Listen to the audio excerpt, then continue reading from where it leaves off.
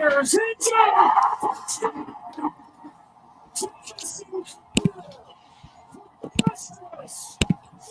Turnovers, and the lead was.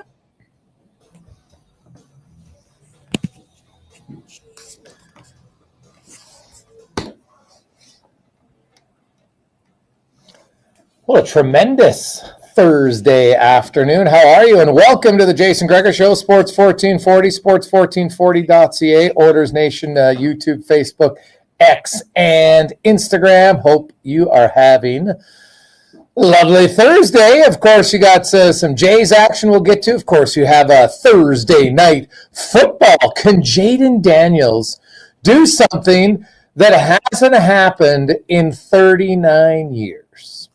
We'll discuss that on the show today. Also, Oilers rookie camp. We'll hear from Savoy and Howard as we practice today. Tomorrow, they are hosting the Calgary Flames. If you're interested, you can go watch the game for $20 down at Rogers Place. Welcome to the show. It is the Jason Gregor Show, as always, presented by Play Alberta. .ca, where you can get in the game. It's Thursday, boys and girls. You know what that means? The Daily Grand. $1,000 a day for the next 20 years. That's $7.3 million. Yeah, you can get a lump sum payment, or you can just enjoy the glory of $1,000 every day. Maybe keep you online a little bit more. As people know, you just, hey, wake up in a good mood every day because you got a G note in your bank account every day. It's unreal. Could retire early if you want to do that and just enjoy it. Go do some fun stuff. Who knows? Maybe check out a few other sporting events. There would be lots of opportunities to do other things, no doubt about that. Connor Halley, of course, is here. I'm Jason Gregor. You can text us 833-401-1440, 833-401-1440. As Con Man, how you doing? Doing good, Jason. Never going to complain. We got afternoon baseball on in the studio. Jay's up 3-0 right now for the time being, but doing good. How about you?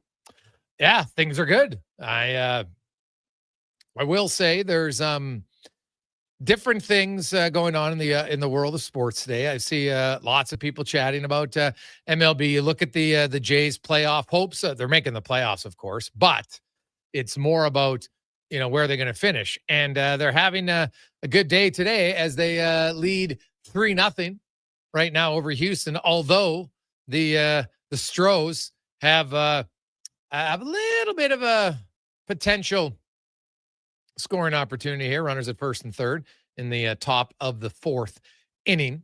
Also, now this is a story that I've been mentioning since last summer. Big strikeout, by the way, by Gausman ends the threat.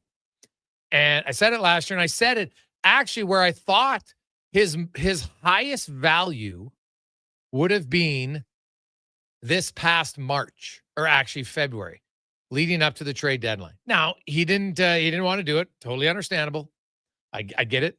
But Sidney Crosby, because it would have been potentially 3 years of playoffs that a team could have got him for.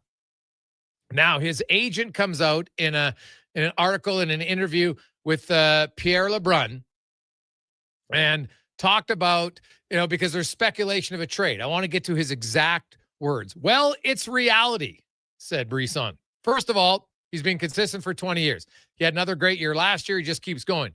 The comparison is Tom Brady. We want Sidney to hopefully be in the playoffs every year. We want him to hopefully win another cup or two. So each year the team that he's playing for fails to make the playoffs, it creates a lot of speculation. In reality, he's not getting any younger. We're here to support him. It's the beginning of the season. Let's see how things go. But at the same time, he continues to be such a difference maker. That's how I look at it. And there's a chance to see what happens. Now, he didn't come out and say they're asking for a trade, but that's really, the first time they've kind of said, yeah, we get it. What did he say? We want to make the playoffs. Does anybody listening to this program right now think the Penguins are a team? If you had to pick 8 teams in the East to make the playoffs, would the Penguins be one of your 8? Even if you were a diehard Penguins fan, would you pick them to be one of the 8 teams? Because let's just look at the teams that are options to make it, right? Toronto, Tampa, Florida, Ottawa, Montreal, they made it last year, as did Washington, Carolina, New Jersey. Okay, so if we just look from that perspective. The Pittsburgh Penguins, oh, by the way, the only teams with fewer points in the Penguins in the East last year, Buffalo, Boston, and Philly. Now, a lot of people think Boston, will bounce back a little bit. I think they'll bounce back a little bit. Do I think they're going to bounce back to the tune of 18 points to make the postseason? I'm not sold on it. I'm not sold on it at all. But here's the teams I think, barring something catastrophic, I think are locks to make the playoffs. Toronto, Florida, Carolina, Washington, Ottawa. I think Ottawa is a pretty solid team. New Jersey, I'm not so sure. Oh, Tampa Bay, too. I forgot them. So there's 6. Now, it doesn't mean they'll all make it, of course, but that's just how I view it, as teams that I think have got really good chances to be a playoff team. Who have the Penguins added that have made them really any better? Just look at their acquisitions. Nothing that makes you say, okay, man, this is the year for the Penguins. You still got Crosby. You still got Malkin. You got Brandon Rust, Ricard Raquel, Kevin Hayes, Tommy Novak, Anthony Mantha, who they got, right? Danton Heinen, Blake Lizotte. They got a lot of, character guys down the stretch, but they never really replaced Jake Gensel when they lost him as free agent.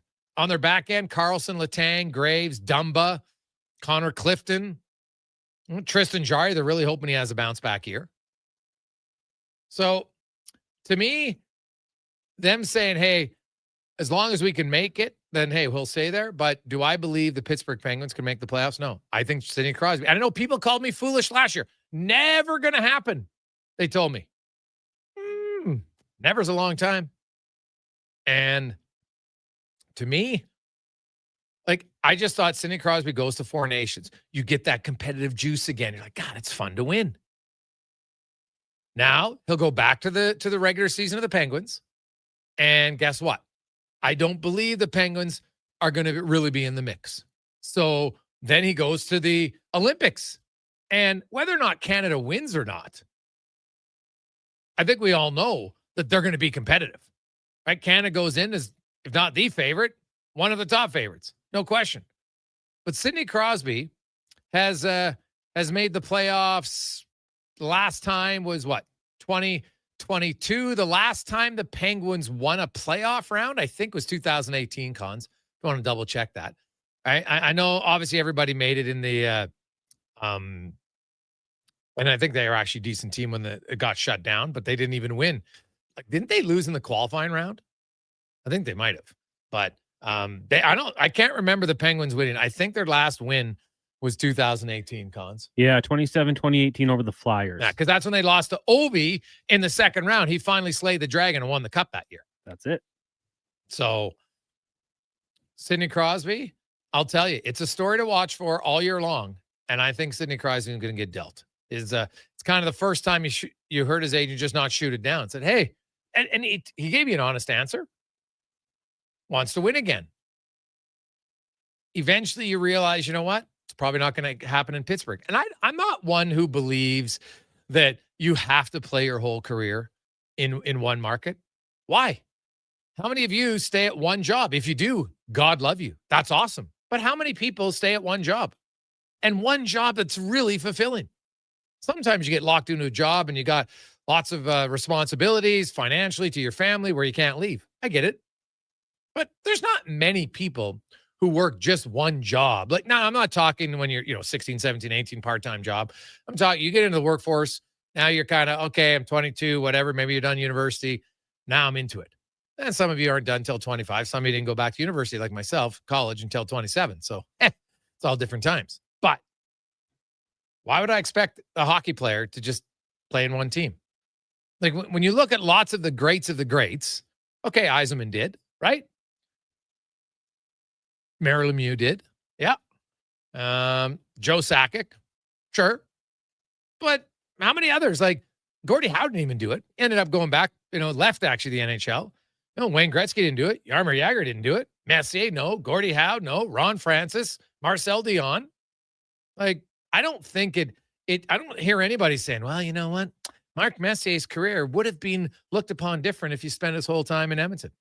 I don't think so. Ray Bourque left. won a cup in Colorado. I don't think it matters. Joel Thornton, Phil Esposito, Mark Recchi, Paul Coffey, go down the list, Teemu Selanne, lots of guys. Brian Trottier, Adam Oates. I'm just going off the top scores. Who am I missing? Right? I'm sure I'm missing some. So I don't think it would impact his, quote, legacy by any stretch, even if he doesn't win, because it's hard to win. But who wouldn't want to see Sidney Crosby in the playoffs again? Hey, Gregor, this market doesn't want to think about Crosby winning because it opens up McDavid's departure, from Tom. Well, I think a little bit different. Like in 10 years, and it might even be 5 years, it might be 4, who knows? McDavid might leave. That's valid. But that's just, well, now, Crosby's leaving because the team isn't competitive, and they haven't been competitive for many years. Edmonton is competitive. And with McDavid here, I don't see any reason why they won't be competitive. They got Draisaitl. He's pretty damn good. Bouchard's pretty darn good. And they're in a win now mode for sure. And they'll get a few guys get older a little bit. But you know what? The advantage is every year you're going to have guys who are like, oh, I can go to Edmonton and play with McDavid and Crosby, and the owner's spending right to the cap. Sign me up. So I don't think you can worry about something that's going to happen down the road. Who knows when it'll happen? Hey, Greg's, I wouldn't even pick the Pens if 12 teams made the playoffs from Hacksaw. Nice. Guys, you think the Oilers will be able to bring him in a trade deadline? Well, I guess we have to see. If you're sitting, I know everybody's talking Colorado and Montreal, and I get it. Colorado because him and McKinnon, Montreal because, you know what, it's Montreal, and he grew up a huge Habs fan, and the organization has, definitely not shied away. Would they want to get him? 100%. Now, Montreal's in the Eastern time zone. He's always played in the East. I could see it. But you're Connor McDavid and Sidney Crosby, who you won a Four Nations with. And oh, by the way, McDavid scored a pretty big goal. Crosby's seen what you've done in the playoffs. You never know. You never know. And the great thing about Crosby for any team acquiring him, it's probably not going to cost as much as you think it should. Because he controls, he has a no movement clause. So he can kind of pick and say, okay, here's 2 or 3 teams, maybe 2, maybe 1. That's where I want to go. Make a deal happen. And that team is going to know it. So we'll see. But it is a story to watch for. I know people didn't believe me last year, but they're coming around. And that's okay. They don't always, not always right, wrong, lots of things. But the tea leaves on Crosby just made way too much sense for me. Varsho hit a triple. The Jays are up now for Cobb. So good for them. Coming up on the show today, Greg Wyshynski will join us. We also got Dave Owens from Sherbrooke for another Thirsty Thursday. Chris Morris, president of the Green and Gold, will be by. We got a little racing with Livingston. TR will be by. Max Chadwick will talk a week 2 preview in the National Football League that starts tonight. How about Washington hasn't won a game, Connor Halley, in Green Bay since 1986, I think it is. It's before I was born, and I'm not a young man. Yeah. Holy cow. That's a while. Now, I don't know how many times they've played in Green Bay in that time, so I'd have to look it up. But I'm assuming it's a few. I'll find it out. Yeah, you look it up. But that's something just to keep in mind, Washington as an organization. Now, you know what? And that was what's funny was like in the 80s, they were dominant. Remember? Like they were one of the teams, them, the 49ers, they won quite a bit. But they had some lean years for sure. For times, and Green Bay has been a pretty solid team for the last few decades. From Love, Rodgers, Brett Favre. Pretty solid stretch for the Green Bay Packers. So that's part of it. 7 times? 7 times. So they're 0-7. Yeah. All right. So it's kind of like once every 4 years they go there, right? Mm-hmm. Basically.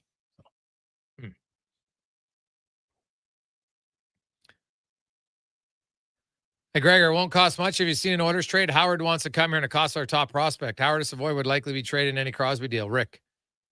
Well, first of all, Ike Howard had 0 say in where he was getting traded. Let's make that abundantly clear. 2, he's a young player. Is he any different? Like, they're both top prospects. What did you think? You think Tampa Bay was just going to let him go for nothing? And, sure they could have, but also Howard would have then missed out on playing pro this year. He wanted to turn pro. So, I don't know. I don't see the Oilers. Like, they made some pretty good deals here. What'd they give up for Ekholm? You think that was a bad trade? Do you think, was the Pod Colson a bad trade? Capping on waivers. Pretty good move. What about the Jake Wallman trade? You're giving up like a late first-round pick? What's the problem here? Jake Wallman's a top 4 defenseman. I don't see many terrible trades here lately, man. I don't know. Maybe my idea of a decent trade is different than yours, but I don't see the Oilers of getting crushed on deals here recently. 216. Got lots more text coming in. 833-401-1440. 833-401-1440. Hey, boys, what do you think is going to happen with Minnesota and Kaprizov? I think he's going to sign there. I think it's the term. He doesn't want to sign for 8 years. And I totally understand it. That's, again, right in my wheelhouse. So what am I talking about? I thought this for a long time. 5-year deal would be max, but for a superstar player with the cap hit, think about it. We're going up from 95 this year, 95 and a half, to then 104, to then 113. So if that trend continues, then it's 122, then it's 131. Why would you sign an 8-year deal? Hell, by the time that 8 years over, it might be 150. So Kaprizov signs for 4 years. He's signing in a team that hasn't had a lot of playoff success, but 4 years is still a good commitment. Say, hey, man, I'm here like 4 years plus this year, so it's really 5. Yeah, I think he'll get the deal done. I just don't think it'll be an 8-year deal. That's all. And that actually doesn't surprise me whatsoever.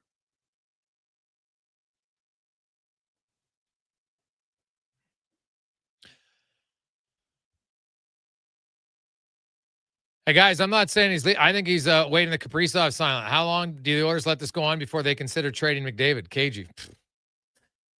I don't believe that Connor's contract has anything to do with Kaprizov. I really don't. Connor McDavid's focusing on himself. He's focusing on his team and what he's going to get paid. I don't think he cares that much what others get paid. Really don't think it matters. So how long would the Oilers let this go on? Till next June. Yeah, that's how I see it. They would go till next June because they're like, we're not going to trade him going for the playoffs this year. And if worst case scenario, then you would trade him next June because the team acquiring him would want to get rid of some salary before they land him. Otherwise, they're going to be over because you can't just add $17 million to a competitive team. It's not it. So take a quick break. We'll come back. Wyshynski will join us talking NHL, the Olympics. Oh, Greg's, he's a very proud American, and it's nice to see. And he's always trying to figure out a way to convince himself that they're going to beat Canada at the Olympics. It's cute. It's very cute. We'll discuss it. On the Gregor Show, presented by PlayAlberta.ca. An electrical solar team is now making a play for sustainability and savings. They're specialists in powering up for a greener future. That's the strategy. Designing and installing high-efficiency solar panels. They're helping homes and businesses combat rising utility costs by harnessing the power of the sun. A smart move for efficiency and the environment. Hire the Action Electrical team to bring home a win for your project. Visit actionelectrical.net.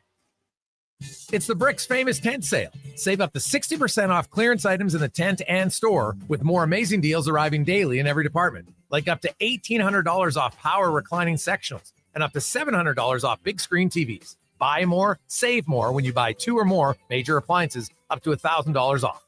Plus, get a free Bluetooth party speaker when you spend $9.99 or more on furniture.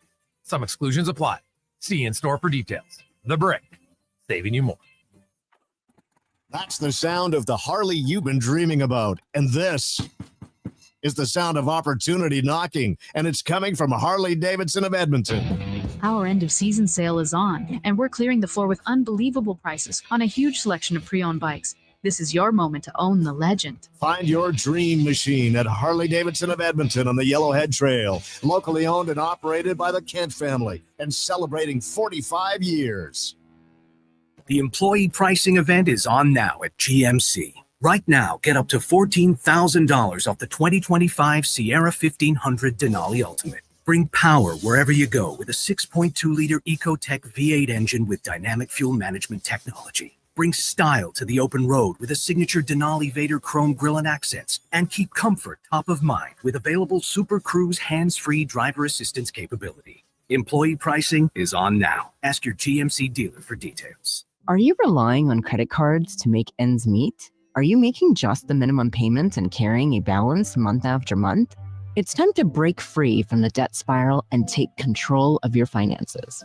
I'm Parveen Middleton, licensed insolvency trustee at BDO here in Edmonton. During a free consultation, I can explain all your debt relief options and stop your credit card bills from piling up.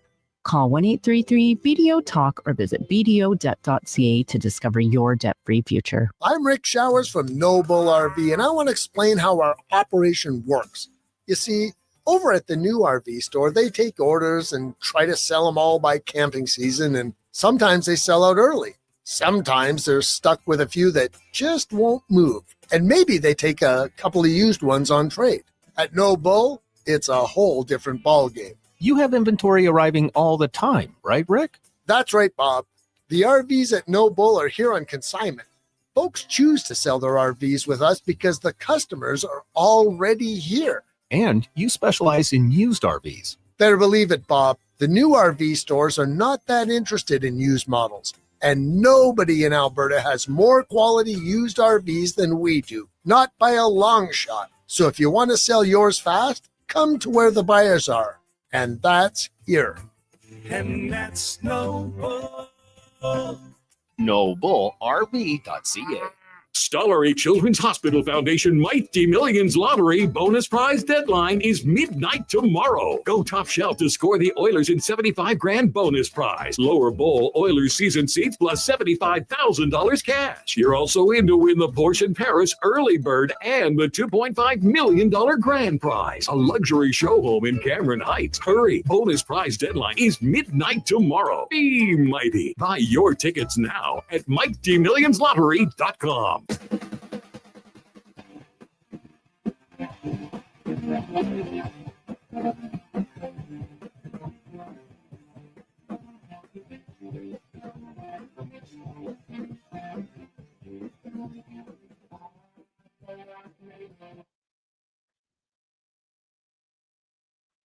Portions of this hour brought to you by Crystal Glass, your clear choice for residential windows. Locally manufactured and installed, Crystal Glass provides a beautiful product and incredible customer services for all of your residential needs. Call 310 Glass or visit crystalglass.ca for a quote. Hat tricks, touchdowns, and home runs. Get it all with the Jason Gregor Show on Sports 1440. Presented by PlayAlberta.ca, Alberta's only regulated online gambling website. 2:23. Welcome back. Jason Gregor, Connor Halley, Sports 1440, sports1440.ca. Thanks for listening, watching at Sports 1440 YouTube, X, Instagram, as well as Oilers Nation. So thanks so much. Remember, go to Sports 1440, hit the subscribe button. I love it. It keeps opening a few more options for us on the old YouTube. We'll have some giveaways and more. So check it out in the next few days leading up to October, and just hit the subscribe button. Thank you very much. Jays continue to lead 4-0 over Houston, and mentioned the Jays. If they go 9-8 in their last 17 games, Boston has to go 12-3. The Yankees have to go 13-4. So pretty good chance they will finish first in the AL East and get a bye. Now, really, the big test is a race is them in Detroit for first and second in the AL. Now, let's switch gears and get to some hockey talks. Lots going on. We go around the NHL, brought to you by McDonald's. No better way to start your day than a small premium roast coffee from McDonald's for only $1. Toss in the loonie, well, plus tax. And you get great tasting coffee all day, every day, only at McDonald's. This is Greg Wyshynski from ESPN joins us. Greg, are you a coffee drinker? I'm drinking coffee right now. In fact, I mainline coffee. I mainline caffeine, I should say. I mean, you know, there are definitely times when I have to break glass on a Celsius to get the juices. Our show, The Drop on ESPN, so I can be a little bit hyperactive. Yeah, drink coffee. I'm hoping there's a medical study one day that definitively says that coffee helps your brain and your heart, because if that's the case, I'll live to at least I'm 120. Oh, brain and your heart. Who knows? I guess maybe decaf. Who knows? I don't. Never had a cup of coffee, so I can't comment on if it's good or not. So we'll see. Elliot Freeman. Before I get to the NHL and some Olympic fun stuff, Elliot Freeman put out just a few moments ago that he's hearing that the 5 players who obviously were on trial for the sexual assault case will be they'll have the opportunity to sign with teams as early as the 15th of October, but they can't play until December 1st. So essentially, it's like a 25-game suspension. Yeah. I mean, that checks. I mean, there was going to be some level of punishment, right? But it was just a matter of what that was going to manifest as. I think the acquittal basically meant that there wasn't going to be for a full season. So we'll see what happens. I mean, there's this concept from some fans that a player like Carter Hart couldn't sign in a Canadian market because of everything that's gone down. I don't necessarily buy that line of thinking. I think him will probably both find homes if they're eligible. So we'll see how this thing plays out. Cons, we're going to try to get Greg on a better connection line here in a sec. So we'll just reboot it up and see, because obviously I want to hear what he has to say. So we'll recheck that out and do it again. So Dylan Dubé, Cal Foote, Formanton, Carter Hart, Michael McLeod are the 5 players. Carter Hart, Dylan Dubé would probably be at the top of the list. Like, I'm not sold, how much, those other guys would, how much interest there'll be. We'll see. It's probably going to be at a league minimum for those other guys. No question. I would guess at that stage. So, we'll have to see. I know, we're getting texts in all the time. All I can say is the last time I spoke to the Oilers about it, I don't think there was much interest from their camp. So, hey, anything can change. But last time I spoke about it, there wasn't much. And we'll see. Like, is that everybody's going to have a different viewpoint on it? And, certain players, as Greg said, hey, some might want it playing in a Canadian market. But anywhere where you play now, there's going to be some chatter about it, good or bad, depending on how you go. So we'll see, but we'll find out, and I do wonder if teams are like, well, do we want to be the first team to sign? Maybe we'll let someone else announce the signing of one guy first. Like, trust me, that will be part of the conversation for some team to say, wow, I don't necessarily want to be looked upon as the first one, right or wrong. But I think that'll be a conversation by some organizations. And we'll see, these players haven't played for a while, right? Like, we see guys who think about it. Players who sit out a season, get in a contract stalemate, and look at Jeremy Swayman, look at Nylander, go down the list. So what's the expectation of a guy who hasn't played in years and then, can't start the season until December? Greg, how much do you think that's going to factor in? Because historically, players who sign late in the season, miss training camp, all that stuff, they don't have great seasons. Never mind guys who haven't played in multiple years.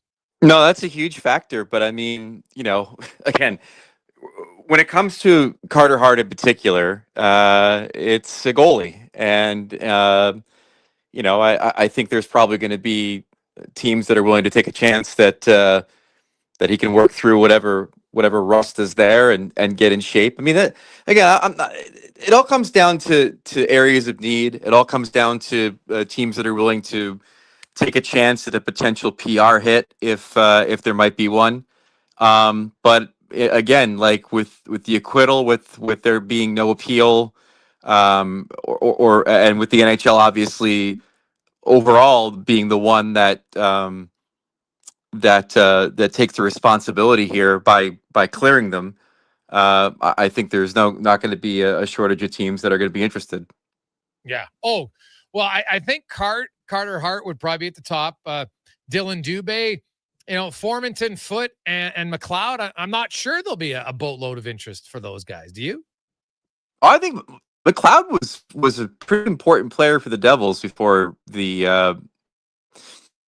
Chargers were. He was a valuable third or fourth center. He went faceoffs. He's an incredibly effective penalty killer for them. So I mean, again, like you talk about the rust and all these other things, and I don't know what the market for him is not going to be what the market is for Dubé or for Hart, but I do think that someone looking to bolster their bottom six and their PK would probably benefit having him on their team. Greg Wyshynski joins us.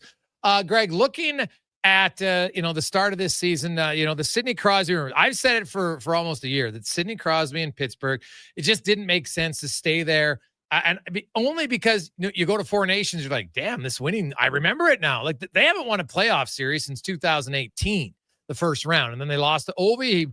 He slayed the Dragon, and they haven't won a playoff round since. They haven't been in the playoffs now for 3 years. He's going to go to the Olympics and probably get that rush again of how awesome it feels to win.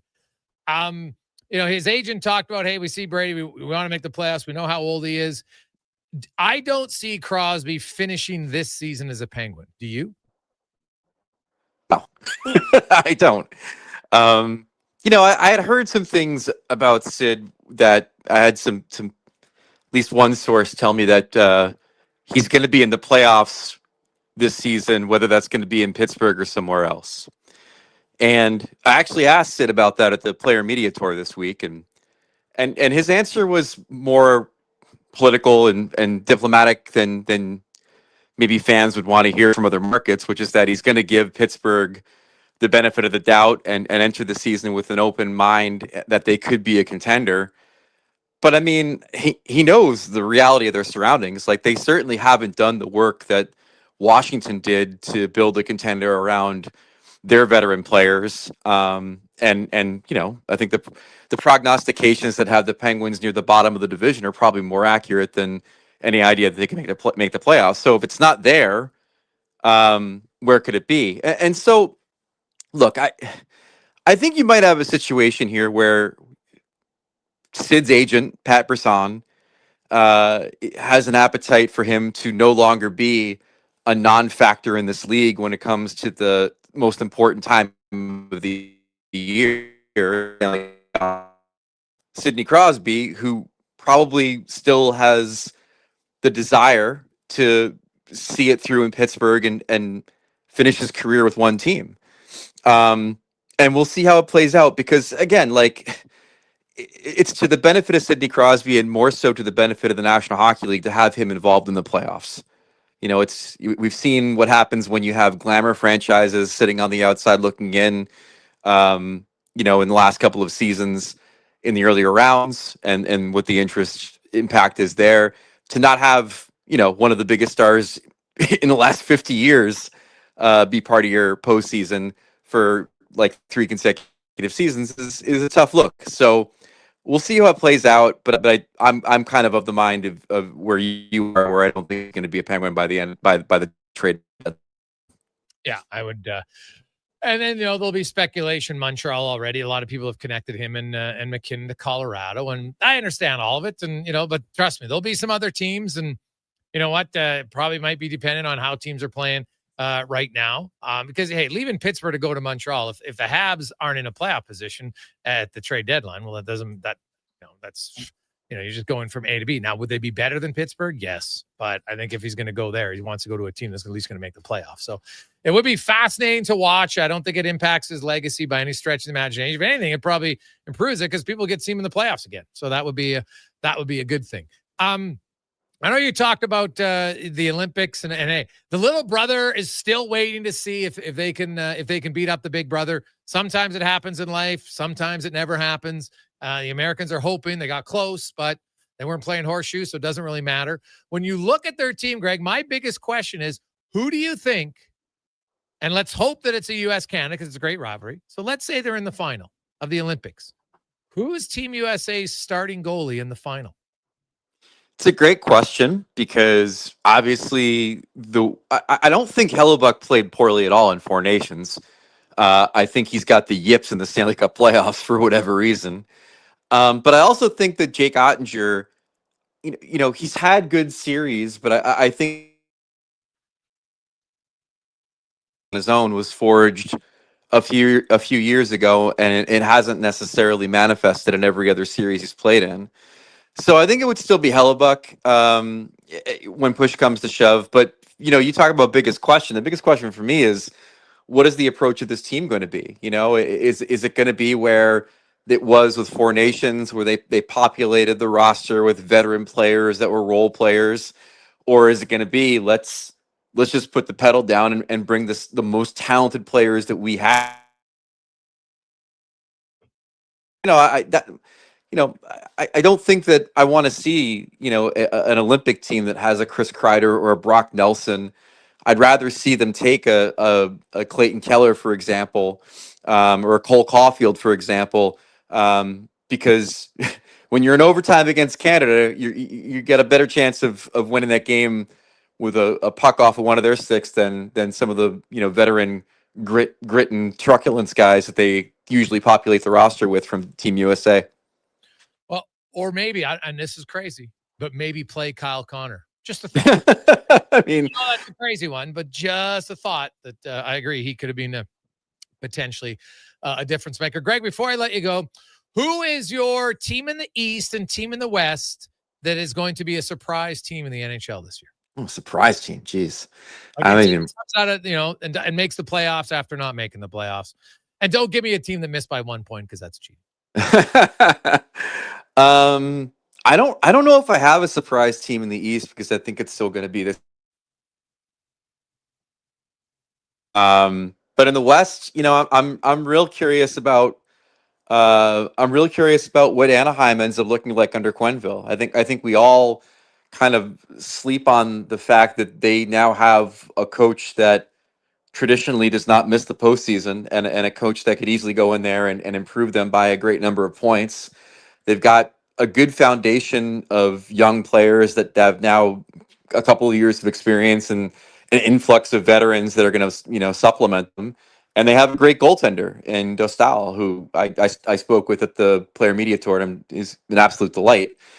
So I'm intrigued where they're going to end up and where they are in their maturation process as being a contender, and whether they have the pieces in place to make a leap this year. Do you think Schaefer makes the Islanders? Well, listen, when they start putting out ticket deals based on his jersey number, oh yeah, you have to assume he'll be on the roster. So, look, I think he'll be on the roster, and I think he'll be an effective player for them. Everybody who's watched him raves about his skating. He's obviously fantastic for a franchise that, for me, has sort of lacked pizzazz and personality for maybe like a decade. Because he's a talker, and he's got, an effervescence to him, and a great backstory. So I think, for the benefit of the franchise, and also because I think he's ready to handle it, he'll definitely play. I spoke to him at the rookie showcase last week in Virginia, and the cool thing about him is that he also comes in knowing that he is his age, that he has the level of experience that he has.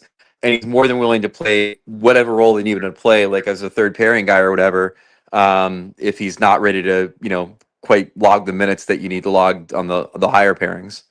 Yeah, well, I could see him starting the season there for sure, but God, guy barely played last year in junior. If I'm looking long-term for the Islanders, I'm not having him on my team all season long, but we'll see how it goes. Greg, as always, great stuff, buddy. Appreciate it, and we'll chat you again soon. Anytime.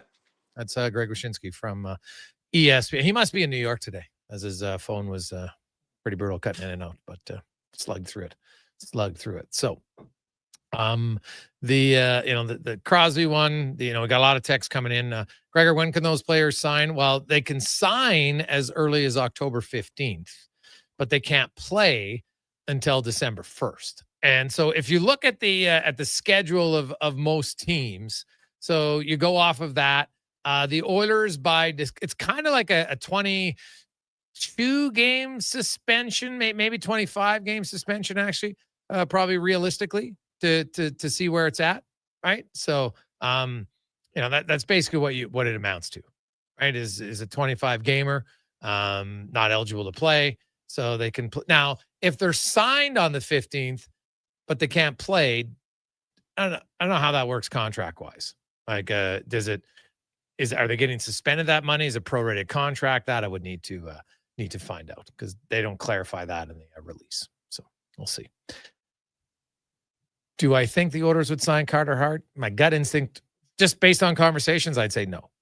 But I'll be very honest, I haven't had a conversation about that specific topic in 7 weeks. So people could change their mind. But the last conversation I had, I would sense no. 2:40, take a quick break. When we come back, another edition of Thirsty Thursday, and find out how your taste buds will like you even more. The Gregor Show, presented by PlayAlberta.ca. Legacy Heating and Cooling is the #1 heating and cooling company for people who want heating and cooling, because you'll save a bundle by bundling. Then you can use hot, cold, hot, cold. Come on, thermostat, do what you're told. Turn up the heat, turn up the cold, to the vent stop pushing out tornadoes. Bundle my furnace with some AC. Gonna get a new from Legacy! Oh, yeah. Save a bundle when you bundle your new furnace and AC from Legacy today. Plus no payments and no interest for 1 year. That's how you build your legacy. Legacy Heating and Cooling. Ah, Hawaii. The warmth of a golden sunset as the waves roll in. The freshness of a waterfall. The lush scent of tropical flowers in the air. You don't need to travel to enjoy all Hawaii has to offer. You just need to order pizza. Bring Hawaii home with the Aloha Trio, available for a limited time at Papa John's. Try our classic Hawaiian, super Hawaiian, or Hawaiian barbecue chicken for just $19.99 each. Better ingredients, better pizza. Papa John's, proudly locally owned and operated. At Fountain Tire, we're fluent in saving you money. Fluent? Yes, we've mastered the language of deals. Like right now, you can save up to 25% off select tires and up to $125 off a set of 4 select Goodyear tires. Plus, $50 off $150 service when you buy those tires. All until October 18th. I'm sorry, I don't speak deals. Spend less, save more when you buy Round Black things from us. Oh, got it. Restrictions apply. Book your appointment online today. Fountain Tire. We're on this road together, Canada. Are you looking for safe and professional travel options? Look no further than Silent Rides, one of Alberta's premier bus charter companies. Whether your group is big or small, Silent Rides has you covered. We offer state-of-the-art motor coaches, first-class service, and affordable rates. Get your quote today. For more information, call 1-877-748-0991 or visit silentrides.ca. Experience a season of superior luxury, performance, and savings. The Fall Experience event is on now at Volvo Cars Edmonton. The all-new redesigned 2026 XC90 is here. Come drive one today. You won't be disappointed. Finance or lease a 2026 XC40 from 1.99%. And right now, you can save $7,500 on remaining 2025 XC60s. The Fall Experience event is on now at Volvo Cars Edmonton. Great vehicles, better service. Visit volvocarsedmonton.com. You got a go-to coffee spot, a trusted barber, even a lucky game day jersey. But when it's about looking your absolute best, there's only one name you need. Mr. Dirk. Family run since 1939, we're experts in crafting impeccable tailor-made suits and offering a wide variety of everyday styles. Pair that with personalized one-on-one fittings and the convenience of on-site tailoring. Mr. Dirk elevates your style game. Visit our Edmonton store or explore MrDirk.com. Score big on style with Mr. Dirk. Bringing every project to life requires the right team. By joining the Japa Machinery Group service or sales teams, you can be part of setting a new industry standard. Celebrating a legacy of excellence with Japa. Learn more at japamachinery.com.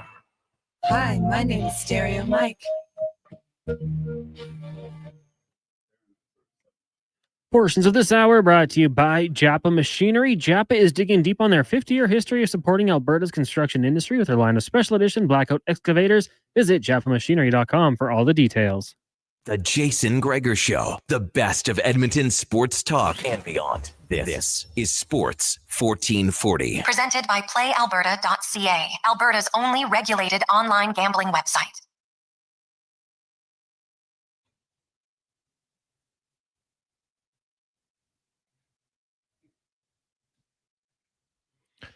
$2:43 on a lovely Thursday afternoon. A little matinee Jays, and man, I don't think there's any doubt on who is the clear ace of the staff for the Blue Jays. Gosman with another wonderful performance thus far. Gave up 2 hits, 8 strikeouts, no runs, through 7 innings so far. And why does he what's he even thrown for strikes? I'd have to look. But I think it's 87, if I'm not mistaken. Or no, 79. So not even at 80 yet. Maybe a complete game. God, you don't see those very often anymore in baseball. I know it's just nice. Kind of like it. Anyway, let's get to Thirsty Thursday. Welcome back to the Gregor Show, presented by PlayAlberta.ca. Thirsty Thursday, as always, brought to you by Sherbrooke Liquor. 2 locations in Edmonton. The best selection if you want cocktails, you want wine, you want beer, and you want non-alcoholic beverages. Across the line, they got it all. South side on 50th Street, 92nd Ave. And then, of course, the original location on 118th and St. Albert Trail. Stop in and you will be amazed by the selection as David Owens joins us once again. Dave, how you doing, my man? I'm doing great, man. How you doing? I'm doing pretty good. It's a Thursday. We got so much going on in sports, man. Like so many things happening right now. We got the athletics world championship in track and field, man, in Canada. Yeah. Like this is the first time ever that Canada goes in to a world championship in track with 4 defending world champions. It's awesome. Unreal. So Unreal. I love all sports, and so I'll be watching that. And then of course we got the Jays, we got the CFL, you got the NFL, NHL rookie camps start going in games tomorrow. Although I'll be honest, that's not on the same level for me. But hey, man, there's lots going on. It's so awesome. much going on. Yeah, and last week mountain biking again. Jackson Goldstone pulled the world championship. Canadian guy. So we have both world champions. So we've got a world champion female in enduro. We got a world champion male in downhill. We've got a world champion female in short track cross country. It's just the Canadians are killing it right now. Oof, love it. Go Canada, baby. Go Canada. Go Canada. And so today we're talking about Paloma, or we're talking about tasting Paloma. Palomas, yeah. I mean, this awesome heat wave we got going on. It is hot we're right now. Extending our summer a little bit. So this is like one of the most refreshing highballs out there. It's so a great give Paloma. us the background, because Paloma's kind of like, these things have just kind of popped up. I don't remember these even 5 years ago. They've been around since about the 50s. Nobody knows exactly who invented it or where, but they've been around since about the 50s, and it's an absolute classic. It's tequila, grapefruit, lime, and a pinch of salt.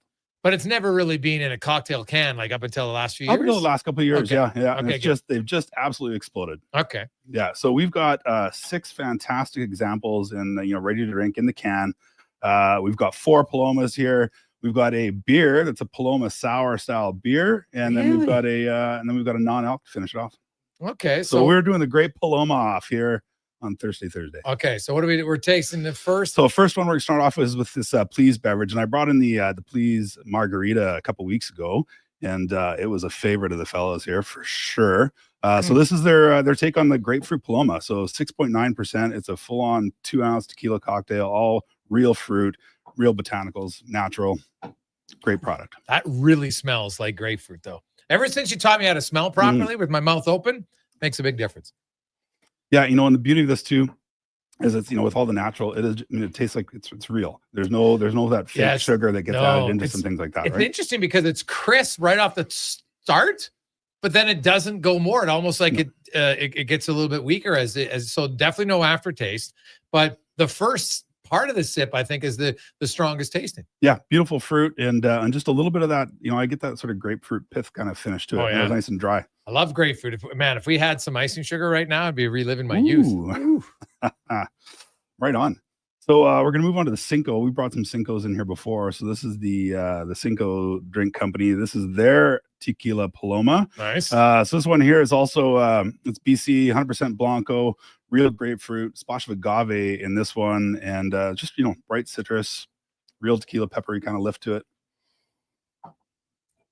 Man, there's no sweetness at all. Not over the top. No. Like not tart by any stretch. Like just tastes good, flavorful, but because I don't like for me personally, I don't love, as you know, I don't love it too sweet. It's funny because I have a sweet tooth for candy, but when I have a drink, I don't want it to be too sugary. Super balanced, and I think that's where the tequila balances really out with that agave and the grapefruit, because grapefruit is so tart. Yes. And you take these other components and you bring them together and they just perfectly balanced out. Just absolute patio crushers. Those two are close, man. It's hard for me to They're tell close, the difference. Yeah. They really are. Yeah. A little bit too. I'd have to say I like it. A little bit different, yeah. Oh. So the next one we're moving into Lolo Drink Company, and another the BC. The can will be if your kids ever go with you, Not that they would drink it, but they would buy it simply They for the can buy can, the that. colorfulness. That's right. So this is a honey Paloma fizz. So this is marketed sort of as the better for you. So they've also added electrolytes into this. It's a little bit lighter alcohol, 4.5%, real BC honey, fresh grapefruit, and the added electrolytes. Well, it's definitely, you can tell the taste. It's a little bit less alcohol for sure, just in the taste of it. Mm-hmm. Yeah, definitely a little bit lighter in the background. And the fizz is mild. Yes. Yeah. It's not too carbonated by any stretch, Yeah. but it's definitely the most of the three, I would find. Yeah, and for so far, I mean, really, as we go, like none of the three have been overly carbonated. No. And so these aren't going to be those things that are really making you feel full. Yeah. When you're sitting on that You're patio. not like, sometimes you pour them out and it's all bubbly. That's right. No bubbles. You won't get that at all with these. Now this one definitely is the most pinkish. This is the pinkish. Yeah, this is the prickly pear Paloma from Essa Cocktails. So it's kind of got that swim club vibe to it. And so candied red, pear, and Did you say watermelon tones. swim club? Swim club vibes. That's right. You swim up to the cocktail bar. Oh my God. Oh, with that's your favorite so resort. awesome. I've done that a few times. When we were in Belize, Yeah. we had a swim up bar, and it was but the thing was, it actually was a swim up bar, but it had stools, so you could literally sit in the pool in the stool. I'm like, this is unreal. Absolutely. Like, If the swim up, it was fun. the First swim time I'd club ever doesn't have experienced those stools in there. No. It's not a good cocktail bar. Well, this one definitely Yeah. smells the most grapefruit. Yeah, it's huge. Well, and you're also getting that prickly pear in there, and that's bringing that really sweet aroma to it. And you can see, look at the color of it compared to the other ones. Yeah. Definitely got that pink tone Ooh. to it. Most flavorful, I think, for me, but definitely a little bit of the sweetest one too. So very different array. If you like a little bit sweeter, you probably want to go with the I could call it the Tikkanen cocktails there, the Essa. There you go. Yeah. Yeah. Perfect. Now we're gonna try a beer. Now we're going to Paloma? beer. Yeah. So this is So is Fuggles that and beer Warlock. and tequila mix or what? So no, this is a Paloma sour. So it's a sour ale brewed with grapefruit juice, tequila, and salt. And so we've had some sour Can you ale. say that again? So this is it's a sour ale, and it's brewed with grapefruit juice, some tequila, and some salt. And beer or no beer? And beer. Yeah. So it's still a beer. So you're getting that definitely getting that citrus, lactic tang to it, grapefruit, that a bit of agave. Oh my God, that is sour. Oh. It lives up to the name. Oh, that truly is Wow. sour. Oh. This is the first time I've tried it too. Woo! Yeah, because That's sometimes intense. you'll have a sour. You're like, oh my God, my eyes are almost watering. Oh, that's good. You almost need that second and third sip of it just to tone it down. The first after. one kind of hits you. If Mhm. you like sour, man, get that is a legit. Because sometimes you'll have a sour beer. I'm like, you take a sip, I'm like, this isn't sour. Like, dude, that is. Oh sour. my God, that is. But I love that, That it's is not really sour. It's not crazy tart though in that. No, it's sourness, not right. No, Like you still get just that nice sour, fruit but off not the bat. tart and not sweet. Yeah, cool. Yeah. That's a great beverage. Oof, that one actually. The first one surprised me. The first sip, but Yeah, but once you you have that second and third sip of it, and you're like, oh, yeah, tones down. yeah, it tones down a bit, but That's great. it'll hit you for sure. Like if you want a legit sour, get the Paloma sour. Yeah, and Fuggles and Warlock, they've been a great, really great, innovative craft brewery out in BC for a long time now. So they make some really cool stuff. It's amazing how they come up with all these different things. All these different things. Yeah, for sure. Because anybody who's a beer drinker is like, well, because some people just love the taste of beer, and that's totally Right. fine. Like this one, if you're a big beer taster, you're probably not gonna. It doesn't really taste a lot like beer. It definitely tastes different than the cocktails for sure. For sure. But the sourness is definitely what Soundness stands to out. it. But there's still that beer finish to it. Yeah. Right. And now we got a We're gonna finish non-alcoholic, off with 0 proof. Yeah, this is the Perpetual Paloma. So this is the Collective Arts. They're Hamilton's. They're a really art-driven brewery. So you tell by their cans. They also make gins, beers, all sorts of different things. So this one is just a non-alcoholic grapefruit and lime Paloma. So that fresh squeezed grapefruit, lime, a little bit sweeter than the boozy versions, but perfect if you wanted to skip that alcohol. Yeah, I don't find that very sweet actually. For me, A little bit on the nose, but it's got a very different taste to it. It's almost like a texture, like a little rough on your tongue. yeah, you get a little bit of that. Describe that. Yeah, there's a little bit of where the alcohol doesn't smooth out. Yes. The piece, it's got that that little bit of extra body to it. Yeah, like if you're gonna, like to me, if you're drinking a non-alcoholic, you want something that's flavorful, right? Like otherwise, we're just drinking water. Yeah. So Definitely got the flavor in it.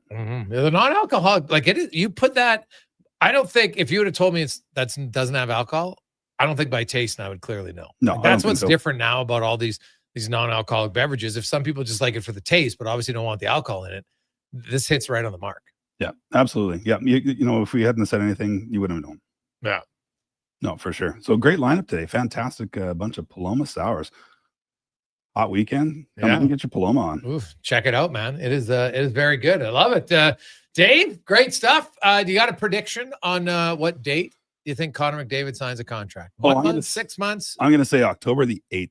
Oh, going early time. Yeah. All right. October 8th. October 8th. Okay.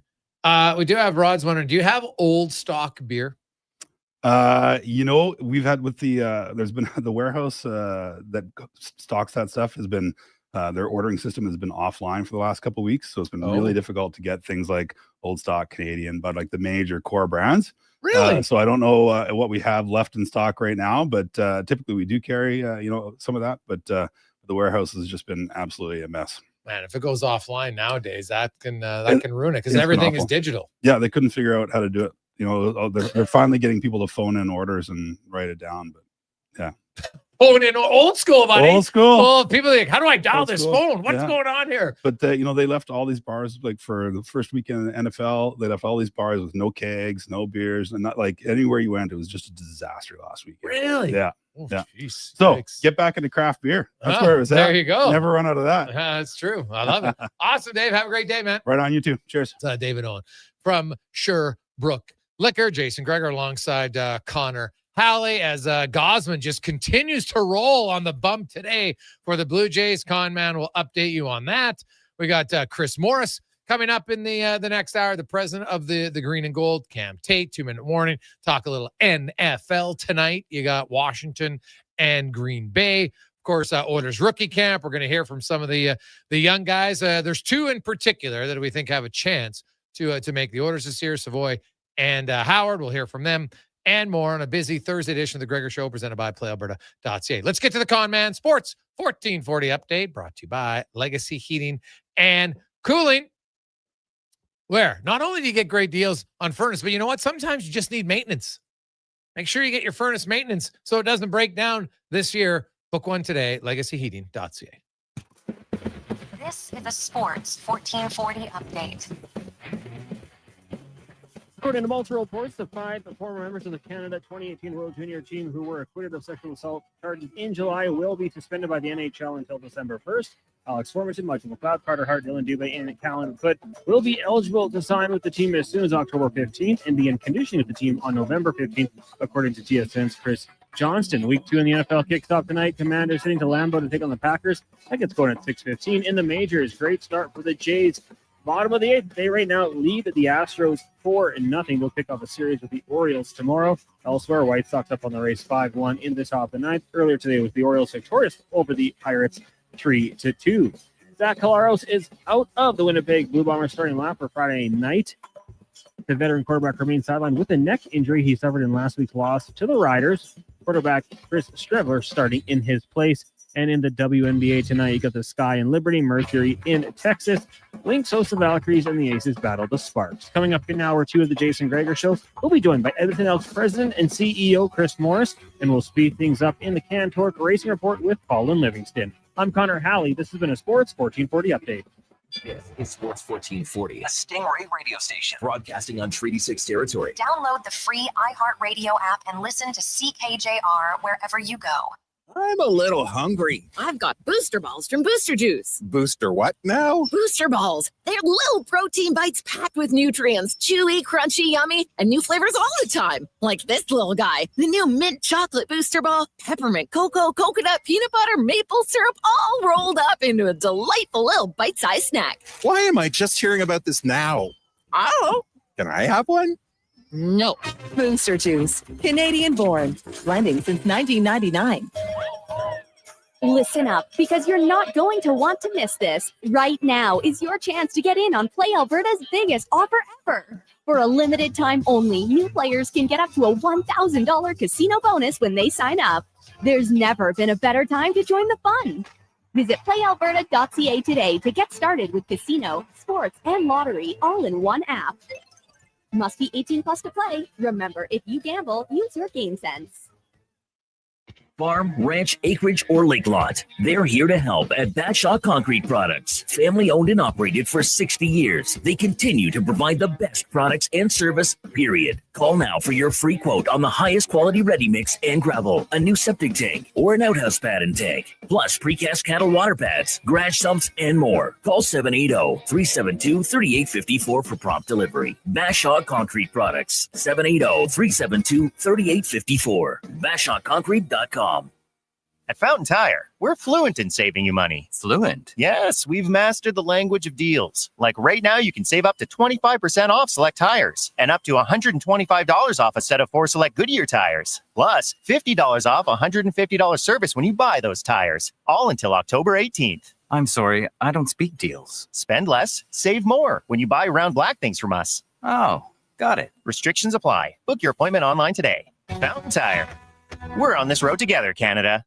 The ATB Classic is returning to Northern Bear Golf Club. An international field of professionals will battle it out on their path towards the PGA Tour. Advance tickets are $20 or upgrade your access to sit greenside in the Sports 1440 Birdie Bar. Presented by Sleeman. Net proceeds go to Youth on Course to give kids age 6 to 18 access to play golf for just $5. Come see the future stars of the PGA Tour. The ATB Classic. On now until September 14th. Get your tickets at atbclassic.com.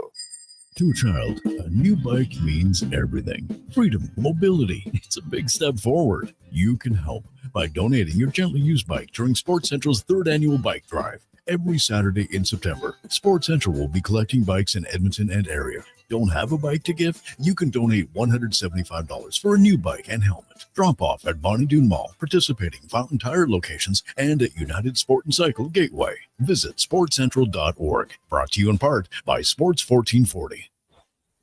One more blistering drive. One more amazing putt. One more aquatic misadventure.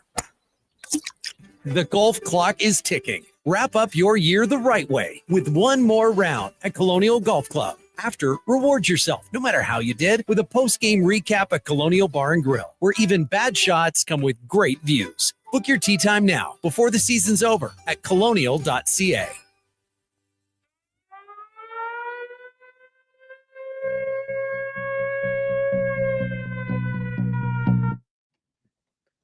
Portions of this hour brought to you by Leading Edge Physio. We treat pain and injuries head to toe and some other issues that might surprise you, like incontinence, vertigo, neuropathy, and cognitive issues. We invest in the technology, techniques, skills, and people who know how and what to fix. Life shouldn't hurt. LeadingEdgePhysio.com. The Jason Gregor Show, the best of Edmonton sports talk and beyond. This is Sports 1440. Presented by PlayAlberta.ca, Alberta's only regulated online gambling website.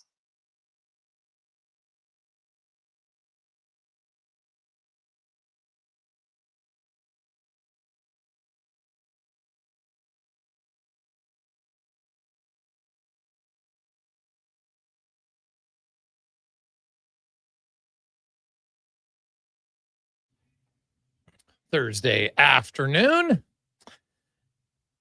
Hey, Greg, you know when the Jays playoffs will begin? Well, hey, the way they're winning, they're going to make the playoffs, no question. But if they finish where they are right now, and it's looking better than that all the time, that they would get a bye. So I would guess, I'd have to look at the exact schedule, but I would think October 6th, 7th, give or take, somewhere around there. So I haven't looked at the MLB if they've already released the start dates for sure for the first round cons. Maybe you can check that out and see. Welcome back. It is the Gregor Show presented by PlayAlberta.ca, the Daily Grand. Thursday, get your tickets for $1,000 a day for the next 20 years at PlayAlberta.ca. And also remember, NFL tonight. Better odds and easier access. Get the app. It's smooth, better odds, lots more fun at PlayAlberta.ca. Hey guys, I got a heartburn just listening to that sour one. Oh, it caught me off guard. I'm not going to lie. That was a legit Palamo sour. No question. We got a lot of text flying in.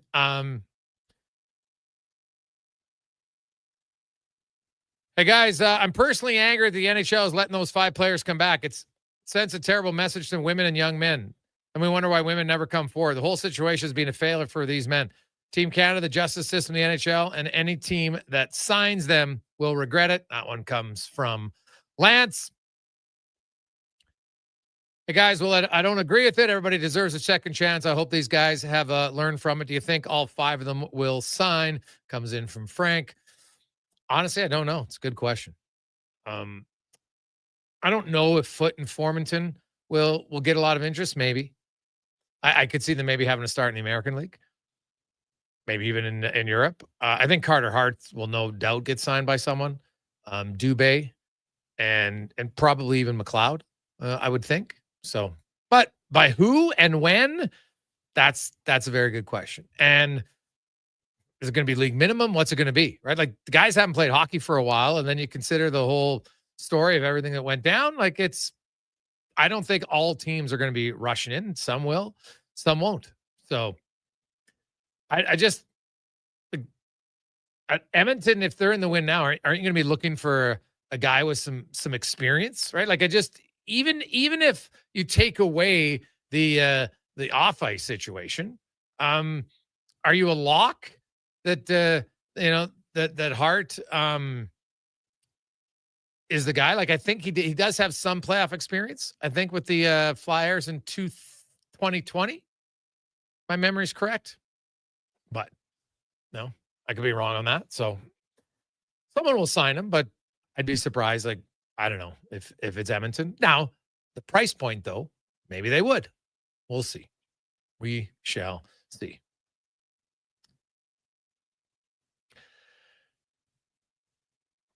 Hey, guys, what's your thoughts on the Oilers and the longer they wait? Well, honestly, like I've said, and honestly, I don't want to talk about McDavid's contract every day in the show. I know many people are about it, but it's not changing. Here's the thing. You have to look at all factors. Worst case scenario, Connor McDavid goes the whole season, doesn't sign a contract, and then they trade him when the regular season ends before free agency. Because any team that's acquiring him, now keep in mind, I know they're like, oh yeah, but look at Vegas, they got nothing. Yes, because Vegas lucked out and Alex Pietrangelo career ended. He's on LTIR. Otherwise, they would have had to give Vegas more money and probably better players to make it work. This way, they only had to give up Nicholas Roy, right? That's why. Now, some argued, it's due to tampering, whatever. Connor McDavid is going to command minimum $16 million, and next summer it might be even more if he waits that long. So, minimum 16 could be even more. And you got to remember, which competitive teams, because we've kind of gone through the list, which competitive teams would have, the money? Like if we look at Vegas, like Vegas has Jack Eichel. They got to re-sign. Other than that, like which big ticket are they going to be able to get rid of? They have no other big tickets coming off the books. So they'd have to trade away quite a bit. All right, Jack Eichel's already said he wants to re-sign in Vegas. I would think he'll re-sign during the season, so kind of takes them out of it, right? You look at the Avalanche, and they're because I think that's a team that's legit. Like Marty Necas, no problem. They'd say, hey, Marty Necas 6.5. He's coming off the books anyway. But where else, right? They got Brent Burns, but he's making $1 million in the back end, right? Victor Olofsson's 1.5. Like they'd have to free up some cap space too. There's no question about it. So I think a lot of teams would be in that boat. So worst case scenario, I think for Edmonton fans, if you're worried about a potential deal, is it something that would happen in, after the season's over? Because I don't see them moving him at the trade deadline. I don't see him doing it. They're in a window to win.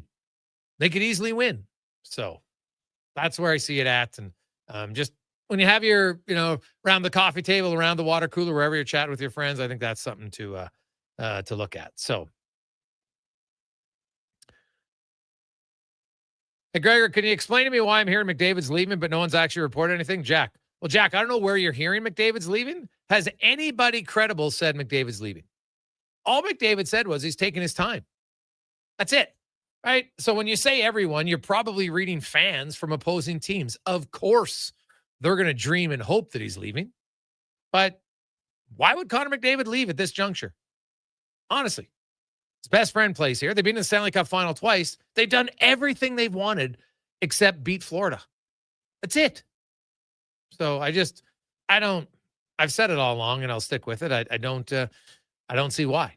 There's no reason. Hey, Gregor, is Pietrangelo's career done? It sounds like it. Yes, unfortunately, due to that injury. I'd be surprised if he returns based on, what the doctor said and based on what he said. So, that's unfortunate. The wear and tear of that injury, it just probably unlikely. You can't say officially. Now, the reason he hasn't retired is because you retire, then you walk away from your contract. Well, obviously he's not going to do that, right? Like I know his cap hit is 8.8 mil. I don't know because he has 2 years left. Right. Even if it's at worst, he's making like 12 million cash in those years. Right. But I think his contract was one that was even across the board. So he's got like $17.6 million owed in real dollars. He ain't retiring until that contract is officially done. So that's a big reason why you won't see that going anywhere. Now let's get to the oil report. Brought to you by Volvo Cars Edmonton. The brand new 2026 XC90 is in, refurbished. It looks fantastic. Test drive one today. Great cars, better service. Volvo Cars Edmonton.com. As Connor Halley, let's hear from the newest member of the Oilers organization. Ike Howard, and you know what? Just first of all, where does he feel at? Like, big reason why he got traded was because supposedly him and Tampa couldn't agree to Tampa. They didn't think he was NHL ready. He obviously thinks he is. So, what's is that a main reason why the trade happened? And why does he feel he's ready to play in the NHL this year?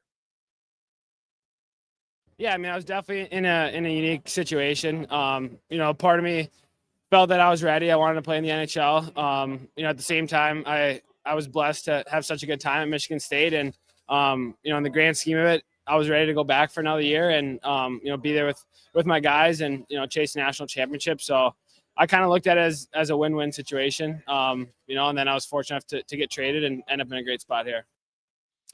And he's in Edmonton. And what is it about being an Oiler that really floats his boat, gets him excited? Yeah, I mean, I think just the winning culture they have right now. They've been to back-to-back Stanley Cup finals. We're on the hunt to win the Stanley Cup, and coming in the league, like being a young guy, not everyone can say that.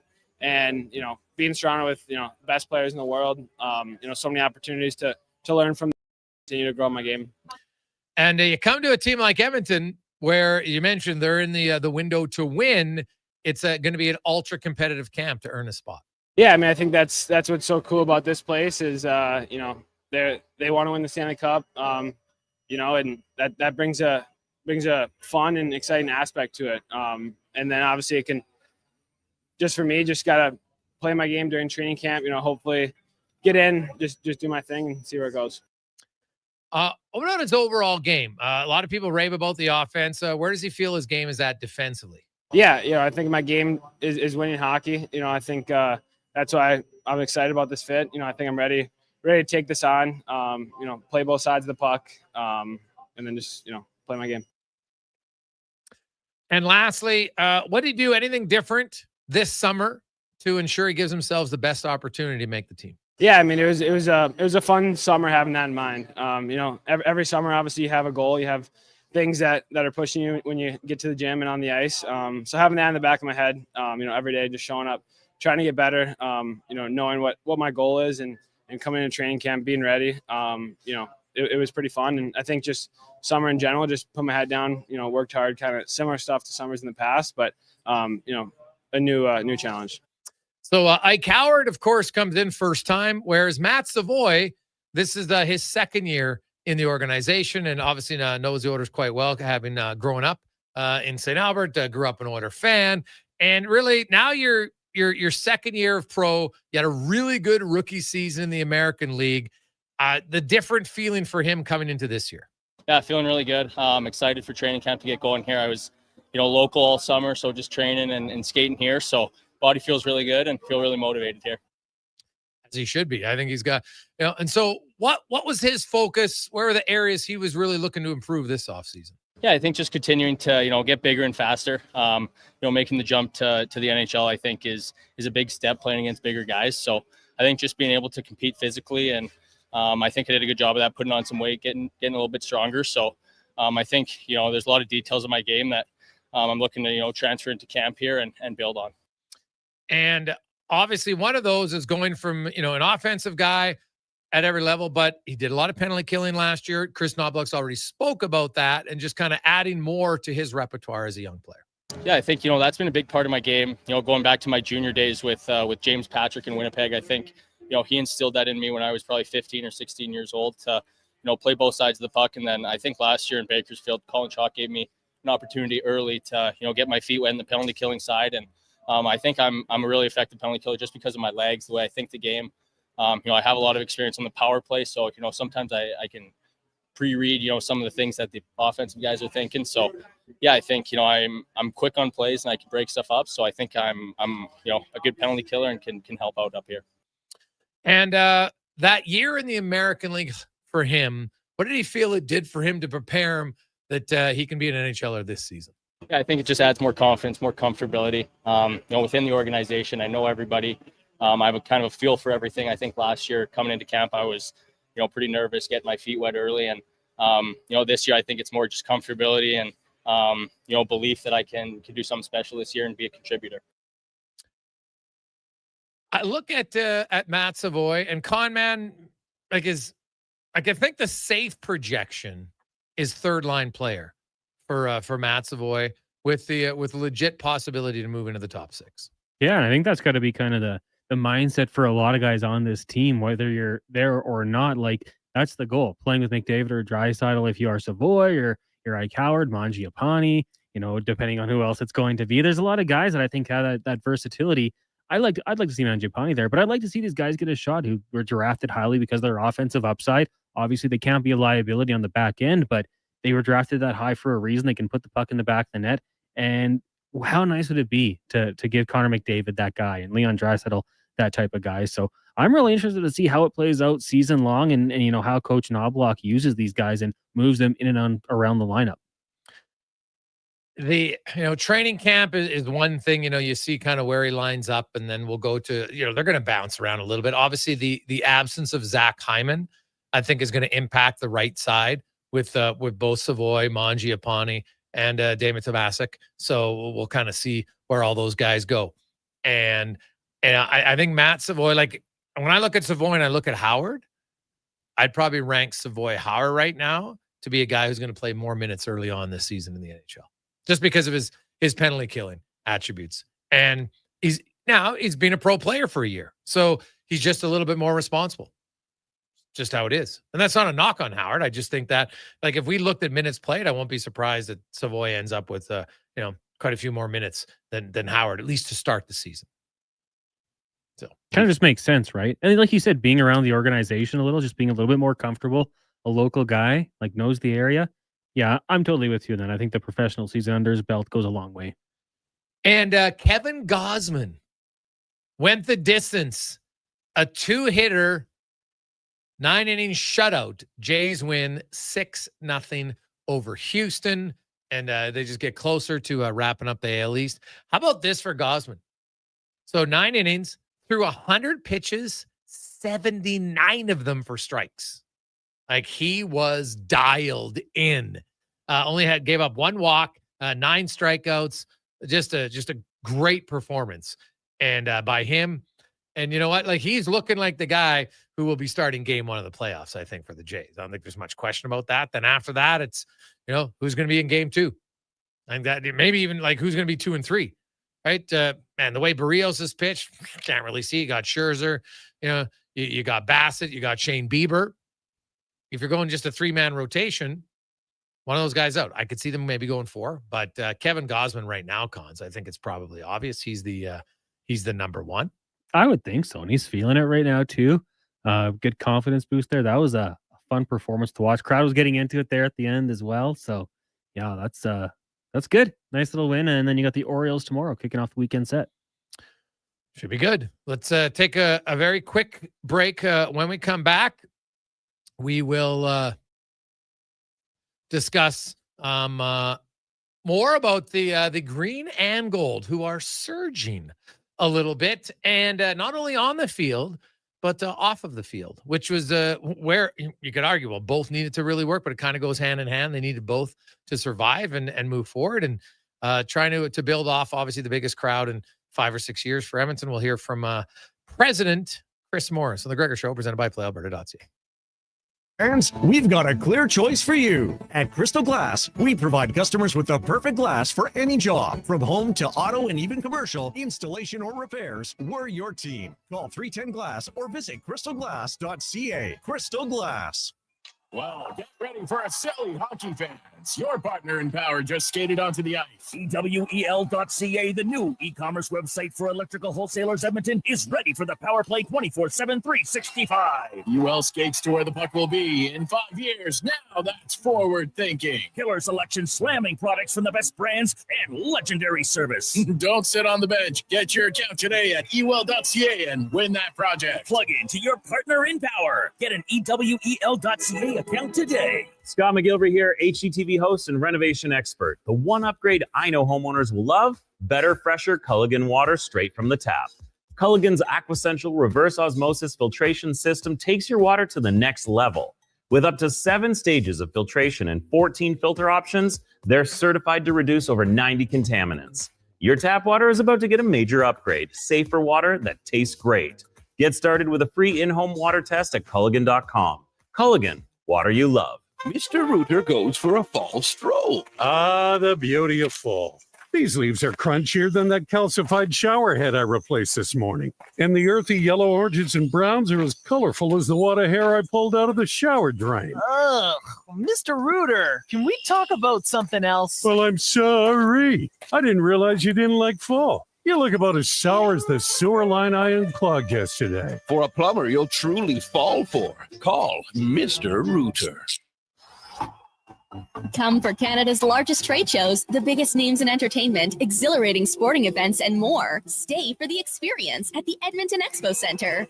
TNA Wrestling makes its explosive debut at the Expo Center on Friday, September 26th and Saturday, September 27th for back-to-back nights. Buy your tickets online today. Learn more about what's happening at the Expo Center by visiting the calendar of events online at edmontonexpocenter.com today.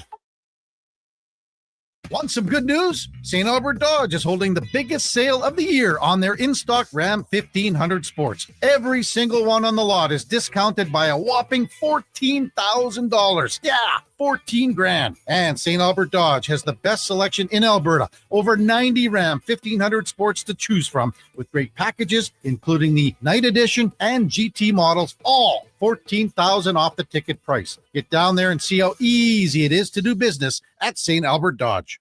Japa Machinery Group knows that XCMG may not roll off the tongue, but Japa's team will help keep your construction jobs rolling on time and on budget with heavy equipment sales and rentals. Visit japamachinery.com to find out more. $1 plus tax for a smooth, small premium roast coffee at McDonald's? That means rich, full-bodied flavor at a price that's just as satisfying. Must be McCafe. Enjoy a small McCafe premium roast coffee for just $1 plus tax at participating McDonald's in Canada. Prices exclude delivery. The job isn't done until the last load is hauled, and having a semi-trailer out of commission is not an option. Whether replacing or adding to your convoy, Edmonton Trailer has a huge inventory of new and used semi-trailers, trusted by the gravel, logging, oil field, fluids, and freight industries. Find a trailer right for you online or at one of their 3 locations. For sales, service, parts, rental, and finance, when you're in it for the long haul, Edmonton Trailer.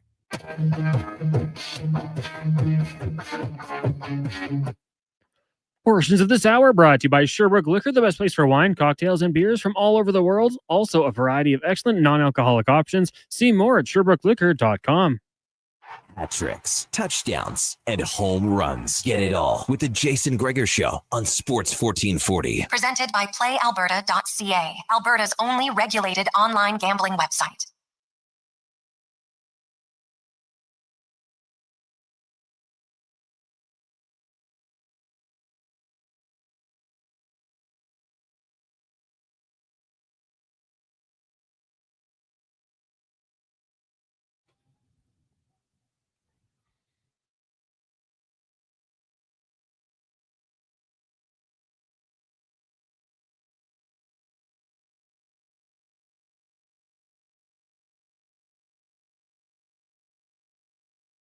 325. Welcome back. Sports 1440, sports1440.ca, as well as our YouTube channel. Check it out, Sports 1440. Be sure when you're there, hit the subscribe button as well. You can watch on Twitter, X, Instagram, as well as Oilers Nation. So we thank everybody for listening, watching. Maybe you got the app all around the province, the country, even into the U.S. If you're on 5G, you can check it out at Stingray or Radio Player app, even iHeartRadio. Check it out. Thanks so much for listening as we get to our big guest of the day, brought to you by the Spruce Grove Saints. And next Friday night, they unveil the brand new arena in Spruce Grove.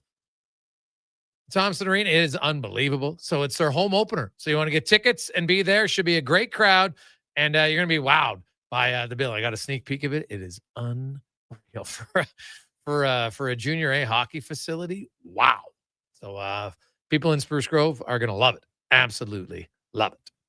We are joined by multiple three-time Grey Cup champion, also in his first season as the president of the Edmonton Elks. Chris Morris joins us once again. Chris, welcome back to the show, man. How you doing? Good. How you doing? Hey, I'm pretty good. Pretty good. I like your office there. I had the chance to go inside your office, and it had to be a little bit kind of funny. We were joking around about it because anybody who doesn't know the president of the Elks in their office, it has behind them on the wall all the guys who are on the Wall of Fame. And then you look over and you're like, oh, geez, there's a picture of myself up there. So and you still haven't. I noticed you haven't scratched anything out on your own. So you're getting accustomed to seeing yourself looking over your shoulder. Yeah, it's a nice office for sure. You overlook the stadium here. It's yeah. Sometimes I walk in here, I have to give myself a little pinch here to make sure that I'm not dreaming. So it's a nice spot to be. Chris, when you took over, you were very honest about, it was going to take some time. You had a lot of rebuilding and repairing to do for the organization on the field, but a lot of it off the field in the community. And obviously winning helps, but lots of other things help. I was in the crowd with my son who's 11. So, obviously his age is a factor. He's never really been to a game that was that loud. He was like, Dad, this is the loudest it's ever been here. The biggest crowd we've seen in multiple years in Edmonton. And they come away with a big win. As a president of that team, can you kind of put into words just how big it was to win a game with that many fans in the crowd? I'm just so happy for our fans. Like, our fans have stuck. There's so many loyal fans in this city that have stuck with us through thick and thin. And there's been some strange things here that have gone on that the fans have sort of had every reason to turn their back on us for. And the ones that are here and the ones that are still coming are very loyal. And the ones that came there to watch us against Calgary, they got a show and they got, I think, a real look at what we're trying to build here and how we're trying to play football and how we're trying to run things. And it's a testament to Ed Hervey and to Mark Killam and the work they've done with that young team all year. We're very excited about where we're going. So from a business standpoint, how do you take the success on the field now and push that to to keep the crowds up? Yeah, I think for me, like, whenever I talk about what we have to do from a business standpoint, I always talk about community and what we're doing to engage with the community that is Edmonton and how the wake we're leaving behind us as an organization. When you look at it and you look at some of the huge sponsors that walked away from us, and like even organizations like Santa's Anonymous, who are a great, great thing in our city, one of the best stories, I think, in Edmonton. And the fact that we didn't have an association with them and we had for many years, there was a lot of things that were broken here. And I don't just mean on the football field where we couldn't win games and we lost 22 consecutive home games and all those things. There was a way of doing things that wasn't being done, to a standard that I think was expected from the Edmonton Elks or the Edmonton Eskimos in the past. So my big part of our business journey here is to rebuild our reputation, because businesses want to be associated with brands that buoy their confidence, that buoy their ability to do business, that help them be more productive. And we need to aspire to be that, and we need to build around being that. And we're starting to get there. We're starting to have some really good positive vibes going in the community, because everybody we talk to, and we talk about it as an organization every day, every single time we talk to someone, it's a chance to turn that tide a little bit further. And it's person by person, business by business. And I think we're starting to get out of this thing. We're starting to dig ourselves out a little bit. You also had your inaugural rematch brunch first year. What'd you like about it? Or are the things that you expect to do different in year two? Yeah, you know what? From an event standpoint, I think the event was a little bit long. Like we kept guys here for like 3.5 hours before the game. Spirit did a great job of keeping people engaged. We had over 300 people purchase tickets for the event. And Jason, the biggest takeaway of the whole thing We raised over $70,000 for Football Alberta. Over $70,000 are going back to grassroots, to the kids in this community, to help them use the sport of football to further their aspirations in life. So like it was a tremendous success, you know, and we're going to build on it. And I'm not going to rest until there's, you know, 1,500 people in that event, and we're having a great time the morning before that rematch game, and we're raising money for great cause, and we're building a day of football in the city of Edmonton. I think it was a really, really good start. I think from an event standpoint, we got a few things we're going to clean up and do differently and do better. But from a production standpoint, $70,000 is a pretty nice day. Yeah, no, that part was great. I really think the roundtables were exceptional. You know, yourself and McNeil, but Eddie Steele and John Cornish were fantastic. Don't let Eddie hear that, but I thought they were fantastic on stage. You know, the drums were great. I agree with you.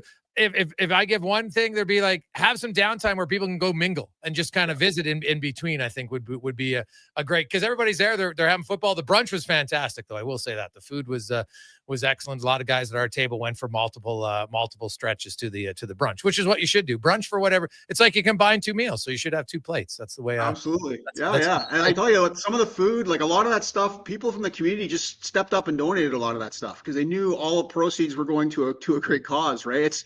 It's funny because these dinners we've always run have always said the revenues always come back to the Elks. And Larry, you know, you just mentioned Thompson Arena's opening up. Well, that's Larry Thompson's arena. Yeah. And that, like, you know, he built that for that community, or he helped build that for that community. And he is about giving back, and he's about this organization serving Edmonton. And I think when you look at Larry and Deb and their family and what they want to do, you know, I want to bring that to life. And I think that brunch was a nice step in the right direction. Now, I've heard there's talk that at the end of the year, you always had your big dinner and all the players would show up, right?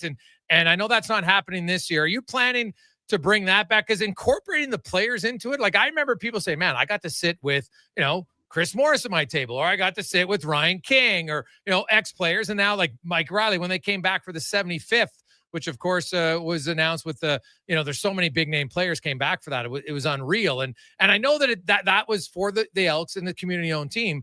But could you do something similar to that at night, do you think, and give back to the community that way too? Or is that too much? Absolutely. We can look at that. I think the next big one we're doing does involve a lot of our players. So we're doing our game changers, like our sort of our fundraiser for ovarian cancer. Like Pam was a longtime staff member here who passed away from cancer, and you know, Joan Lawlisher and our entire staff are rallying around this event now. September 25th, we're going to run like a training camp for women to enjoy the game of football and learn about football and learn about all the stuff that happens behind the scenes, tour the locker room, meet all of our players, meet all of our admin staff. It's going to be a really fun event, and we're excited about that one. That's sort of the next way we think we can give back a little bit. So how do the ladies sign up for that, or is it already full? No, it's not full. There's room. Just go to our website. It's funny because when you were when I came in to talk to you about the brunch, and we talked about the website, and people had to find it on our website. So now it's right on the front page of our website. So you click on that link and you go there right away. It gives you a bunch of event details. You can pay for it right there. Everybody gets a T-shirt as part of it. We'll all be sort of dressed the same. It's going to be a really fun event where they're having a lot of active fun, you know, an active fun evening with that event. Chris Morris, president of the Edmonton Elks, joins us fresh off a victory over the Calgary Stampeders. They're into Toronto on Saturday. And now, Chris, like, playoffs are a legit thing. You know, 6 weeks ago, you couldn't talk about it. You're just like, hey, let's just try to win a game. Now you've won 4 or 5. And, you know, a huge win against Calgary. That was, I think, easily the most complete win because it came against a good team. Your defensive line showed up the whole game. Your running attack was excellent. You didn't have any turnovers. You know, special teams came up big when needed on some returns and field goals, etc. Now you go into Toronto. Did you say you were on teams? Like, did you sense now that the belief is building when you walk around that room and guys like we don't think we actually believe we can win. We don't hope we can win. Yeah, this team is really coming together. The coaches have done a masterful job because at the beginning it was so dark, and Mark did a great job of that narrative of we're young, but we're getting better and we're taking positive steps every single day. And we keep getting, like, there's different ways to get your team better through the course of the year. You have great coaches who have done a good job with that. You try to stay healthy, which is a big part of it. The players, if you're really young, those young players elevated you go through. And Jason, like, we just added Jake Julian. We just added Carter O'Donnell. Like, these are NFL type players, and they're coming in and they're going to make huge impacts for us Those are some things that we've added as we've gone along. Everybody's lost a couple of guys here and there from injury, and we have too. But we think we're going to get some of those guys back as well. So we feel really good about where we're trending right now, heading into the most important part of the season. And obviously, you want to capitalize on, because what Struds was talking about. Others, like people in the community, are talking about the Elks again, which is a nice thing, and not for the wrong reasons, for the right reasons. How do you capitalize that? You do have 2 road games here. Obviously, I know Connor's hosting the viewing party on Saturday afternoon, and they'll have another one the following Saturday. But are there ways to capitalize to try to get close to that 28,000, maybe get close to 30,000 against Saskatchewan? Yeah, our goal is 30 against Saskatchewan. Like we know we have to take care of things on the road here. Our team's got to be productive in these next 2 games. But if you look at that and you look at where we're going to be from a playoff implication standpoint, we're right there. And we've got a bunch of marketing ideas coming up together here. We're reaching out to all the high school football players in Northern Alberta, and we got a special deal coming out to them. We've got a bunch of things coming out from a marketing standpoint, just in the community to get the buzz out about the game. We would love to fill this lower bowl and be at 30,000 people for this Saskatchewan game. We know there's going to be about 10,000 Saskatchewan fans here, so we got to make sure we outnumber them 2-1 at least. Now, Chris, I was wondering, I got some young bucks in the studio that are competitive. And what would it take to get a race with the Larry fire truck that you guys do that competition with all my young guys there? We might have to find a way to get Declan and Brandon and Connor and Josh having a race to see who, because they all think they're good athletes. I want to see who can actually run the length of the field. Yeah, we just got to get them to sign a waiver. We'll be good. We can bring them out whenever you want. We're all good. I think they can write, so I can't guarantee it, but I think they can. That would be fun in itself. The offensive line's a position, and I always like asking a few football questions before I let you go. Just the addition that you coached O'Donnell. And I remember when I had you on, geez, that's got to be like 7 or 8 years ago, talking about him. And you felt like he's the best O-lineman you'd ever seen move at that age, just his ability to move. What is he going to bring to your team? And is he still that agile? Yeah, he's incredibly athletic. Like I watched him the last 3 days in practice. I actually just finished watching the practice from today. Like he's a next level athlete. Like he has tenure in the NFL. He played his 3 years there. If he didn't get beat up there, I think he'd still be there, to be honest with you. He's a special athlete, and we've got a pretty good group on that O-line. I know they've taken a while to gel, but we've got some pretty good guys on there, and he's going to be a massive addition to that. And he's going to, like, whoever he removes from the lineup, he's removing a really good player. But at the same time, Carter's a little different. Like I played up here for 14 years and saw a bunch of guys come back from the NFL and saw a bunch of guys that sort of just left the NFL for whatever reason. In my whole time, I never really saw a guy move like that. So, like, to me, I'm looking forward for some I don't want to put too much pressure on the kid, but I got very high expectations for Mr. O'Donnell. So then what would be the ideal position for him? Is he a tackle automatically? Yeah, he can play. Jason, he can play anywhere. He really can. It's a matter of where the coaching staff feel that our biggest fit is right now. I try not to stick my nose in there. Little knowledge is a dangerous thing, right? So I try to do the best I can to keep my nose out of that stuff. So I know they'll put him in a position that'll help them and make sure it's the best thing for our team. Well, Chris, congratulations on getting the team back on track. This is only halfway through kind of year one for you, maybe 3/4, I guess, from the time you were hired. And you said you wanted to take a first year and look at things and see how it goes. So at this point, kind of 3/4 of the way through year one for you, what do you think's been the biggest learning curve for you? And maybe what have you learned most about the organization? Yeah, for me, the biggest thing is just the culture of the organization, right? So building a sense of service here, not just from a football standpoint, but from everybody up here as well, being here for each other and working for each other. And that was something that we really needed to work on. That's something that's, it's coming together day by day by day. It gets more and more prominent here with us. And I'm so proud of everybody here for the way they're working towards it. I think when you look at us, and again, I'll come back to community, our relationship with our community is essential. And every time we have any sort of dealing with someone from our community, they have to leave that thing saying, those are good people who want the very best for me and for the city and for this organization. And Jason, I think we've taken some really, really big strides in that direction. I think from a football standpoint, we've got the right people in charge. We've got some really, really, they're teachers. They care about that team down there, and they understand what kind of person you need to win tough football games. Because I'm telling you, the the start we had to this season, and everyone who's listening to this and everybody who watches this team understands there's teams that buckle after you start like that. There's just no coming back from it. And we don't have those kind of people around here anymore. And anybody who's kind of like that, we want out of here as fast as possible because we're looking for tough competitors who want to do the right thing all the time. And we're getting a lot of them in our building right now. Chris, great stuff, man. Enjoy the games and best of luck with the marketing for the next home game. And once again, for all the gents who want their ladies to have some fun with the Elks on September 25th, you can go to Go Elks website and right on the front page if you want to sign up for but that's like women's training camp. What's the official name of the event? Game Changers. Game Changers. All right. Awesome. Thanks, Chris. Really appreciate it, man. Thanks very much. Talk to you soon.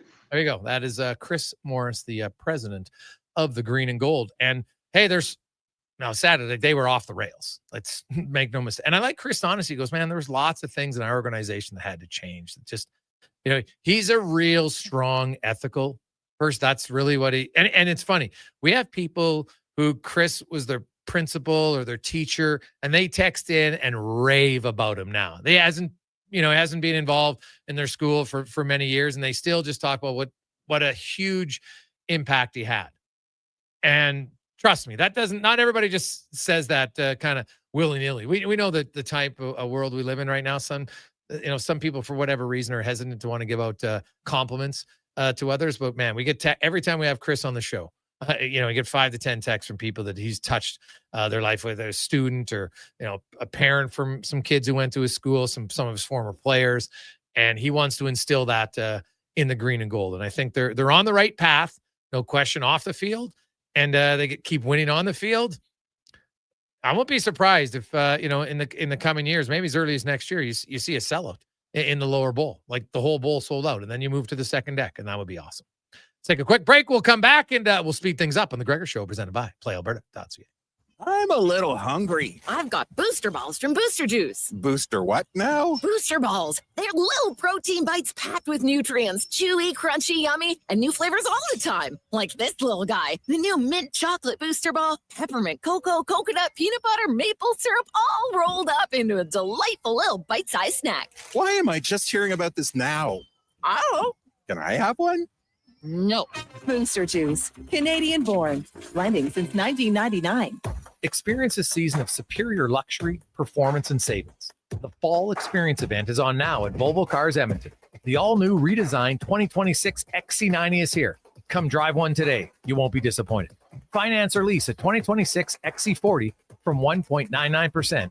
And right now, you can save $7,500 on remaining 2025 XC60s. The Fall Experience event is on now at Volvo Cars Edmonton. Great vehicles, better service. Visit volvocarsedmonton.com. Whether you're a craft beer connoisseur or more of a wine aficionado, there's always something new to discover at Sherbrooke Liquor, a unique, family-owned, independent liquor store. The selection? Incredible. The non-alcohol section is also very impressive. Sherbrooke Liquor, expert, knowledgeable staff with a passion for unique finds. More than just a liquor store, we're a community. Alberta's best, the one and only Sherbrooke Liquor. Wine, spirits, and oodles of beer. Visit SherbrookeLiquor.com. At Fountain Tire, get up to 25% off select tires, up to $125 off a set of 4 select Goodyear tires, and $50 off $150 service until October 18th. Restrictions apply. Book today. Fountain Tire. We're on this road together, Canada.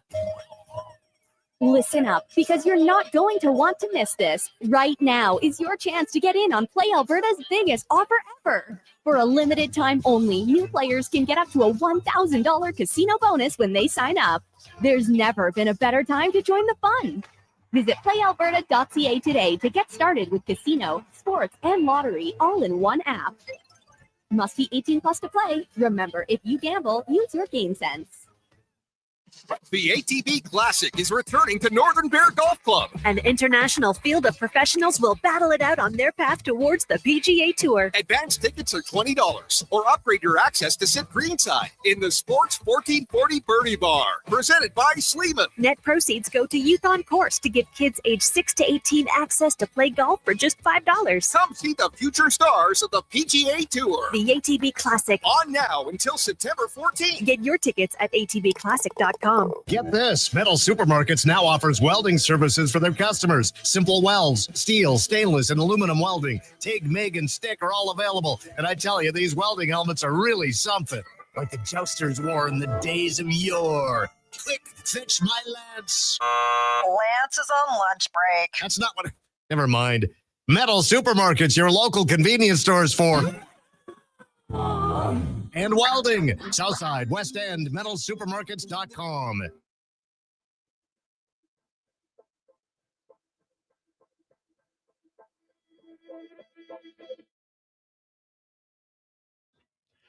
Portions of this hour brought to you by Culligan. For all your residential water needs, your local water treatment company. More than just big bottles, Culligan.com. The Jason Gregor Show, the best of Edmonton sports talk and beyond. This is Sports 1440. Presented by PlayAlberta.ca, Alberta's only regulated online gambling website.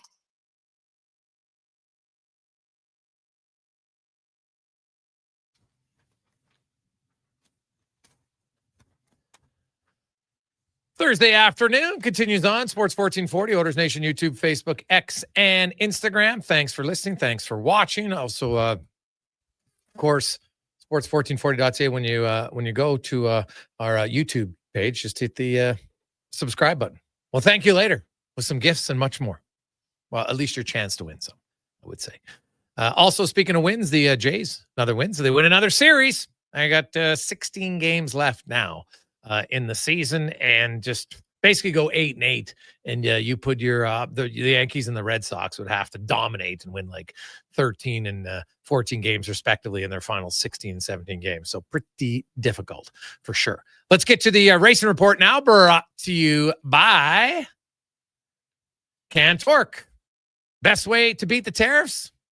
Sport local, buy Canadian. Cantork's products are not only made in Canada, but they are made right here in the city of Champions. Save money, support Canada, support local, Cantork.com. Colin Livingston joins us once again. Lots going on in racing, but let's start with some stuff off the track, Colin, because in F1, there was lots of talk. They were going to get these simplified 2.4 liter V8 engines, and they were going to be, they're going to be better. They're going to have 100% sustainable fuels that would eliminate the hybrid factor, which would then make the car lighter, yada, yada, yada. But the meeting got postponed or canceled. I'm not sure how you'd word it. What happened, and where does this sit now with the engines? Well, the idea was, and has been for a while, technology is changing so rapidly in how we power vehicles. A few years ago, everything was just pure gasoline, diesel, or propane. Now, there's EVs, there's hybrids, and that has also been driven through Formula One. The thought was to minimize the environmental impact, to incorporate as much electric power as possible into the cars. But as that technology is developing, now we're into the sustainable fuels that, these biofuels, that the net result is still allowing F1 their target of net zero. The biggest thing is that the more electronics, the more battery, the more hybrid they put into the cars, the heavier they get. And the heavier they get, the less drivable they are and the less agile. So, they're still making a lot of power, putting down fast speeds, but the cars these aren't the F1 cars that I kind of grew up with and that most people grew up with.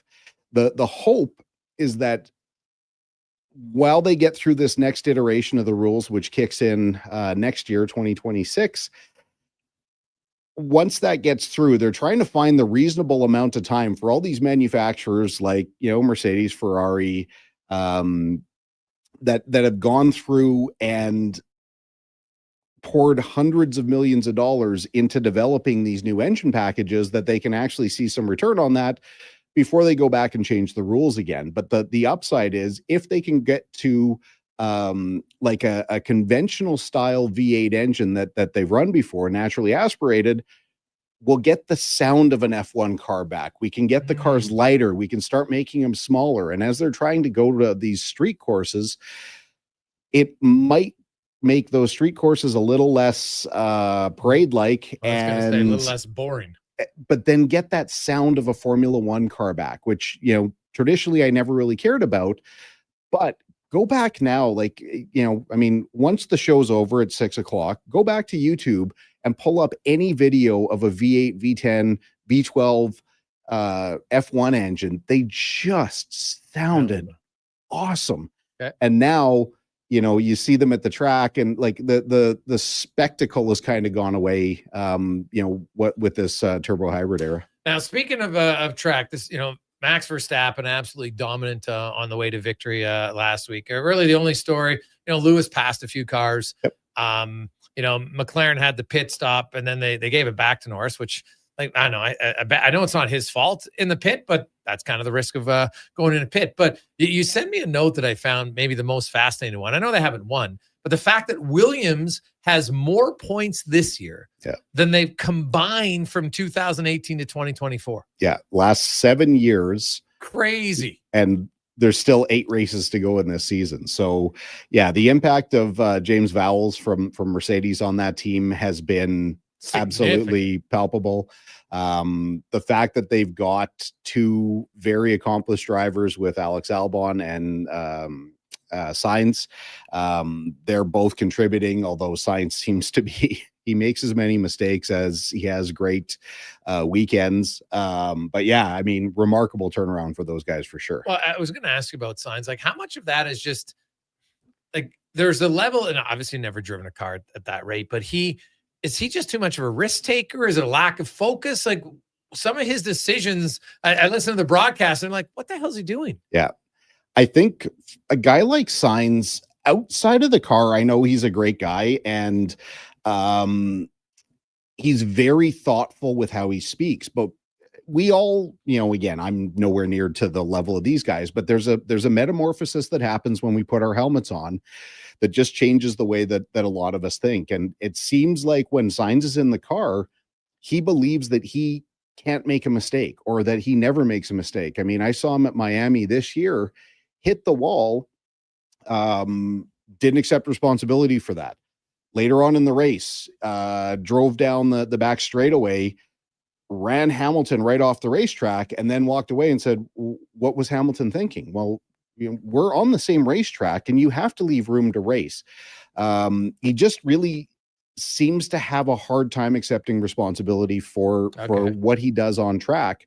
But that's also, there's a political element to that as well, because if right now, and specifically this year, Lewis has been, super, super critical about how he's driving, even suggesting that Ferrari needs to find a new driver, that he's the cause of all the problems. That doesn't sit well either, because then it's really more of a passive aggressive way of saying that the team is, actually at fault.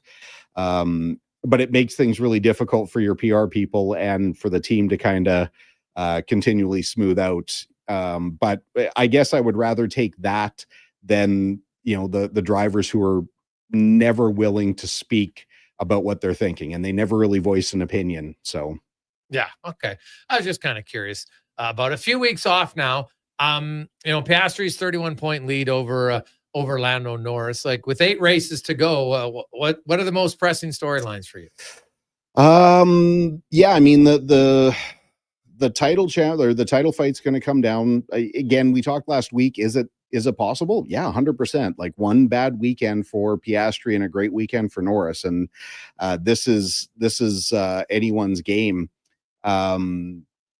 The battles in the midfield are definitely going to be important. The constructors is absolutely McLaren's, but there's a lot of money to be fought over depending on where everybody else slots through. There's a battle between Ferrari and Mercedes right now for sure.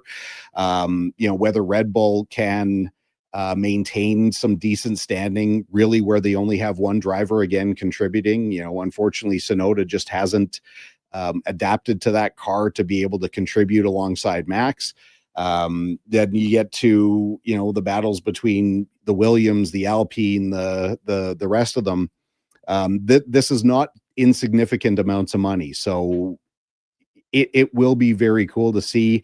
But even though there's only 8 8 races left in the season. It doesn't end until the first week in December. So Yeah, it's really spaced out. yeah, there's going to be some big gaps, and then there's I think some weeks where there's 3 in a row, and yeah, so it's one of the first things you learn about racing is hurry up and wait.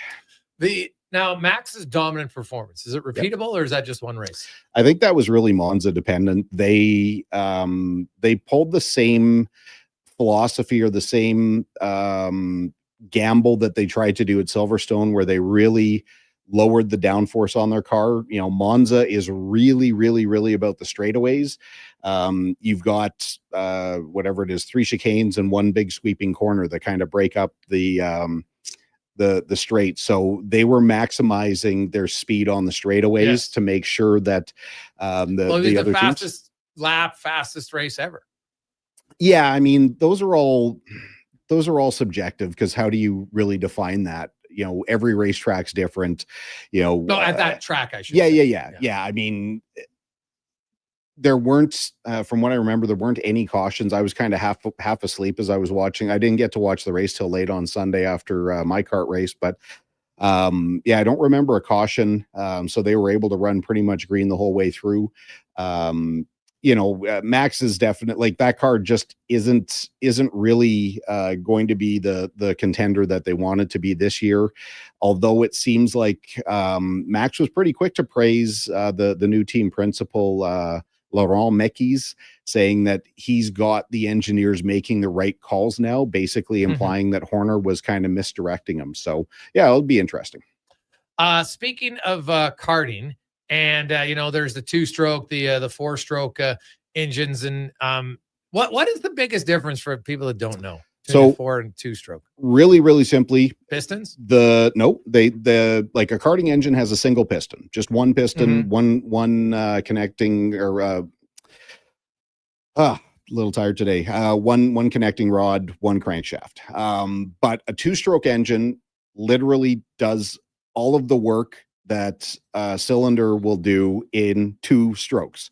When it goes down, the cylinder fills with, as it's traveling down, the exhaust gas is dumped, the cylinder is refilled with fuel, it goes to the top, the spark hits, it explodes, and that's what drives the piston back down. It happens in 2 strokes of the engine, where, you know, your street car and like our Briggs and Stratton engines, they are what are called 4 strokes. So the fuel will come in on the downstroke, it gets compressed, it then gets fired, then it gets exhausted kind of at the top of the stroke.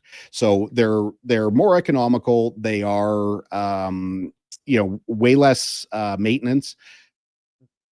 They just don't make power as quickly as a 2-stroke. You know, if you have I want to get the analogy right, but basically a 2-stroke engine will make an awful lot of power. Like our 2-stroke engines that we run typically will hit about 14,000 RPM. A 4-stroke engine, at least the ones we race with, they hit just over 6,000 RPM. So, you know, on the weekend, I kind of debuted my 4-stroke kart after many years of making the joke that, you know, these karts are essentially glorified golf carts. You know, unfortunately I don't have it with me, but I've got a steaming pile of crow that I have to eat, because I'll tell you what, while they do not rip down the straights like 2-stroke, they don't come out of the corners. The 4-strokes, man, they still carry a ton of speed in the corner. I was going through some corners faster when I looked at the data, faster in my 4-stroke than I was with my 2-stroke. So, you know, you're still pulling a lot of G's. It was hard on my neck. But yeah, it was kind of cool. The last 8 days, I've more than doubled my race total for the entire year. So I averaged a race every 2 days over the last week. Well, it's just like at the gym, right? If all of a sudden you do it all in a short period of time, you feel way better, right? Yeah. I'll remember that, like when we're 2 weeks away from the start of next year's season. Just put it into 2 weeks. I'm sure it'll be the same as if I did it 2 months ago. Yeah, 100%. That's what we all do. Awesome stuff, man. Thanks, Colin. We'll talk to you again next week. Look forward to it. It's Colin Livingston, the Race Report, brought to you by Can Torque. Let's get to the con man. It is the Jason Gregor Show, presented by PlayAlberta.ca. Remember, It is Thursday, the Daily Grand, one of the greatest games. And I've never won it. I just like the thought of $1,000 a day for the next 20 years. $7.3 million. Get your tickets, playalberta.ca. Here's a con man and a Sports 1440 update brought to you by Fountain Tire. Are you tired of storing tires? Because, hey, you're getting close to that time. Well, guess what?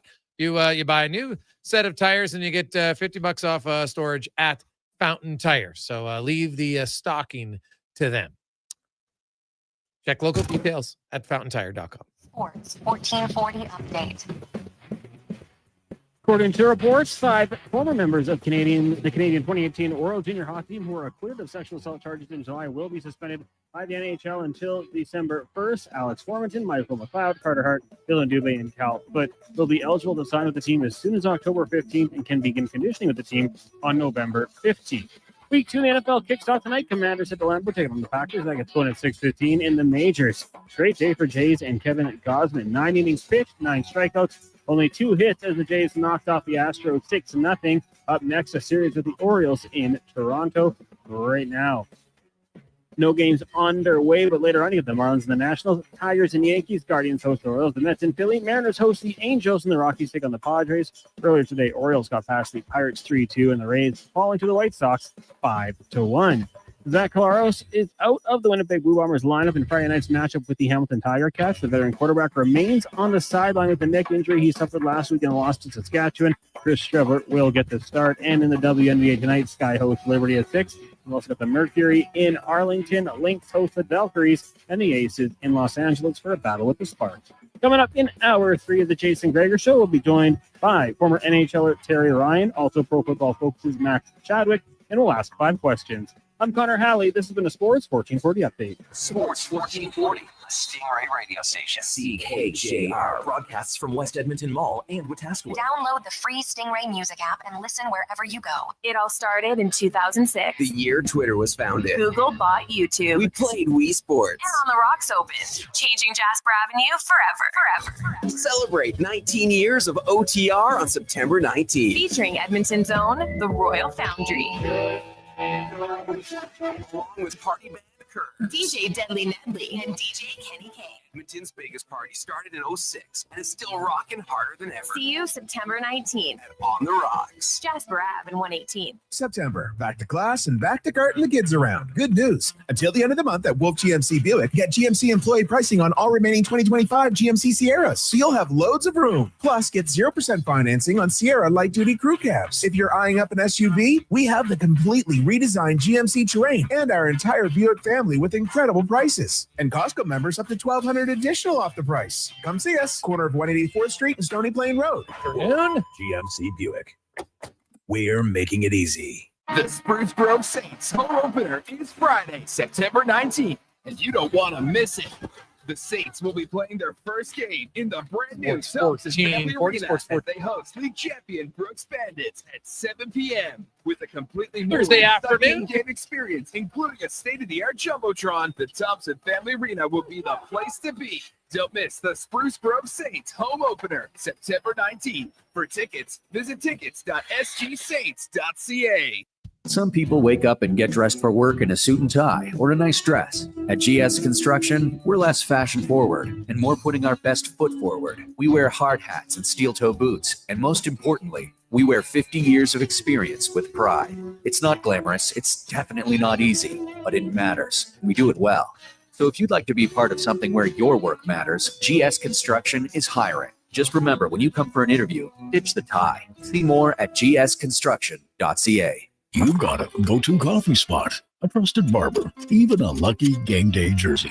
But when it's about looking your absolute best, there's only one name you need. Mr. Dirk. Family run since 1939, we're experts in crafting impeccable tailor-made suits and offering a wide variety of everyday styles. Pair that with personalized one-on-one fittings and the convenience of on-site tailoring. Mr. Dirk elevates your style game. Visit our Edmonton store or explore MrDirk.com. Score big on style with Mr. Dirk. Day or night, tasting just so right. You can order Oodle Noodle at oodlenoodle.ca, delivering you the news almost right away. Remember, you can order Oodle oodle-oodle.ca. So stay on your couch all day and oodle-oodle-oodle.ca. Oodle-noodle. $1 plus tax for a smooth, small premium roast coffee at McDonald's? That means rich, full-bodied flavor at a price that's just as satisfying. Must be McCafe. Enjoy a small McCafe premium roast coffee for just $1 plus tax at participating McDonald's in Canada. Prices exclude delivery. Portions of this hour brought to you by Northwest Crane, available for all your lifting and equipment needs, specializing in selling and servicing cranes. Get lifting at northwestcrane.com. The Jason Gregor Show, the best of Edmonton sports talk and beyond. This is Sports 1440. Presented by PlayAlberta.ca, Alberta's only regulated online gambling website.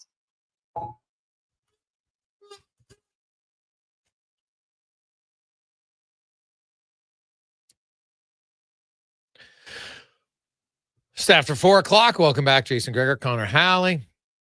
Declan Cougar running things at YouTube and X and Instagram. So give him a thumbs up, give him a subscribe. That would be great. The Gregor Show is always here on Sports 1440, presented by PlayAlberta.ca, Alberta's only regulated online gambling website, where 100% of the revenue stays right here in the province at PlayAlberta.ca. So hope you're having a lovely day. Of course, if you were a Blue Jays fan, it's been a good day. They get a win. You got NFL Thursday night. Or by the way, not just a win. Gosman, a 2-hit shutout, 9 innings.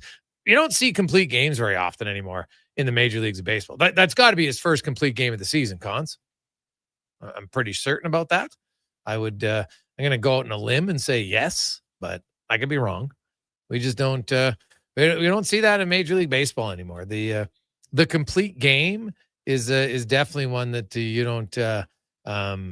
don't see very often. But I am pretty certain that will be his it's his first complete game today, and it's his first shutout of the season. Chris Bassett has one other complete game, so that's it. Those are the only 2 complete games all year by the Jays. There's only 2 pitchers. Ooh, this would be a hell of a trivia question. 2 pitchers in MLB have 2 complete games this season. That's it. Can you name the 2 pitchers? Any guess, Connor Halley? I'll give you a hint. Neither is in the American League East. I have no idea. No. Honestly, I wouldn't have. Now, the one guy was just in the news, Framber Valdez. He has 2 of them for Houston. Very being his own guy. He didn't like him calling off his pitch. And Nick Lodolo from Cincinnati. That's it. They're the only 2 guys who have 2 complete games this season. And starting pitchers to have shutouts this year. Gosman is now one of 1, 2, 3, 4, 5, 6, 7, 8, 9, 10, 11. That's it. 11. Wow. Now, obviously, I guess that is.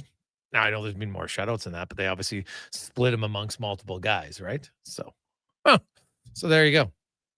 That is pretty impressive. So there's basically only been, what did I say, 11? There's been 11 complete game shutouts this season, and Gosman had 1 today for the Jays. Abbott, Crochet, Evaldi, Eric Freddy, Sonny Gray, Michael King, Stefan Kolek, David Peterson, Tarek Skubal, and Nick Lodolo are the guys who have had 1 as well. So coming up tonight, you have Thursday Night Football. Washington hasn't won a game in Green Bay since 1986. They are 0-7 in their last 7 visits to Lambeau Field. And Green Bay, man, their defense looked really good. And Cons, I haven't checked it, but are they expecting number 1 to play even more? I would assume so. Obviously, the short week isn't going to help that cause, but I think if you're the Commanders here, you're just trying to stay out of obvious passing downs as much as you can. Where Micah Parsons is going to thrive, but yeah, he's going to get his tonight. Awesome. We got TR. All right, let's welcome to the show. TR, how you doing? Oh, I'm not bad. Shaking a bit of a hangover. Went out for my dad's birthday last night. Had a great time. Where did you end up singing? Oh, yeah, I was on stage. I was singing at Greensleeves. I knew you would. Does your dad get on stage and sing with you? No, I mean, he can sing. He wouldn't. I mean, it's happened like once, like a pretty, you'd have to convince him. He enjoys conversing and all that. And we always hang out where there's live music, but I'm usually the one to get up. Oh, okay. He's not a singer. What about the backup singer? What if you give him a little cowbell? Would he do that? If we're in the band, the cowbell. That's one of our favorite skits. If we're in the basement, yeah, he'll sing till the cows come home. He loves singing the Bee Gees. His favorite song to sing is "I Started a Joke" by the Bee Gees, way back 60s Bee Gees. Really? And that, yeah, and he can really wail it pretty good. And that's the one that he sang, about a decade ago now, George Street Festival in front of a packed house. Oof, I like it.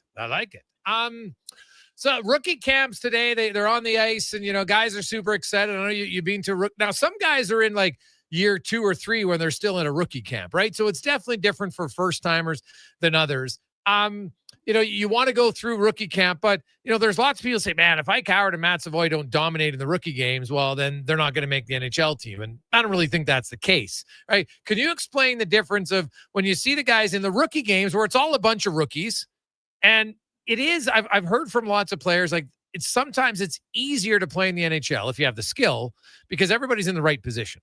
Right. But that's not going to be the case at a rookie game when guys aren't even teammates. Right. Like it's hard to get together with a bunch of players that are coming from, Europe, NCAA, AHL, major, junior, and you get together, you have one skate and then you play a game, and most of them never played together. Like it's hard to get any sort of chemistry and even know where guys are on the ice. Yeah, it certainly is. And I remember going into that. I wasn't the only one. I remember a lot of us, with your other picks, and other top picks, other picks within the organization. You train with people, and that is a lot of people bring that up, about how different it is because you expect to go down and dominate, you want to, but it's just sloppier, right? I found that it was easier to fit in the NHL, harder to stand out. What I mean by that is I could go up and down my way. The puck's going to be on my stick. If I generally throw it in, if I make the right play, someone will be on the receiving end of that.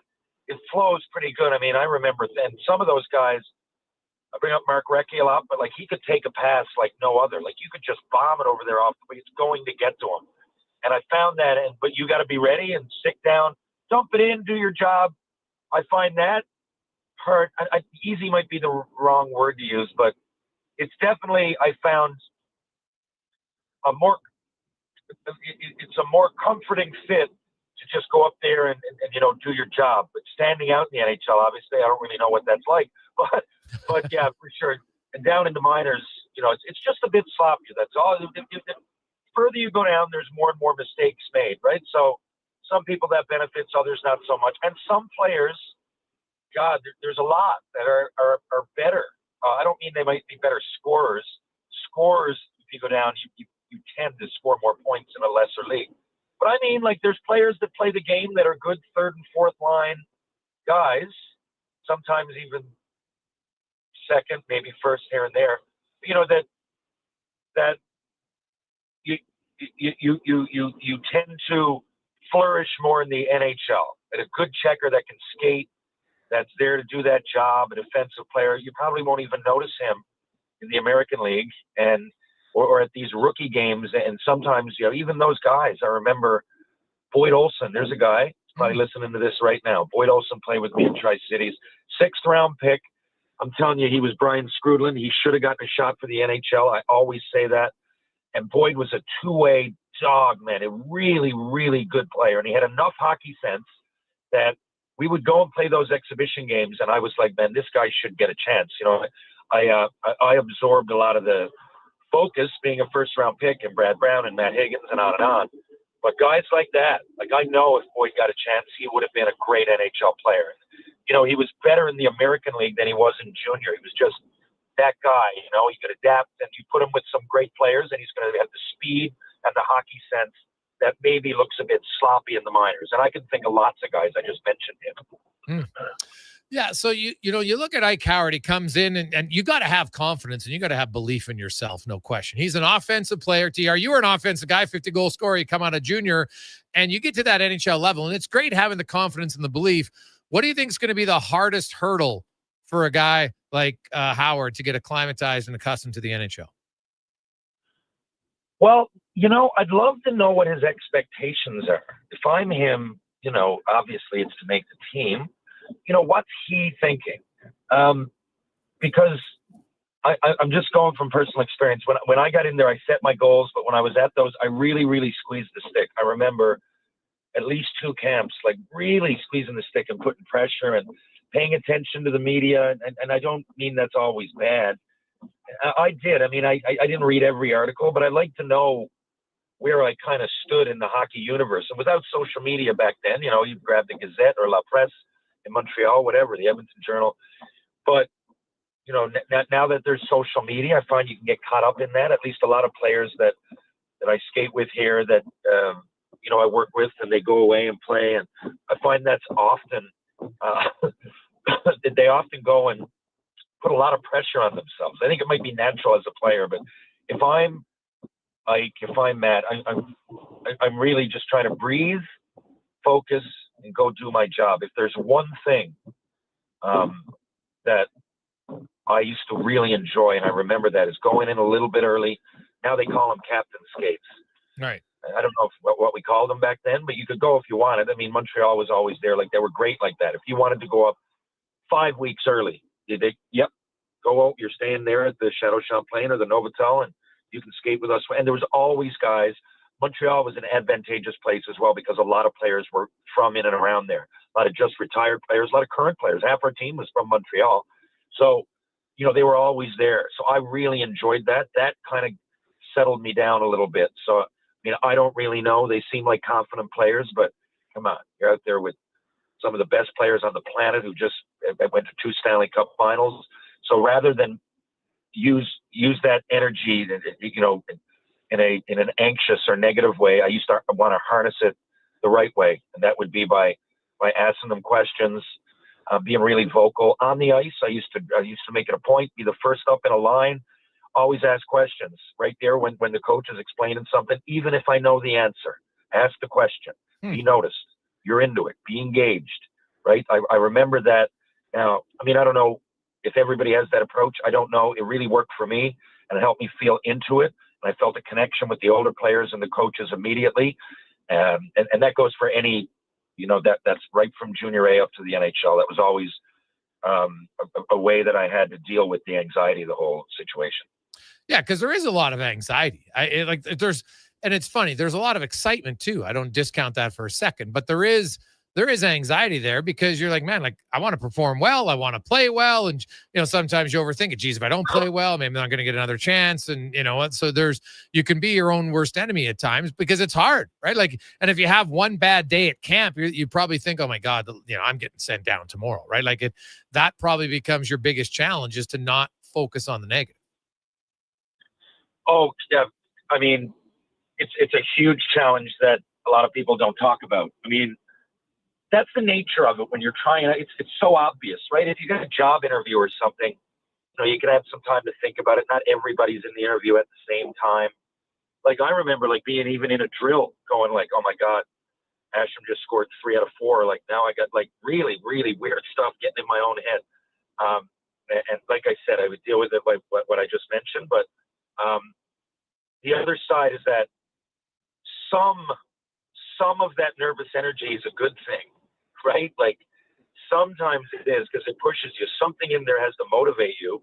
And for me, it was often, you'd want to say, like, the way I would, it's hard for me to explain, but I guess the approach would be, rather than go out and try not to screw up, because there's a difference, go out and really play your game and try to stand out. Like, there's a difference in those two things, right? And I found up at a higher league, just trying to fit in sometimes, although you didn't do anything wrong, try and move here and there, right? Like, get in there. And again, that goes back to why I used to be vocal in the line and try to be at the start and just go, and because at least it showed that I was engaged. And usually if you're going hard, you'll get the bounces, if that makes any sense, right? You're going to get the bounces if you're out there and you're thinking positively and you're absolutely working your hardest. So that would have been my approach. But yeah, those negative thoughts, it's impossible. And each player, each professional, I think, puts some level of pressure on themselves, and dealing with that. This is probably, the biggest time of year. Everything else you can deal with, getting called up, sent down. But right now, no matter who you are in camp, there's some level of nervous energy, and you just got to try to not spill over into the negative realm of that. TR, quickly, the switching away from hockey just for a second, because training camp's big and everything, but let's get to some games. That'd be really nice. But when you look at the Blue Jays and Gosman today, he's the clear number one, I think, for game one of the playoffs when it happens. I don't think there's any question about that. But my question to you is, who would you have as your number 2 and 3 starter for the Jays? Oh, yeah, man. I don't know. I would have said Scherzer, Bieber for sure a week ago. And I think, I think maybe Bieber. And I know he just had a couple of rough outings, but I love the way he bounced back. I loved it. The last 2 hours, I think he got scored 3 or 4 runs in the first inning the other night. But what did he do after that, man? He came back. He held himself like a professional. And I know the Cy Young's a few years ago now, but wily veterans, I have confidence in, even if their arms hanging off. When you put them in that situation in the playoffs, there's a lot of pride on the line, a lot of experience, and talent, of course. But it's a good problem to have. But that would be me. Now, ask me in a week, I don't really know. But now Scherzer, we're just assuming here when I say that he's going to be healthy, right? Yeah. Because we're always one pitch away from he's got a bad thumb, and then I would change my answer completely if he's even 80%. But speaking of all that, I don't know if people realize how rare a complete game is, man. And a complete game shutout. Everybody freaked out the other night when Buffalo came back in the NFL, right? Yeah. And it's 99% of the time that doesn't happen. Okay, so 1 in 100 it's going to happen, right? But I think that was only the second complete game for the Jays this season, right? Second complete game. Do you know there's only been 11 complete game shutouts by pitchers this year in the whole league? That's unbelievable. It's turning into a unicorn. So if the Jays got 162 games and it's only happened twice, then that's once out of every 80, yeah. Right? So but people freaked out about the Buffalo thing, but I think we're so used to saying complete game in the past that, you got to kind of reevaluate the expectations and the way that you look and approach a complete game, not only a complete game, but a complete game shutout. That's such a rare thing. And not only for the pitcher. In these days of analytics, I love, because the analytics would normally say, even if he doesn't throw, 9 innings, you're going to be throwing around 100 pitches at least. So, to leave a pitcher in that, might be pitching pretty soon, because you feel a groove, man. There's still that in there. Not every single thing is analytics. That's why we don't see as many complete games. And a lot of times it makes sense, but sometimes you go with your gut. And I love that the Jays sometimes do that. I don't know how much room John Schneider has for that stuff. I know he's being told a lot, but, you can see over the last few years that it just seems like a team that the players, really, sometimes they go out and that's it. They give it their all, and you might put in, I don't know, David Schneider, right? And he might be sitting on the bench all game, but the analytics might say, oh man, he struck out 5 of the last 9, but you're going to go with it. And they go with them. They're like, to me, I remember Schneider about a week ago, and he said, for me, it shows that a player is due. And I love that. You don't have to go, oh yeah, he got out the last 8 times. But he's a major league player on your team. Get him out there. Get a hit, get a walk, get the boys going. One of the, speaking of Schneider again, a couple weeks ago, he went 0 for 3, but one of those at-bats, he had 14 pitches pitched to him, man. You wear out the pitcher. It's a huge thing. So for me, not that you asked this question, but I think Like, it can't be understated enough. Complete games, and this Kevin Gossman, and there's all kinds of other stories going on in baseball and with pitchers around the Jays. I mean, he's like the fifth story, but he's been so consistent. And if it's not for wily veterans like him and George Springer leading the charge, I don't know if they're even close to where they are today. So it's great to see, and I have all the confidence going forward. Are you going to a playoff game? Oh, if I can, 100%. Yeah, I would. Yeah, I'll make it a priority. The only way is if I have, something. We'll see when the games are scheduled, and if I got something that comes up, I'm pretty busy. But I would love to go to a playoff game. Oh, yeah, me too. That'd be great. TR, we'll talk to you on Tuesday, buddy. Have a good one. Have a great weekend. Thanks, Connor. Thanks, Jason. Thank you, Edmonton, and talk soon. We'll come back. Jason Gregor Show here on Sports 1440, Oilers Nation, YouTube, Facebook, and X. Max Chadwick will join us next to set up the week. God said, I need somebody to get up before dawn, milk cows, work all day in the fields, milk cows again, eat supper, go to town, and stay all night at a meeting of the school board. So God made a farmer. Hi, Mike here from Northgate Chevrolet Buick GMC. We are so thankful God made a farmer. For the month of September, it is our goal to feed 500 families. With every vehicle sold, we will feed a family of 4. So please help us reach our goal. Visit us online at northgategm.com. At Leading Edge Physiotherapy, we believe that life shouldn't hurt. Now, that doesn't mean that we don't know that sometimes it really hurts. I mean, we've seen people at their worst moments in life, when they feel they have nowhere to turn, or at a time when they felt like their problem just wouldn't ever go away. We've also seen people who thought to themselves, it'll just go away on its own, or this is no big deal. I don't want to bother anyone about this. Don't know where to turn to, or think it's no big deal? Either way, we have the technology, techniques, and skills to help you get back to it, whatever your it may be. Life shouldn't hurt. LeadingEdgePhysio.com.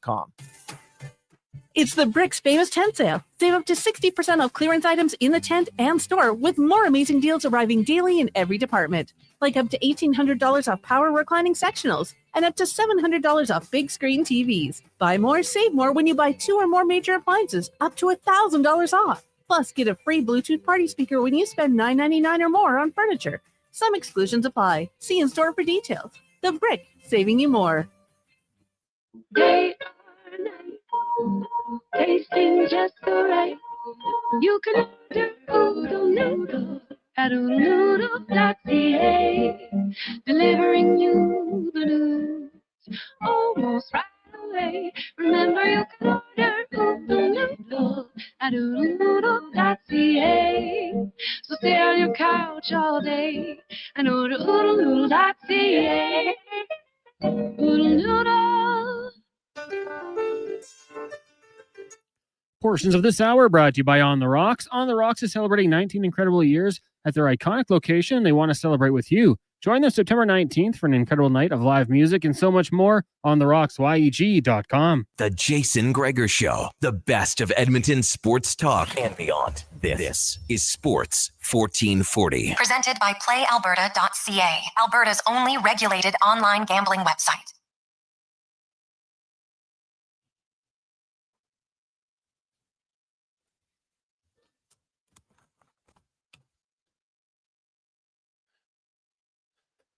.428, we roll through Thursday afternoon on Sports 1440, sports1440.ca. Of course, on our new YouTube channel. Thanks for everybody for subscribing. Keep hitting that button. We love it.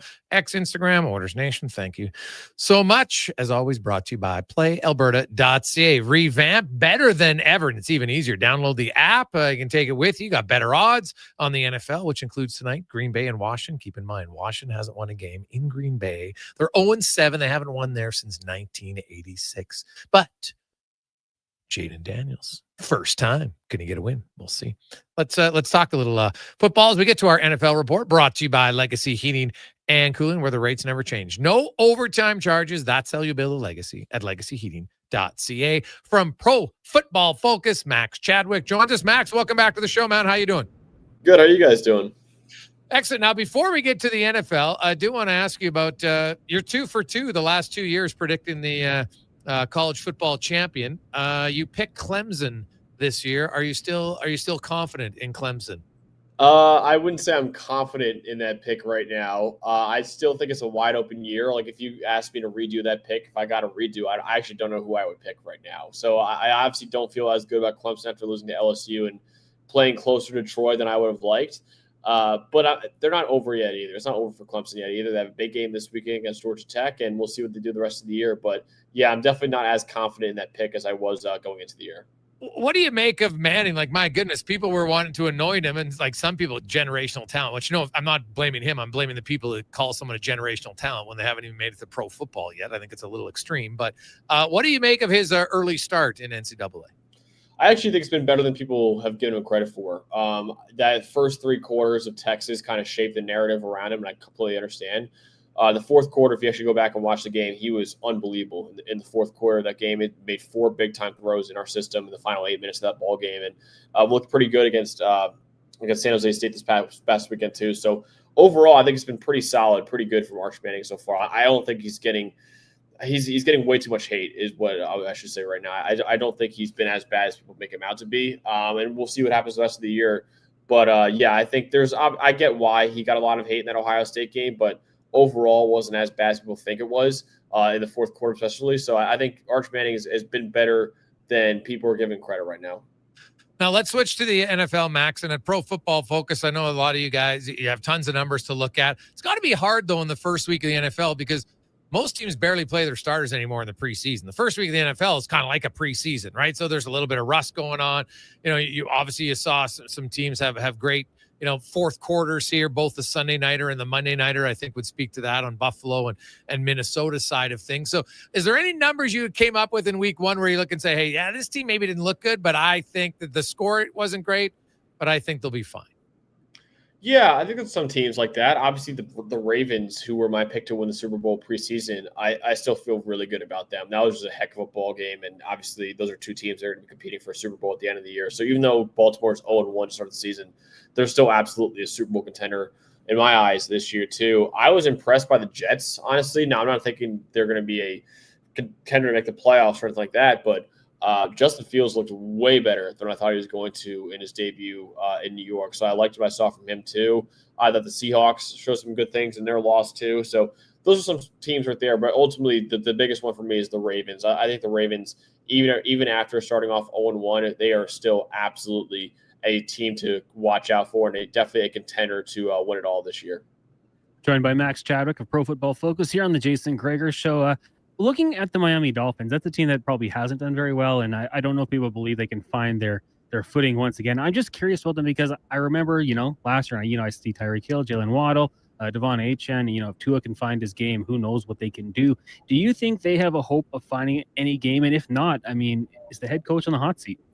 Definitely. I think Miami's in trouble right now. If you ask me who the least impressive team in week 1 was, I would say it's Miami Dolphins. This is a team that I had a lot of questions about going into the year too. And they're a team that's probably going to be contending for the number 1 overall pick this year. Honestly, I think this is probably the last year we see Mike McDaniel as the head coach of that team. There's already been, I see some reports already about some players not being very happy there in Miami. So, yeah, I have a lot of questions with Miami right now. Their defense has a lot of holes in the secondary.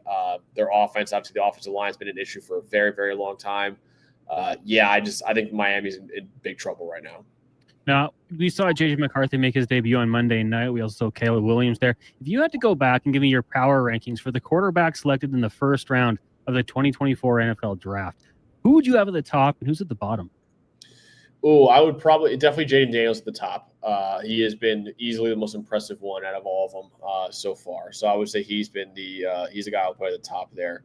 And then after that, I think you have guys like Michael Penix Jr. could be really good. Drake May could be pretty. I actually thought Caleb looked pretty good in that game against overall against Minnesota. I know there was a lot of throws he missed, and the accuracy was an issue for him at times. But especially in the early parts of the game, he looked comfortable in that offense, and then obviously later on didn't look as good. But I think the only one you can say is a true star right now is Jaden Daniels. The rest of them are kind of wait and see.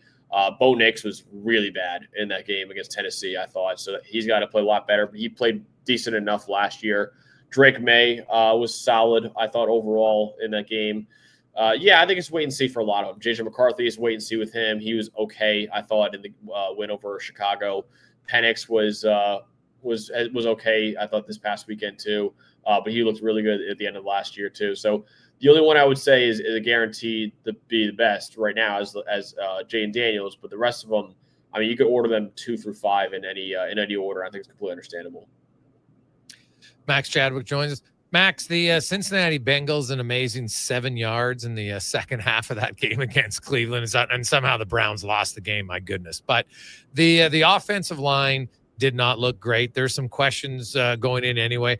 Is it just one game, or how much concern would you have about the O-line, their ability to protect their quarterback, to give him any sort of time to hit the big weapons that they have? A lot of concerns. Yeah, the Bengals had the third worst run blocking grade in week 1 and the sixth worst pass blocking grade in week 1. So that is a trend that I, unfortunately for Cincinnati, think will continue throughout the rest of the season. Now, of course, Cleveland might have the best defensive line in football, but I think that so it won't be as difficult as it was in week 1 the rest of the season until they play Cleveland again, obviously. But I think Cincinnati's offensive line is still a major question mark right now. The defense played actually really well, but again, Cleveland might have the worst offense in the NFL this year too. So, I'm worried. It feels like very similar to what we had last year with Cincinnati, where you have an MVP quarterback in Joe Burrow, who didn't even look that great, honestly, in the week 1 game. But you have superstars at receiver in Jamar Chase and T. Higgins. But outside of that, not much else, right? You have Trey Henderson on defense, but outside of him, not much on that defense. The offensive line is not very good. The defense overall is not very good. You're kind of relying on almost 3 players to win ball games for you right now in Burrow, Chase, and Higgins. I don't know how sustainable that is, even though all 3 of them are outstanding, and Henderson, too, is outstanding, too. But I don't know how reliable it is to rely on 4 players to carry you to the playoffs, even though one of them is a quarterback. Yeah, it feels very similar to the team that we saw last year at Cincinnati. You mentioned the Browns offense. How did Joe Flacco grade out, and how long do you think before they make a quarterback change? He was okay. It was fine. It wasn't anything too special out there. He had, the 13th best passing grade overall in week 1. It's the 16th overall grade in week 1. So you played like an average quarterback, honestly, is the best way I could describe it in week 1. So that's probably what they're looking for right now. I don't know if we will see Dylan Gabriel or Shedeur Sanders anytime soon in that offense, but I think Joe Flacco is just what they're looking for right now, just a stable presence. And, maybe if they start off with one of the worst records in the league, which I think they will, maybe we see one of the young kids get out there just to see and prove whether or not they could be the franchise quarterback. Because if Cleveland does have a top 5 pick, you got to imagine they're going to spend it on a quarterback in 2026. So maybe we see Shedeur or Gabriel get a shot to just show whether or not they deserve next year as the starting quarterback. But I feel like right now, Joe Flacco, I'd be surprised if they bench him anytime soon. Max Chadwick of Pro Football Focus joining us here on the Jason Gregor Show. I want to ask you about the San Francisco 49ers. That was a team that I thought could rebound this year if they stay healthy. It didn't happen. George Kittle's going to miss some time, and then, of course, Brock Purdy also added. And, they have one of the easier schedules in the league, but not right now. I mean, they get the Saints, but then Cards, Jags, Rams, Bucks. Do you think Mac Jones can keep them, I guess, at 500 through this next little stretcher before Purdy and Kittle return? Maybe. As someone who has both Brock Purdy and George Kittle on his fantasy team, it sucks for me going out. They're a team too. They feel like they are so talented on paper, but they're so injured all the time. And unfortunately, now you have your quarterback out for, I think, 2 to 5 weeks is what I saw, and Kittle's out for about 4 weeks too. So, yeah, those are 2 of the best players in the NFL at their position. And Purdy's more of like a top 15 quarterback in the NFL. But Kittle's easily top 3 tight end in football right now, maybe the best tight end in football. So those are 2 big losses. So with Mac Jones as the quarterback now, I remember when back in the day in 2021 where there was talk about Kyle Shanahan wanting to draft Mac Jones at number 3 overall. They obviously went with Trey Lance instead, but it would be funny to see him kind of be with Shanahan finally and show what he could do in that offense. But yeah, I like San Fran going into the year. I think I had them winning the NFC West, but now with these 2 injuries, you could see teams like the Rams take hold of that division right now. And maybe game of the week, a Super Bowl rematch on Sunday, 2:25 Mountain Time here in Kansas City, Chiefs and Eagles. What did you make of the Chiefs in their Week 1 loss? Yeah, I think you saw a lot of the issues they had last year. I think you saw the receiving core is not much difference makers in that receiving core. And then the one that you thought could be one, Xavier Worthy, was injured by Travis Kelce very early on in the game too. So, yeah, I think, once Rashee Rice gets back from a suspension, then it'll be better, obviously. But right now, it doesn't look too great. And then the Chiefs' offensive line was a little shaky too in this game. Pass protection was pretty good, but the run blocking was not very good at all. for Kansas City. So yeah, I thought there was issues that you saw from Kansas City, and the defense was really bad, I thought, against LA in week 1 too. So yeah, I think the defense will be better as the season goes on because they have a lot of talent. And Steve Spagnuolo is one of the best defensive coordinators of all time, really, in NFL. But the receiving core, there's not a lot of difference makers right now. I mean, Travis Kelce is well past his prime. This might be his final year in the NFL. And in that wide receiver room, especially, I don't really see the difference makers are now with Xavier Worthy injury too. It's even worse. So they need Rashee Rice to get back from his injury very fast because that receiving core. I mean, Mahomes is kind of by himself right now in that offense. It feels like. Yeah, you got to have playmakers. There's no question. Rice will help. Worthy comes in, and suddenly it'll look pretty good. If they can be 3-3 by the time Rice comes back, they probably should be in a pretty good situation. What did you make? How did Trevor Lawrence grade out? Like, I know it's Carolina and they're not that good, but like Trevor Lawrence, he'll show you something that, geez, hey, maybe this guy's all right. And then the next 5 throws, you're like, what? Like, where does he grade out? What do you make of his performance? Yeah, he was only 25th in PFF grade this week, so not great. And it's exactly what we just said right there. There's throws and runs even from him on tape where you go, yeah, that's why he was the chosen one coming out of Clemson. You know, one of the best prospects that I've ever seen at quarterback in recent memory. And then there's other times where he just misses throws, you know, and has these head-scratching mistakes too on his tape. So you're hoping with Liam Cohen there that, you know, those would go away and he become a top 10 quarterback like he's paid to be right now. But at least, and give it time. I'm not saying I'm fully selling on him just yet, but at least in week 1 against a Panthers defense that was pretty rough last year, it didn't look very good for Trevor Lawrence out there. So they got the win. That's all that matters at the end of the day. They have weapons there too with Travis Hunter there and obviously Brian Thomas Jr. there too. But at least in week 1, it was still more of the roller coaster that we've grown accustomed to seeing from Trevor Lawrence. Before we let you go here, I do have to ask you just one more question. At the college level, if USF beats Miami, where would you have them ranked? At least top 3, at least. I don't know if the AP poll will do that, but at least top 3, and you can argue them number 1. I would have to see what else happens in this week. I think maybe if LSU beats Florida this week too, you could have an argument for LSU to be above them. But yeah, I mean, if you beat Boise State, who's number 25 at the time, then you beat number 13 Florida, then you beat number 5 Miami, and the last 2 coming on the road too. I get it. They're not like the blue blood program that everyone is accustomed to seeing at number 1. But if they have those 3 wins, I'm a big resume guy personally. I know some people out there rather do, this is how good I think a team is. That's how I'm going to rank it. I care about resume, especially in the rankings at the end of the year when you're trying to determine the playoff. And resume-wise, I mean, I know it's very early on still, but resume-wise, if they beat Miami, they have easily, in my opinion, the best resume in college football. Awesome stuff, Max. Really appreciate it. To enjoy another great weekend of football. Thanks so much for your time. Thanks, guys. Max Chadwick joining us from Pro Football Focus. And that's a great question, Constantine, because actually I read a story today just about how when their coach took over that program, they were nothing. And from team, like just proper nutrition and so many different things that he has put in to that team, and now how they're going to be like, hey, you know what? And to a credit there, I think it was their school president said, we put more into our football program in the last 3 years than we did in the previous 20. So they've made a commitment to it, and they're kind of like that unexpected Cinderella story right now in college football. Yeah, and you know what? Full credit, that was Declan Kruger. He told me to look at my phone, and I thought he was pointing at his screen backdrop. It's Jimmy Butler. I'm like, I don't get what you mean. But yeah, that's a good question with those wins that they had. Like, that is so cool when the teams like that go on runs that maybe don't have the tradition of being a powerhouse and pop up every once in a while. University of Central Florida a couple of years ago did it too. So yeah, it's a good question from Declan. Yeah, for sure. Let's take a quick break. We'll come back. We have 5 questions here on Sports 1440, Oilers Nation, YouTube, Facebook, X, and Instagram. It all started in 2006. The year Twitter was founded. Google bought YouTube. We played Wii Sports. And the Rocks opened, changing Jasper Avenue forever. Celebrate 19 years of OTR on September 19th. Featuring Edmonton's own, the Royal Foundry.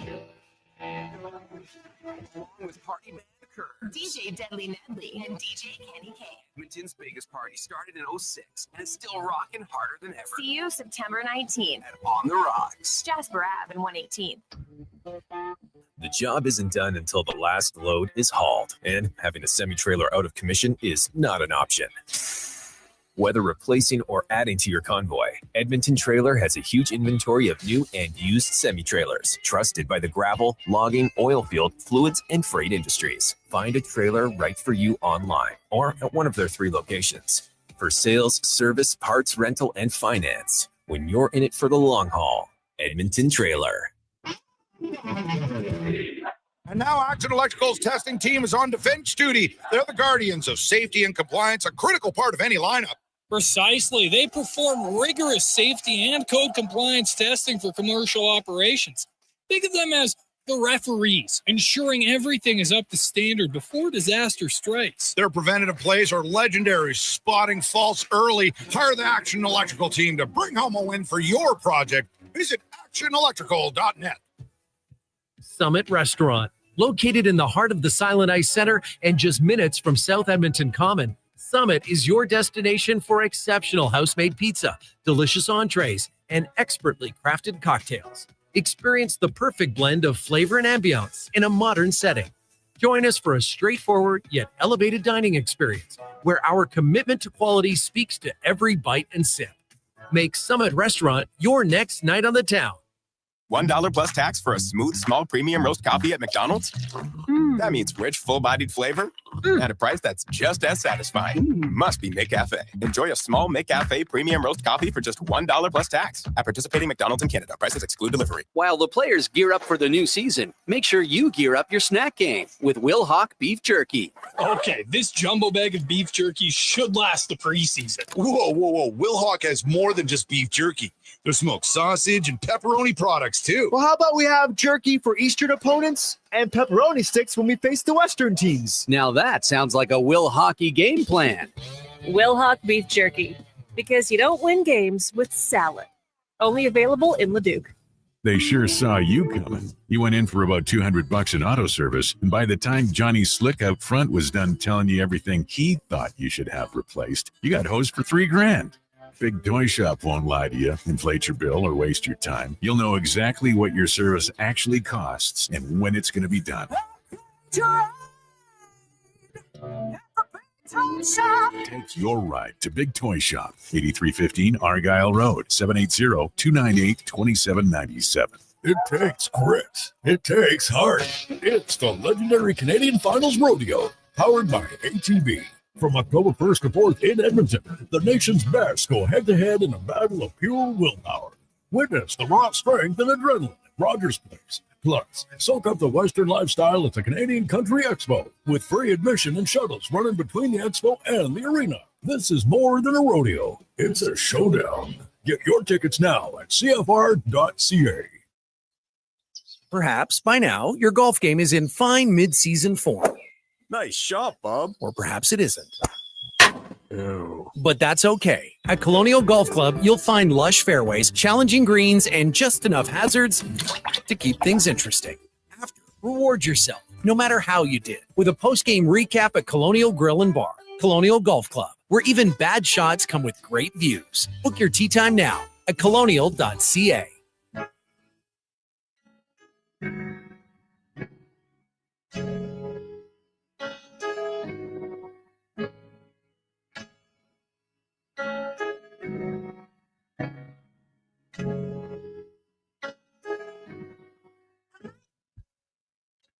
Portions of this hour brought to you by Cantork. What's the best way to beat the tariffs? Buy Canadian. Cantork's products not only made in Canada, but right here in Edmonton. Save money, support Canada at cantork.com. From puck drop to kickoff, it's the Jason Gregor Show on Sports 1440. Presented by PlayAlberta.ca, Alberta's only regulated online gambling website. Roll through the Gregor Show, presented by PlayAlberta.ca. Get in the game tonight, of course. Monday night, lots of better odds, lots more fun games to play. Check it out, PlayAlberta.ca. And when you're there, be sure to use your game sense. Don't overspend. PlayAlberta.ca. Let's get to 5 questions. Brought to you by The Brick, as the tent sale continues on unbelievable savings. How about $1,100 off sofas and sectionals, up to $700 off 50-inch TVs, and free delivery locally for any TV 50 inches or more. The Brick and thebrick.com for the tent sale. It's time for 5 questions on the Jason Gregor Show. All right, Jason, question number 1. TSN's Marty Baron ranked NHL goaltending duos had the Oilers 25th, with only the Blackhawks, Sabres, Mammoth, Jackets, Flyers, Penguins, and Sharks below them. Would you agree with that spot for Skinner and Pickard? I don't know. It's kind of interesting. Your goaltender, hey, they're the goalies that won you 14 playoff games. Yeah, I don't know. I'd have to see what was his rankings about. It's a little bit of a projection. I'm going to say, I think Stuart Skinner's going to have a better year than a lot of people think. I'll just say that. So I would have them. They'll definitely end up higher than 25th. How about that?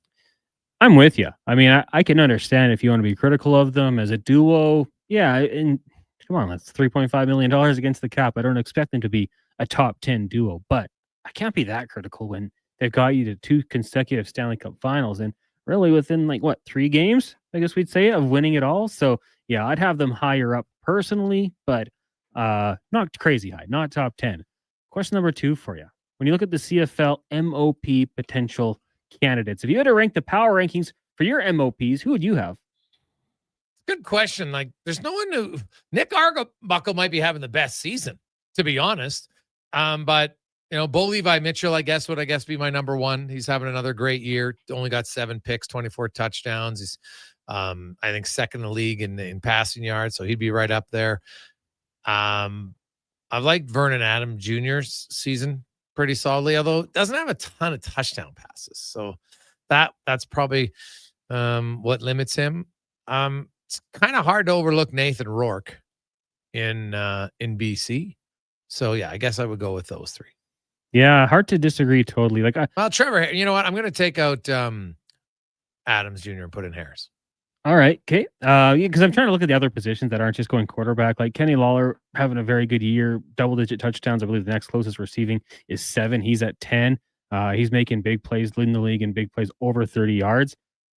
But I feel like it's still going to go to a quarterback. So I've loved what Nick Arbuckle is going to do. Bo Levi for sure, and I'll keep Nathan Rourke in there as well. But like you said, quarterback, some pretty good options there. Question number 3 for you today. PlayAlberta.ca is the Packers as 3.5-point favorites over the Commanders. How do you feel about this one? And is there any other bet you'd be in favor of making? I think this is an under game, man. I kind of got a sense of an under game. That Packers defense looked really good. And with their best defensive player likely going to take more snaps tonight, Parsons, that's only going to help them.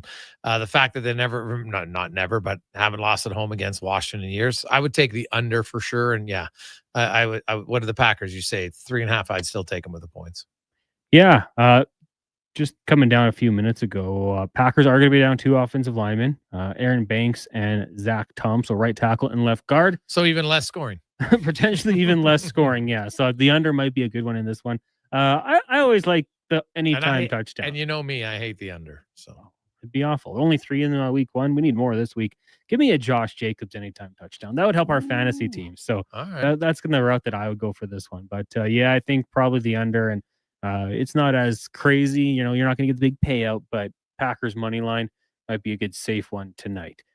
Question number 4. The Argos have said that Chad Kelly would be the starter once he's healthy, replacing Arbuckle. That was from head coach Ryan Dinwiddie. Are you a fan of the old never lose your job to injury rule? Not really when it's this deep into a season. I could see you're going to say, okay, you automatically get to be the starter, even though our starter is having the best number. Not only is Nick Arbuckle leading the league in passing yards, he's 72% completion percentage. He's playing great, right? I think he's got the second highest quarterback efficiency rating. It's hard for me to say, hey, Kelly's coming off an injury. You could say that publicly to just diffuse the situation, but you can say, he's not ready to start. So that's your easy out. Yeah, he still hasn't. We still don't think he's ready yet. Because you can be ready to practice, Connor, but not play. Yeah. I mean, when it really gets going, a little bit different. Arbuckle also, this might be more of a sign for their team. Second on the team in rushing.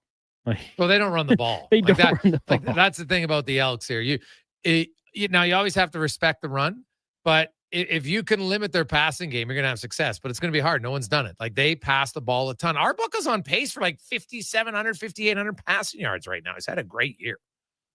Final question for you, Gregor. On this day in 1977, the Atari 2600, I believe, was released in honor of that. If you had to pick your favorite gaming console of all time, what would it be? Oh, buddy, I was just at the Hockey Hall of Fame, and they had an old Intellivision. So that's what I grew up. So I think everybody's going to be a little bit biased in their gaming system because the one you played on. Right now, it had the disc controller, and anybody who had Intellivision will know, like, your thumb, you almost get a blister from that. Like, the side button on the Intellivision controller. I don't know if you ever played Intellivision cons, but it was a test of your character. I'll say that right now. It was a test of your character as a young player on Intellivision. Then you threw in the disc, which was almost impossible to control in certain games. But I loved it, man. Like, from baseball to all the different games. They had Snafu, horse racing. God, I used to love the horse racing game. You'd make the mistake sometimes, whip your horse too early, then it would slow down, you get crushed, you just be annoyed. Or you try to reach over and hit the whip button on your buddy's controller just to annoy him. So it was great, man. Lock and Chase, classic Intellivision game. So I'm going to go with what I grew up on because that's the only one I know, Intellivision. Was that Frogger too? Geez, I don't think so. I don't recall. No, Astro Smash. That was another classic game. I would have to go with Nintendo 64. I was a big fan of the SNES, the Super Nintendo, but I remember when the N64 came out and nobody really knew how to hold the controller because it had like the three kind of parts you could grip. But GoldenEye, Mario Kart, all the wrestling games, like WCW versus NWO, were amazing. And then that's where I kind of fell in love with football, playing Quarterback Club 98 with Brett Favre on the cover. So yeah, the N64 Club 98. The Chargers had Junior Seau, Rodney Harrison. That's where it all began for me. So N64 was the best. The modern systems are fantastic, but I got to be loyal to my time frame. All right. Okay. Well, yeah, I think it's what you grew up playing. You're like when we went to the Hockey Hall of Fame, they had an old Intellivision console, man, and the game, like how it looked, with the kind of had a triangle at the end when you punch it in and lock it in. God, so fun. Like, you know what? That's all I always try to remember as a dad. Like, hey, you know what? Some of the best memories are like, I didn't play too much video games. You still have to restrict it, but there's just something about why it was enjoyable as a kid to play a video game. It was just fun, like challenging. You could be competitive. It was frustrating at the same time. God, I loved all of it. So. No, I don't play. I would have loved to play that again because I don't play a ton of video games except Galaga. So that's the one game, Cons. Where am I at? If there's a Galaga game, I'm sitting down. I'm playing. It's just you can't say no. You can't do it. It's life is too short not to play Galaga when it's there. That's just how I view it. So nice. I did play a little bit of Atari because my friends had it. So you'd go to their house. So you play some other consoles, right? But like nowadays, I know when some of the kids come over, they're like, oh, I don't have this one, so I don't play it. I'm like, suck it up, Buttercup. Learn how to play. Like, geez. Like they just, oh, well, no, I'm not good at it, so I can't play. Well, that's the whole point. Yeah, you don't just get to be great right away.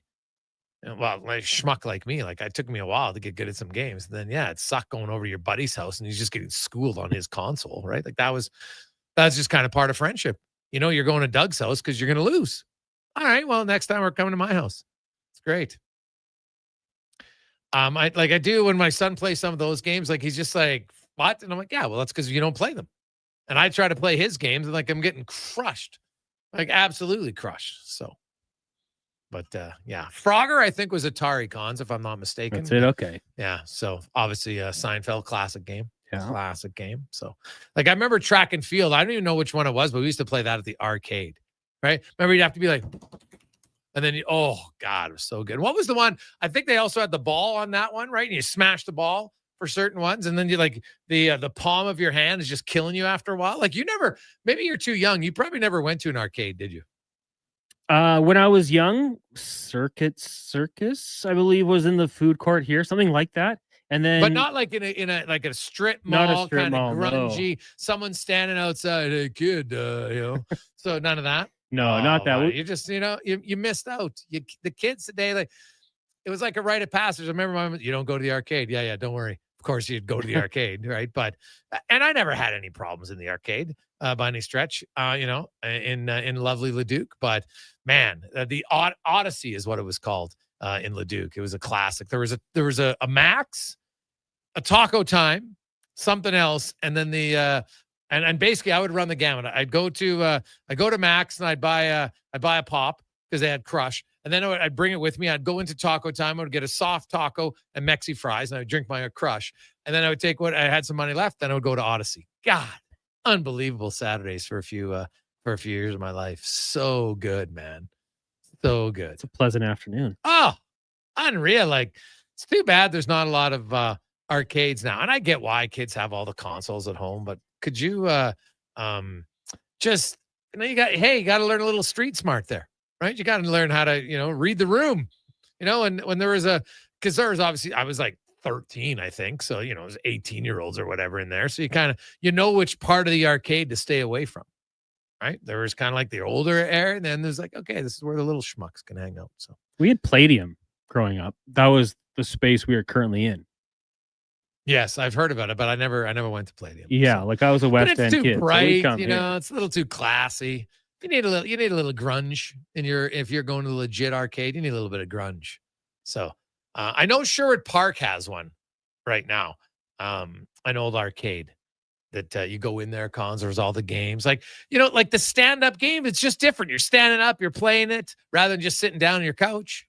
Yeah, right. So something about that. God, I should have to set up a tournament. I remember when we did that. We had that tournament we did many years ago for NHL. People got right into it. It was fun. Did that for a little fundraiser, but I'd like to maybe do an old school one. It'd be great.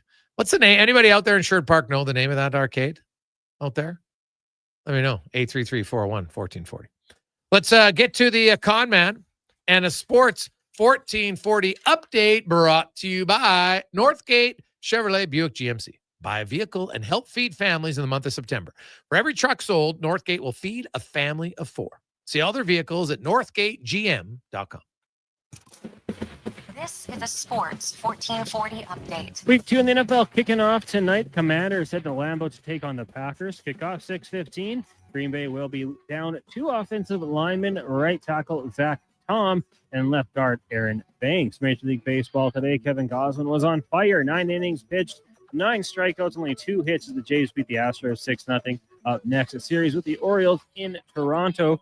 Elsewhere, Marlins right now up on the Nationals 2-0 in the bottom of the second. Earlier today, had the Pirates fall into those Orioles 3-2, and the White Sox got past the race 5-1. Later tonight, Padres host the Rockies, Angels in Seattle, Phillies up against the Mets, and the Royals take on the Guardians. Zach Collaros will not play Friday night when they take on the Hamilton Tiger Cats. Instead, Chris Trevor will get the start. And in the WNBA this evening, 4 games on the schedule. Sky hosts the Liberty, Mercury in Arlington to take on the Wings, Lynx and Valkyries, and the Aces meet the Sparks. Coming up in hour 4 of the Jason Gregor Show, we'll be joined by Rogers Sportsnet Mark Spector, and we'll talk some Jays with Thomas Hall. I'm Connor Halley. This has been a Sports 1440 update.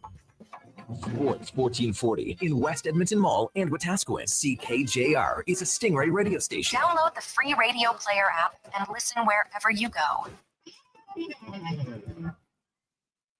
Performance by Action Electrical today. Their projects team kicked things off, designing and building with unmatched skill. Then the service team swoops in for those crucial repairs and maintenance. And don't forget the testing team, ensuring everything's safe and sound before the solar team scores with sustainable energy. A complete team effort. Halley. Have Action Electrical running things for you and your project. Visit actionelectrical.net. A complete game. It's the Bricks famous tent Next to set up Save up to 60% off clearance items in the tent and store, with more amazing deals arriving daily in every department. Like up to $1,800 off power reclining sectionals and up to $700 off big screen TVs. Buy more, save more when you buy 2 or more major appliances, up to $1,000 off. Plus, get a free Bluetooth party speaker when you spend $9.99 or more on furniture. Some exclusions apply. See in-store for details. The Brick, saving you more. God said, I need somebody to get up before dawn, milk cows, work all day in the fields, milk cows again, eat supper, go to town, and stay all night at a meeting at the school board. So God made a farmer. Hi, Mike here from Northgate Chevrolet Buick GMC. We are so thankful God made a farmer. For the month of September, it is our goal to feed 500 families. With every vehicle sold, we will feed a family of 4. So please help us reach our goal. Visit us online at northgategm.com. At Fountain Tire, get up to 25% off select tires, up to $125 off a set of 4 select Goodyear tires, and $50 off $150 service until October 18th. Restrictions apply. We roll Book through. today. Fountain Tire. We're on this road together, Canada. $1 plus tax for a smooth, small premium roast coffee at McDonald's? That means rich, full-bodied flavor and a Kickoff. just as satisfying. Must be McCafe. Enjoy a Gregor Show McCafe presented by Play premium roast Alberta. coffee for just $1 plus tax at participating McDonald's in Canada. Prices exclude delivery. Listen up, because you're not going to want to miss this. Right now is your chance to get in on Play Alberta's biggest offer ever. For a limited time only, new players can get up to a $1,000 casino bonus when they sign up. There's never been a better time to join the fun. Visit playalberta.ca today to get started with casino, sports, and lottery all in one app. Must be 18 plus to play. Remember, if you gamble, use your game sense. Every morning, you look in the mirror and see less of yourself. Hair loss can feel like losing a part of who you are. But it doesn't have to be that way. Hi, I'm Dr. Vance Elliott. At Advanced Hair and Skin Surgery, we understand the pain of hair loss. Our advanced hair restoration solutions won't just bring back your hair. They'll help you face the mirror with confidence. Good morning, you sexy beast. Visit drvanceelliott.com today because it's time to be the man you remember. The ATB Classic is returning to Northern Bear Golf Club. An international field of professionals will battle it out on their path towards the PGA Tour. Advance tickets are $20 or upgrade your access to sit greenside in the Sports 1440 Birdie Bar. Presented by Sleeman. Net proceeds go to Youth on Course to give kids age 6 to 18 access to play golf for just $5. Come see the future stars of the PGA Tour. The ATB Classic. On now until September 14th. Get your tickets at atbclassic.com. Portions of this hour brought to you by Harley Davidson of Edmonton on the Yellowhead Trail, locally owned and operated by the Kent family and celebrating 45 years. See all their great bikes at hdedmonton.com. The Jason Gregor Show, the best of Edmonton sports talk and beyond. This is Sports 1440. Presented by playalberta.ca, Alberta's only regulated online gambling website.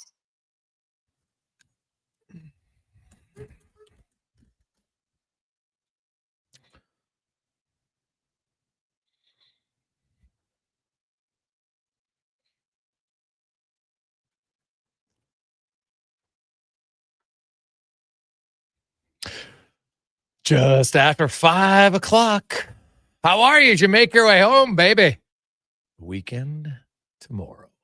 Nice. Some of you going to the big Morgan Wallen concert Friday and Saturday night. So that should be fun. You've got Elks game in the afternoon on Saturday. Maybe go down to with Connor Halley to the watch party.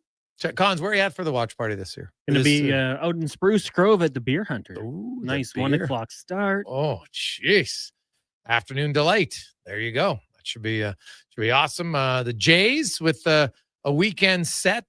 Baltimore coming to town. The Jays Gosman with his first complete game, 2-hit shutout today. There's only been 11 complete game shutouts in all of Major League Baseball this year. And Gosman just threw the 11th one earlier today. That is how rare complete games are. And then you're throwing a complete game shutout, even more rare. So good as also some of you are going to go to the Oiler rookie game tomorrow night as they take on the Calgary Flames. You got junior football action, the rivalry, the Huskies and the Wildcats. So man, there's lots and lots going on next weekend. Of course, you'll have the Oil Kings with they're in Red Deer on Friday and then back against the Rebels next Saturday. And man, we'll be in full gear here. So much going on. Love it. Love it. It's a great time of year.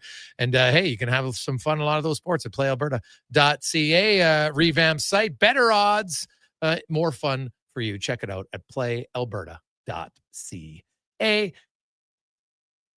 This is the Gregor Show. Sports 1440, sports1440.ca, as well as YouTube for Sports 1440, Oilers Nation, X, Instagram, Anywhere where you get your podcast, check it out. Thanks for listening. Thanks so much for watching. If you go to Sports 1440 YouTube, just hit the subscribe button. We'd very much appreciate it. That'll be fantastic. It's rolling on up. We'd love to get to 2025, because the more we get, it just opens up more things for us. So we're gonna do some giveaways on there. Maybe go to an order game or two. So have some fun. Let's get to the spec report now, brought to you by GS Construction. You want to speak fun? Hey, how about working at GS, man? Because it's not just a job. They want people that are looking for a career. They advance so many people up the ranks internally.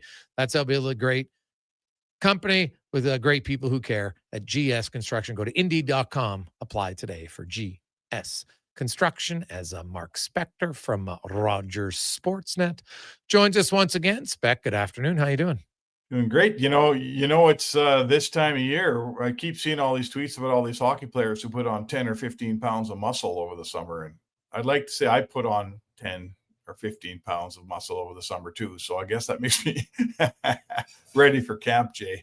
Now, I was going to chuckle at that 10 or 15 spec, because I don't know many guys who actually put on 10 or 15 pounds. That's a lot of pounds of muscle, man. One off season. I think it's virtually impossible to do. I see guys who, younger players come in, you gain 5 pounds kind of periodically, guys who are drafted, and then, their hockey DB page, elite prospects will say they're 180. And that's true at the time. But then a few years later, they're up to 190, 192, 195. And, that happens. But 10 to 15 in 1, 3, 4 month span. Maybe it's kind of like the guys come in. Yeah. Hey, I'm 5'11". Okay. 5'9". So yeah, that's not always the case. But somebody did a study in the Western League, and they looked at all like 600, 700 or 800 players or whatever there is. And they found that there was like 2 guys that were 5'11". Everybody was either 6 foot or 5'10", but nobody was 5'11". If you got to 5'11", then you just said you're 6 foot. Yeah. So I listen, given the opportunity that you and I have, Jason, to actually go to the dressing room and talk to players, that's just one of the reasons and the advantages of access is, I stood next to Matt Savoy today in skates. He was wearing skates, and you know what? His size is okay. In skates, he's 6 foot. So what does that make him? 5'10" normally? He's not that bad. He's not as tiny as some players we've seen, but sometimes you go stand next to a guy in stocking feet and you're looking right down on him. And then you look at his hockey DB and it says 5'11", and you go, yeah, no chance, man. No chance. Well, for you, that's a little different because you like to wear lifts sometimes in the room. So I do not wear lifts. We all know our height. I'm 5'11". Yeah, I'm 5'11". So if a guy's taller than... So with shoes on, you're probably 6 feet, right? I guess close to. So my point is, any guy taller than me when I'm standing next to him is a 6-footer. Yes. And any guy who's me or less who's trying to tell me he's 6 feet, I'm here to tell you he's not. And again, 100%. That's why we go to the rink. It's the little things like that matter, man. Oh yeah, no, I always chuckle sometimes at the height of guys that come in. I'm like, are you kidding me right now? Like, no chance. And I get why. Hey, I remember guys have told stories where back in the day they used to put they put coins and different things in their pockets because they're trying to weigh more. So I get it because some people look at the certain numbers and it matters rightly or wrongly. So I totally get it. Now the rookies did go on the ice today. Spec, they're going to play tomorrow against the Calgary Flames, and Savoy and Howard. We all know those are the only 2 guys I think at rookie camp who have a legit shot to make the Oilers NHL roster this year. What's your early impressions of young Ike Howard? Well, I watched him play today. He clearly in that group stands out with skill, as does 22 Matt Savoy. They played together in all the drills. 53 Howard is a left shot. 22 Savoy's a right shot. Relatively pretty much the same size person, give or take a pound or 2.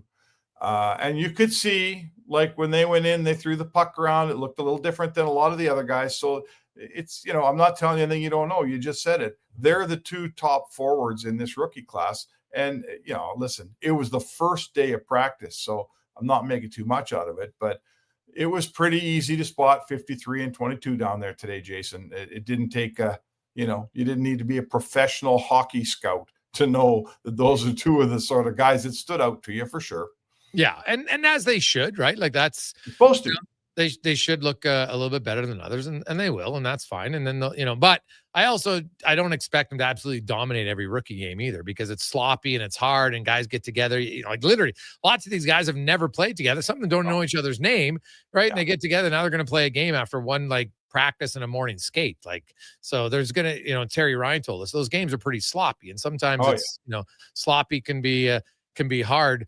For sure. What about Carfagna? Did he catch your eye at all? He kind of intrigues me, not for this year, but potentially down the road. The free agent NCAA defender. Yeah, I saw him. Looked up his number. I'm not gonna. You know what? They're doing drills, so no. And they weren't even really doing much defending as such. Everyone had the puck all the time. So I'm afraid you're probably a day early on that question. Did I see him? Yeah. Did I look down for his number and go, "Who's that guy?" Yeah, I did. But I'm not going to make a review on a guy on the first day of practice. No, I'm not asking to say, hey, I did see him. He looks like anything that says like, hey, this is like the guy's, he moves, his size, lots of different things. I'm just always everybody has a first impression of a player. Like some guys, like the thing that stood out to me from Margiano when I saw him at the order skate was just how slight he was. And I'm like, that guy's going to have to fill out. That's just the reality. He's going to get knocked. He'll get knocked all over the ice. And the one guy I did notice on several occasions actually was Connor Clattenburg. He's 6'4". Yeah. And you know what? He moved around pretty good. I thought he got up and down the ice exceptionally well for a man his size. So that size, and with his boots that appear, again, early looks here. I didn't see much of him last year, but you know what? A guy who could skate and has size, he's going to get a look, man. In the game today, the way the kids are coming out smaller and smaller, he's a big, strong, young guy. And yeah, he wore 64 today. Jason Bonsignore's old number, I might add. And he stood out as well. Yeah. Well, thing about him is he brings an element the organization does not have. And he's not going to bring it this year to the team. But Speck, he's a shift disturber significantly. Okay. He will run guys off. Do not be surprised in the rookie game if he drops the flippers and is running guys, because that's just how he plays. And that's and Edmonton desperately, I think, needs somebody down the road for that role. I just think it's like, look at Sam Bennett. And like, obviously you want a guy who's skilled, and I don't think he's going to be that skilled, but just having guys like that who can ruffle the feathers of the opposition, Edmonton they don't really have that. And you don't get it if you don't draft it. No, haven't had it for a long time. There hasn't been a lot of guys that, and it's a long season. You need to wake your team up once in a while. Like, who took that role on last year, we'd all agree, is Corey Perry. When things were in the doldrums, he's the one. Here's the 40-year-old drop the gloves and make something happen and wake up the bench and maybe rescue a game a little bit. And he's not there anymore. You're right. Clattenburg's not playing this year, but a guy who has been that player in the past is Andrew Mangiapane. And the thing about that player is once he scores some goals traditionally and gets a little older, traditionally, they're usually fairly eager to leave that role behind to some young guy. So I'll be interested to see with Mangiapane. He's coming off not a great year. He's trying to, relatively speaking, reestablish himself as a top player. I wonder if he'll consider that back to be a part of his game again, the way it was when he was a little bit younger in Calgary. Yeah, he's never been like that physical. Like he'll be a little bit of a gnat, but I don't think he's going to be out fighting anybody. I'm not talking about fighting. I'm talking about being a gnat. I'm talking about drilling you when you're not looking. I'm talking about, walking the edge a little bit on legality. He doesn't have to fight. Yeah. In fact, those guys never do fight anymore. And if you can't beat them, join them. I say the Oilers could use one of them. Oh yeah, having a gnat or a shift disturber spec, I'd like to call him, would be welcome for certain for this organization, especially in a long season. The guy that can play obviously helps. Like that's why I just think Tom Wilson is so valuable because of what he can do as a player, right? Like there's not a lot of guys who can do that. Nah, he's everything though. He can play. Yeah. Right. He can play. He can fight. He'll hit the hell out of you. Oh yeah. He'll do whatever. I mean, he's kind of like Jason. My analogy on Tom Wilson almost is every time a little player came along, they said, well, Theoren Fleury did it and he was 5'8". Yeah. Guess what? There was one Theoren Fleury, right? Yeah. There was never another Theoren Fleury that was that good and that crazy and that willing to do anything. So Tom Wilson, I would love him on my team, but if you're tapping your foot waiting around for the next Tom Wilson, you might be waiting a long time. Oh God, yeah, no. And you know what's funny though about Tom Wilson? You know who really likes fighting Tom Wilson? Who? Trent Frederick. Oh, really? Oh yeah, like that, and like loved it.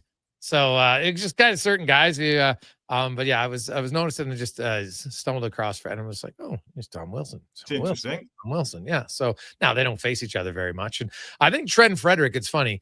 I think he's the one player who Oiler fans were like, oh, geez, I don't really like Trent Frederick. Oh, geez, I signed him for 8 years. I think the tune that's going to change the most on 2 players this year in Edmonton is going to be Trent Frederick. I think the other one's going to be on Stuart Skinner because a lot of people think Stuart Skinner's a bum and he's done and he should never play. I think they'll be, oh, he's all right because I think Stuart Skinner's going to be fine this season. But I think Trent Frederick's going to win over some fans with his style of play and now that he's healthy.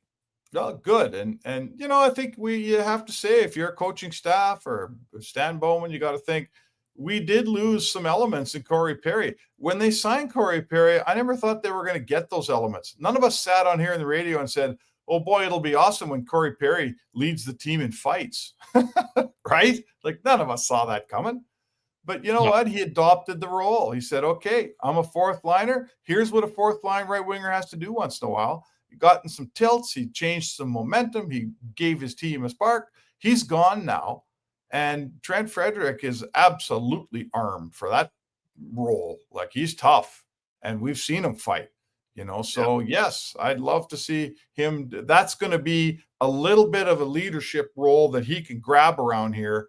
You know, let's face it. He's not going to lead the team in goals. He's not going to lead the team in assists. He's not the fastest guy, but I'll tell you, there's a big void there in aggressive players that don't take any crap from anybody. And he could be a leader there.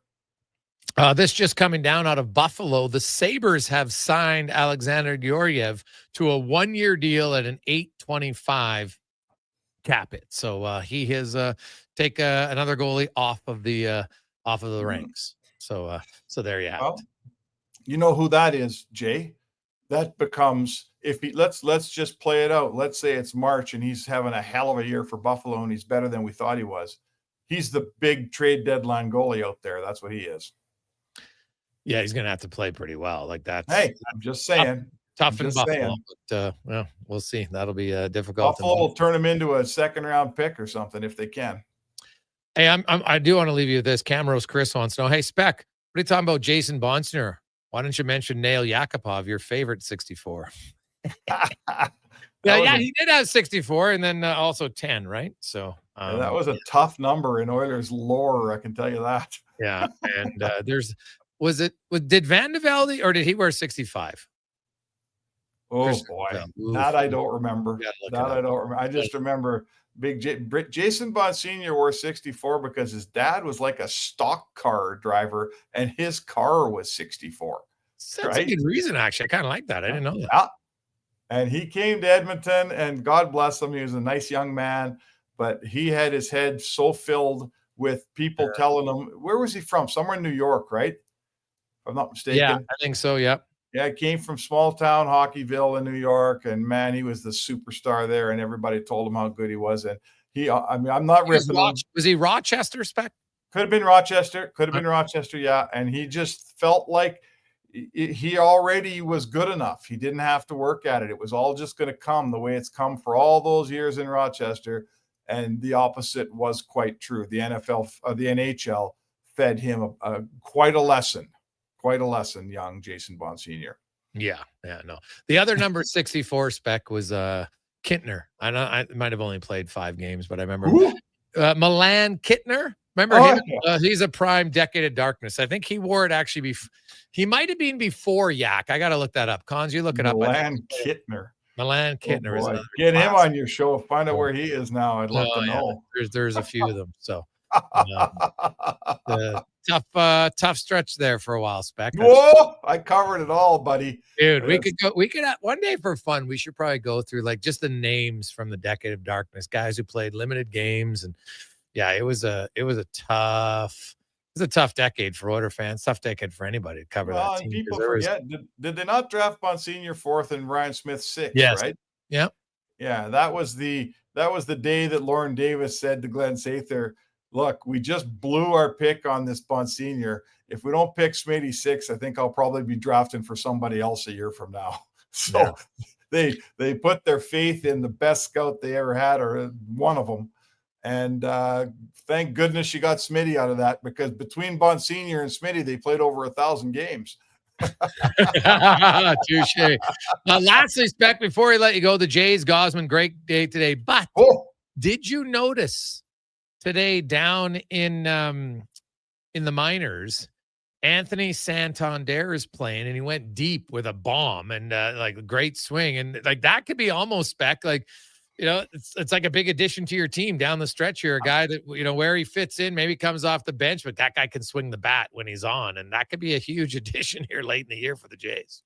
Well, I saw they had La Perfido up and was playing the other day, so I guess they've clearly got a spot in their roster when the guy gets healthy. He came up because Bichette's on the 10-game IL. So he came up for Bichette. So my point would be, there's room when the slugger's ready to go. Listen, another bat? Are you kidding me? Coming down the stretch, if he gets healthy in time to help here, like the GM said today that he's going to play, quote, a number, unquote, of games in Buffalo. But that's okay. You know what? Make sure you're ready and then get up here for the last 5-6 of the season. I saw the game today while I was writing. I wrote a piece on Savoy and Howard. It's up on sportsnet.ca now, but Gosman was he good. I mean, I think he threw 102 pitches, maybe 103 pitches. 100 pitches, Spec, 79 strikes. Yeah, he was just dealing. I mean, that is, you know, if the playoffs start right away, he's your game one starter. He is on fire right now. And look at that. Listen, man, you got Bieber, you got Scherzer, you got him. You know, there's three guys that are, I know Bieber got beat the other day, but he didn't pitch very poorly. I love their starting rotation. They got guys, man. They got a chance. They got a chance to win a series here for sure.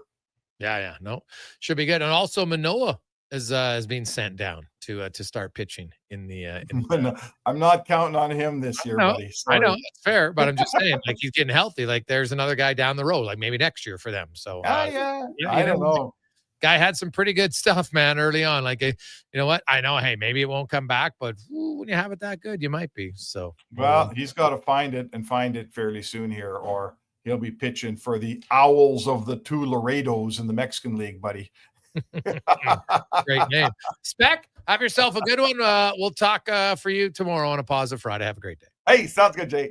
It's a Spec Report brought to you by GS Construction. We'll return. And when we come back on the Gregor Show here on Sports 1440, Orders Nation, YouTube, Facebook, X, and Instagram, we will talk a little Jays. And, man, there's lots of news going on around the Jays. So it's coming up next. And a little hockey talk on the Gregor Show, presented by Play, Alberta.ca, live in Sports 1440, sports1440.ca, and YouTube, X, and Instagram. Is your company drowning in paperwork and administrative tasks? Do you need more data to make better decisions? Nectar.io is your company's all-in-one solution for fleet and materials management, safety, time cards, and GIS-based project management. Now is the time to capture and transform field, site, and shop data into boardroom-level business intelligence, all with one login. Visit Nectar.io to book a demo today. Nectar.io, your business made better. That's the sound of the Harley you've been dreaming about. And this is the sound of opportunity knocking. And it's coming from Harley-Davidson of Edmonton. Our end-of-season sale is on, and we're clearing the floor with unbelievable prices on a huge selection of pre-owned bikes. This is your moment to own the legend. Find your dream machine at Harley-Davidson of Edmonton on the Yellowhead Trail. Locally owned and operated by the Kent family and celebrating 45 years. The Spruce Grove Saints home opener is Friday, September 19th, and you don't want to miss it. The Saints will be playing their first game in the brand new Thompson Family Arena as they host league champion Brooks Bandits at 7 p.m. With a completely new and exciting in-game experience, including a state-of-the-art Jumbotron, the Thompson Family Arena will be the place to be. Don't miss the Spruce Grove Saints home opener, September 19th. For tickets, visit tickets.sgsaints.ca. Legacy Heating and Cooling is sounding the call. Don't struggle through winter with a furnace you can't trust. For maintenance before winter strikes, Call Legacy Call Legacy. For furnace tune-ups and repairs to give peace of mind. Call Legacy. Call Legacy. Or to scrap your old furnace for a brand new high-efficiency one. Call Legacy. Call Legacy. And with no payments, no interest for 1 year on your new furnace, it's gotta be Legacy Heating and Cooling. I'm Colin Livingston, president of Cantork. Since 2016, we've been at the forefront of hydraulic torque wrenches in Canada. I'm delighted to share our latest venture, in-house production for quicker turnaround, superior quality, and heightened versatility. Experience excellence at cantork.com. The employee pricing event is on now at GMC. Right now, get up to $14,000 off the 2025 Sierra 1500 Denali Ultimate. Bring power wherever you go with a 6.2-liter Ecotec V8 engine with dynamic fuel management technology. Bring style to the open road with a signature Denali Vader chrome grille and accents. And keep comfort top of mind with available Super Cruise hands-free driver assistance capability. Employee pricing is on now. Ask your GMC dealer for details.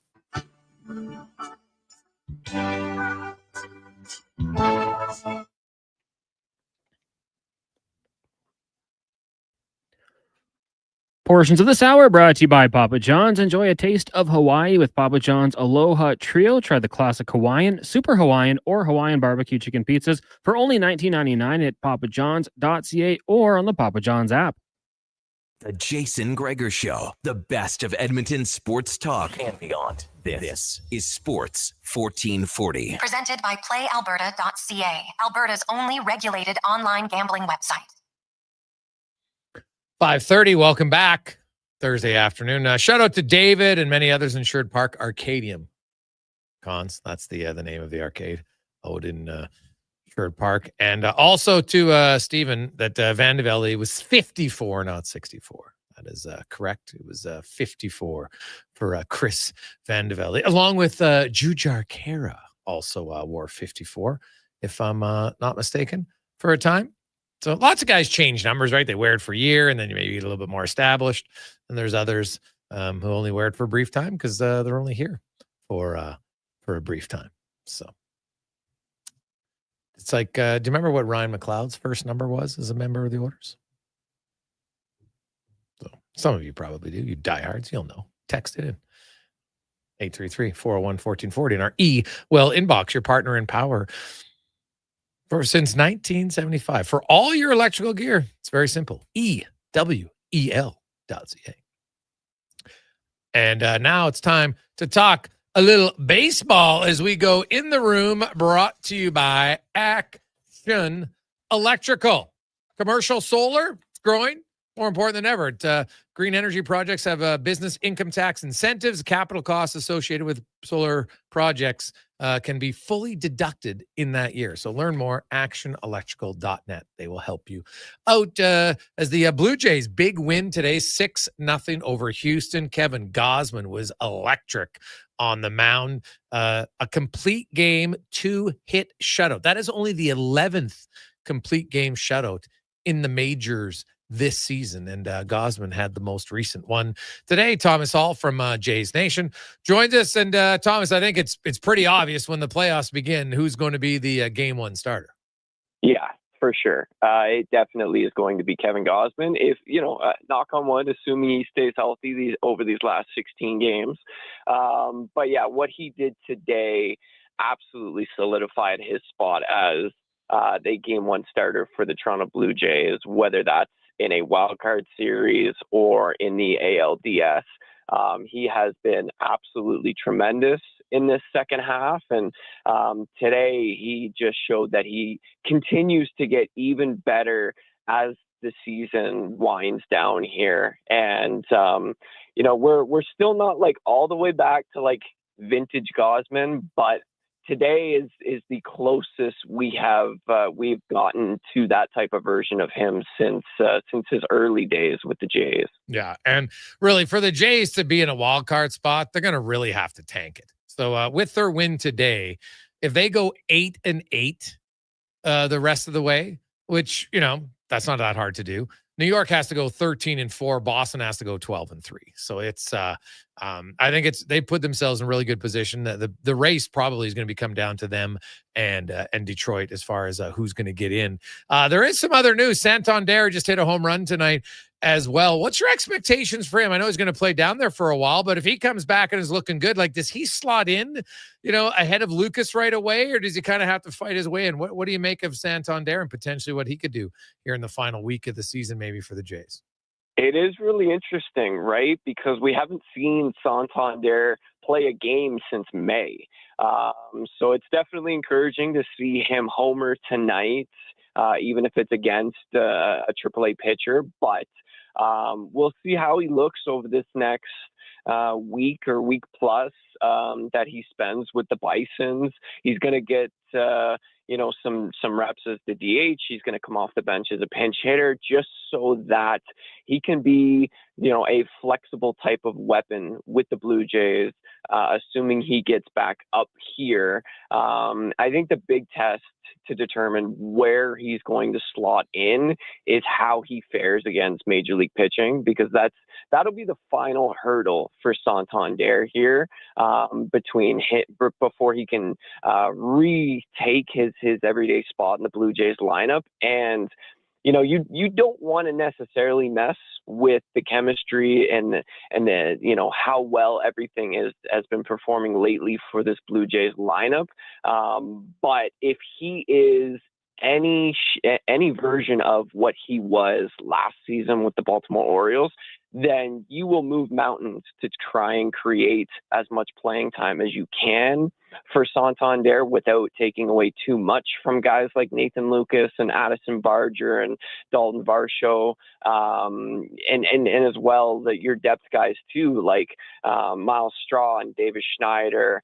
You certainly don't want those guys to miss out on too much playing time. So I think it'll all be up to how Santander looks, and so far he's off to a great start. Yeah, no, definitely true. And you know what? They're depth guys, man. Like every game, it seems different game. There's somebody at the bottom of the order comes up with a big play, whether it's defensively. Straw's made some unreal catches when he plays in the field, and then just come up with some big bats, and even INF comes up with some big hits after they pick him up on waivers, and so everybody feels a part of it.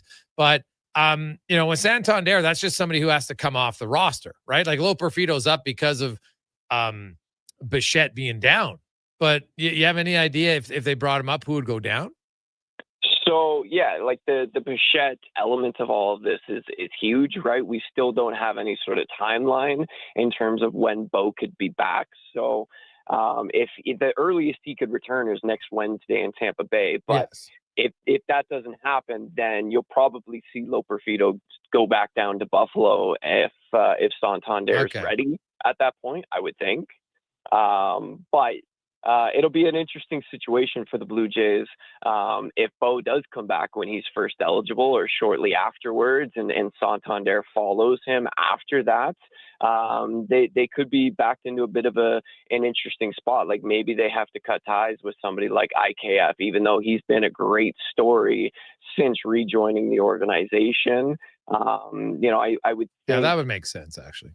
Yeah, I mean, he's a guy that, as much of a huge clubhouse presence he is, and somebody that is very easy to root for, ultimately getting Santander reps at the major league level is the most important thing right now. And so if you have to cut bait with a veteran who's out of options and can't be sent to the minors, then unfortunately that might be a tough decision the Blue Jays will be faced with in the next week or so.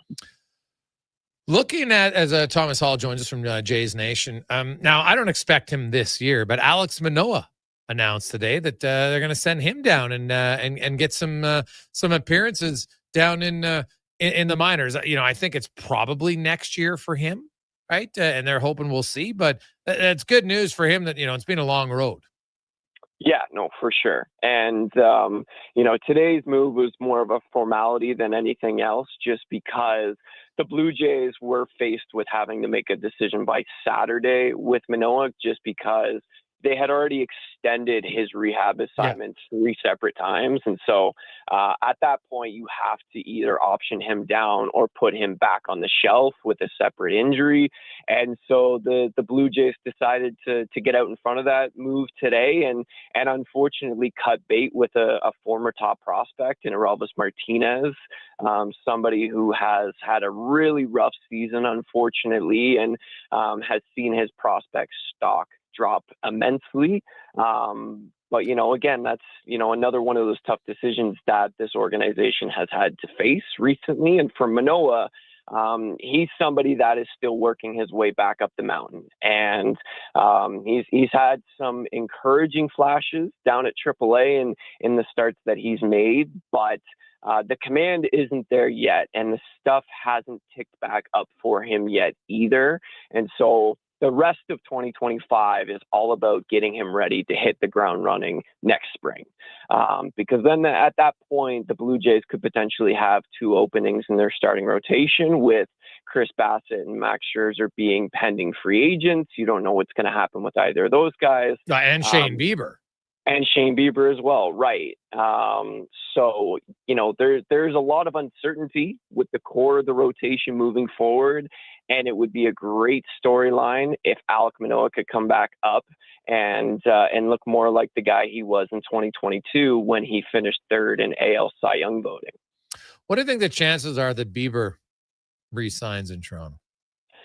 It's, it's interesting because the Blue Jays have done this before with Jose Barrios, where they make a trade deadline acquisition, and that ensuing offseason, they go out and extend that pitcher to a long-term deal. And with the way Bieber has looked, like, there's no doubt he's declining that player option that he has and going out in the open market and seeing how other teams value him. But with how well things have gone in Toronto so far, I think there'd be a ton of interest from the Blue Jays side to try and bring him back.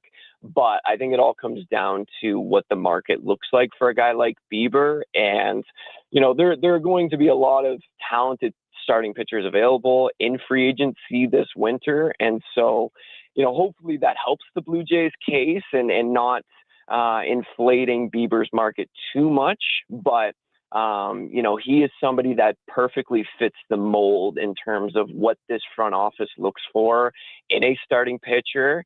And I got to think Bieber would be at the top of their priority list once the offseason opens this fall. Yeah, I would think so for sure. Looking at the Jays now and Bichette, I guess they're getting a little trial run. Is it, do you think there's any chance Bichette signs an extension, excuse me, with Toronto this offseason? Yeah, there's always a chance, right? He said from day one that he wants to win a World Series in Toronto, playing alongside Vladimir Guerrero Jr. And now that one half of that equation is locked up long term, with Bichette back to being the player he was prior to last season, all the evidence is right there for the Blue Jays to have the right sort of motivation to want to keep him. And I think his free agent market is going to be one of the more interesting ones to monitor this offseason, just because I don't necessarily think every single team that will have interest in him will view him as a shortstop long term, and that could obviously impact what he earns significantly, because if teams are valuing him as a second baseman rather than a shortstop, that changes the outlook completely. And I think the Blue Jays are probably in that mix too, just because they already have somebody on the roster who's fully capable of moving over to shortstop, and Andrés Giménez. And I don't think they would make that move anytime soon if they were to extend Bichette beyond this season. But it certainly makes for an interesting situation in the offseason once this whole playoff situation hopefully ends with a World Series title in Toronto. Awesome stuff, man. Thanks, Thomas. Enjoy the stretch run. We'll talk to you again soon. All right. Thanks for having me on. That's Thomas Hall from Blue Jays Nation. Quick final break. We'll come back, wrap things up. Been a busy show. We'll recap you the Oilers rookie camp. They were on ice for the first time today. We'll get your thoughts on that and more on the Gregor Show, presented by PlayAlberta.ca. When you have lifting and material handling needs, Northwest Crane delivers. Western Canada's Sandy dealer, backed by the industry's toughest one. 3 years, 3,000 hours, no compromises. They service all crane makes and models with skilled technicians and deep industry expertise. Alberta owned, with locations in Leduc and Grand Prairie, and fully equipped service trucks. Northwest Crane keeps your operation lifting. For more information on sales or service, visit northwestcrane.com or call today. Legacy Heating and Cooling is the #1 heating and cooling company for people who want heating and cooling, because you'll save a bundle by bundling. Then you can use hot, cold, Come on, thermostat, do what you're told. Turn up the heat, turn up the cold, till the vents start pushing out tornadoes. Bundle my furnace with some AC. Gonna get a new from Legacy! Oh yeah, save a bundle when you bundle your new furnace and AC from Legacy today. Plus no payments and no interest for 1 year. That's how you build your legacy. Legacy Heating and Cooling. It's the Bricks famous tent sale. Save up to 60% off clearance items in the tent and store, with more amazing deals arriving daily in every department. Like up to $1,800 off power reclining sectionals and up to $700 off big screen TVs. Buy more, save more when you buy 2 or more major appliances, up to $1,000 off. Plus, get a free Bluetooth party speaker when you spend $9.99 or more on furniture. Some exclusions apply. See in store for details. The Brick, saving you more. Blue Jays fans, this weekend and every weekend, you can catch Toronto Blue Jays ball games right here on Sports 1440. Ben Schulman provides the play-by-play. You provide the chips and beer. Check out the Blue Jays this weekend on Edmonton's home for sports. Sports 1440. Experience a season of superior luxury, performance, and savings. The Fall Experience event is on now at Volvo Cars Edmonton. The all-new redesigned 2026 XC90 is here. Come drive one today. You won't be disappointed. Finance or lease a 2026 XC40 from 1.99%. And right now, you can save $7,500 on remaining 2025 XC60s. The Fall Experience event is on now at Volvo Cars Edmonton. Great vehicles, better service. Visit volvocarsedmonton.com. Ah, Hawaii. The warmth of a golden sunset as the waves roll in. The freshness of a waterfall. The lush scent of tropical flowers in the air.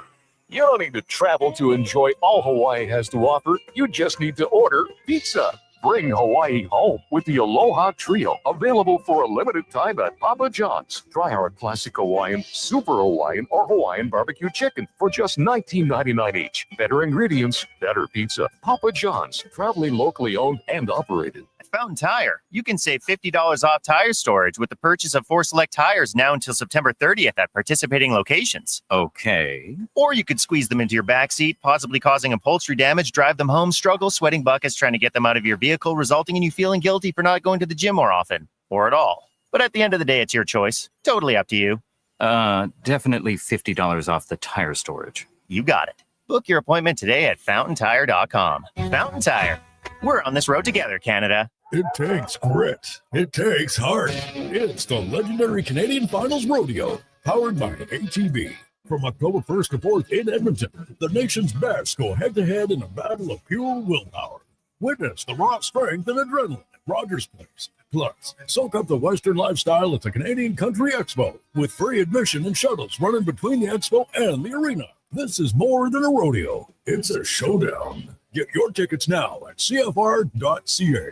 $1 plus tax for a smooth, small premium roast coffee at McDonald's? That means rich, full-bodied flavor at a price that's just as satisfying. Must be McCafe. Enjoy a small McCafe premium roast coffee for just $1 plus tax at participating McDonald's in Canada. Prices exclude delivery.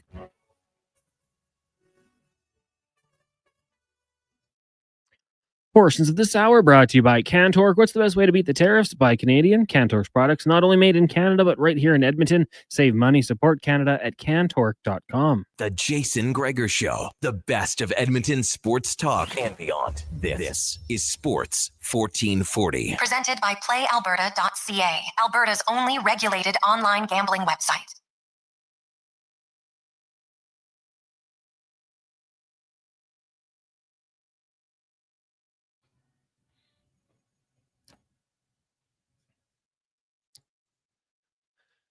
548. Welcome back. Jason Gregor, Connor Halley, Sports 1440, Oilers Nation, YouTube, Facebook, X, and Instagram. Hope you are having a lovely, lovely day as it's time now for the 2-minute warning.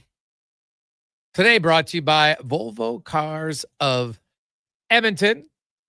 Stop in, get a great deal on the brand new XC90 2026. See it at volvocarsedmonton.com. Cam Tate, of course, a longtime journalist in town. Cam has cerebral palsy in a wheelchair. It doesn't stop him from thriving and is always challenging himself and is now up to daily here on Sports 1440 in the 2-minute warning. Question on this wonderful warm Thursday where it is 26 degrees in Edmonton. Ever hear of projectplay.org? Let me fly that by you one more time. projectplay.org. Now, I invite you to grab your favorite coffee, soda pop, booster juice, flavor, Wilhauk beef jerky stick, or your favorite go-to drink in at this particular part of your individual journey as I read you something from projectplay.org. Here we go. High school athletes are more likely than non-athletes to attend college and get degrees. And team captains and most valuable players, a creative platform, homevoice.org. Achieve in school at even higher rates. U.S. Department of Education, 2005.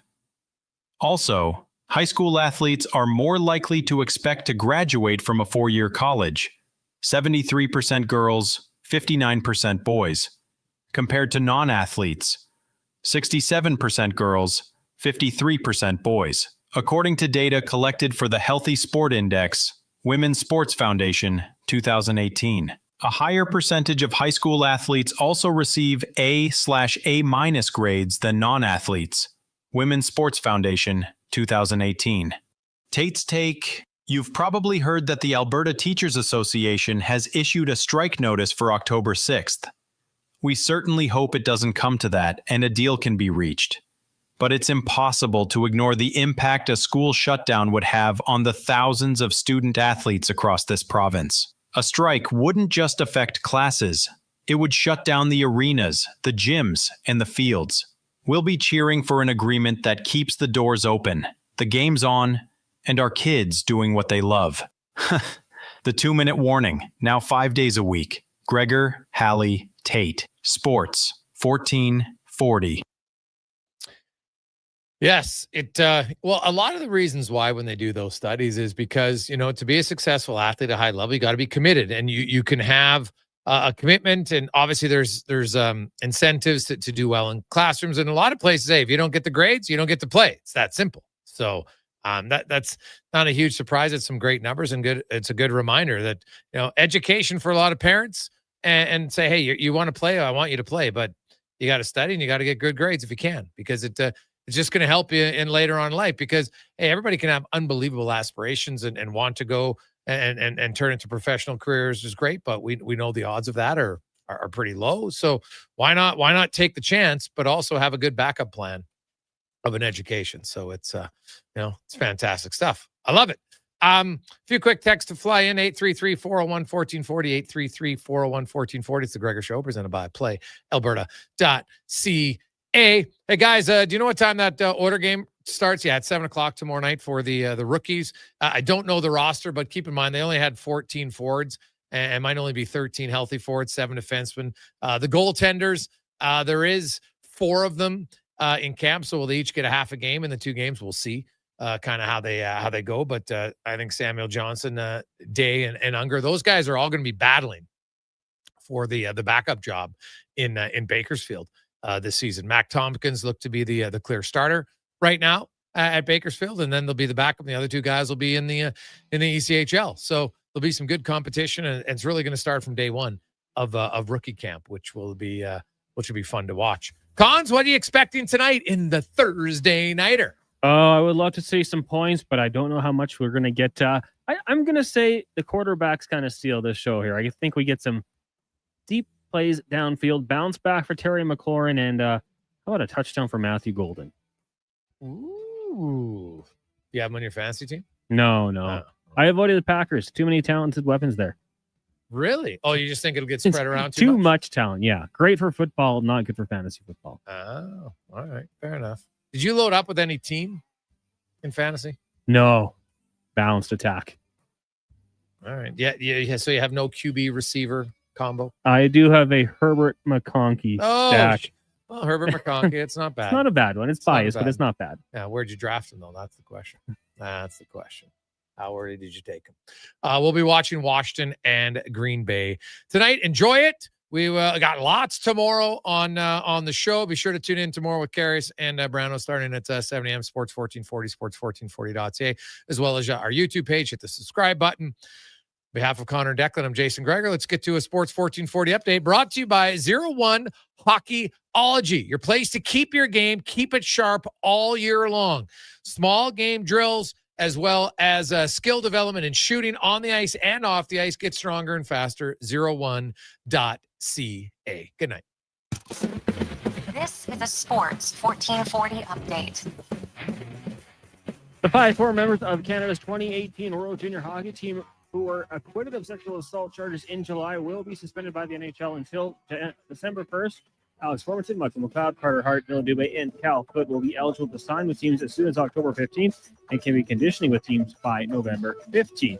Week 2 in the NFL kicks off tonight. Commanders in Green Bay taking on the Packers. That one gets going in about 20 minutes' time. Packers will be down 2 starting offensive linemen, right tackle Zach Tom and left guard Aaron Banks. In the majors, what a day for Kevin Gausman and the Blue Jays. 9 innings pitched, 9 strikeouts, only 2 hits allowed. Jays over the Astros 6-0. Up next for the Bluebirds, a series with the Orioles in Toronto right now. In the majors, Yankees have a 3-1 lead over the Tigers. Marlins up on the Nationals 2-0. Guardians at home trail the Royals 2-0, and Mets have a 4-0 lead over the Phillies midway through the third. Later tonight, you got the Mariners and Angels and the Rockies taking on the Padres. College football tonight right now. Wake Forest leading NC State 7-0.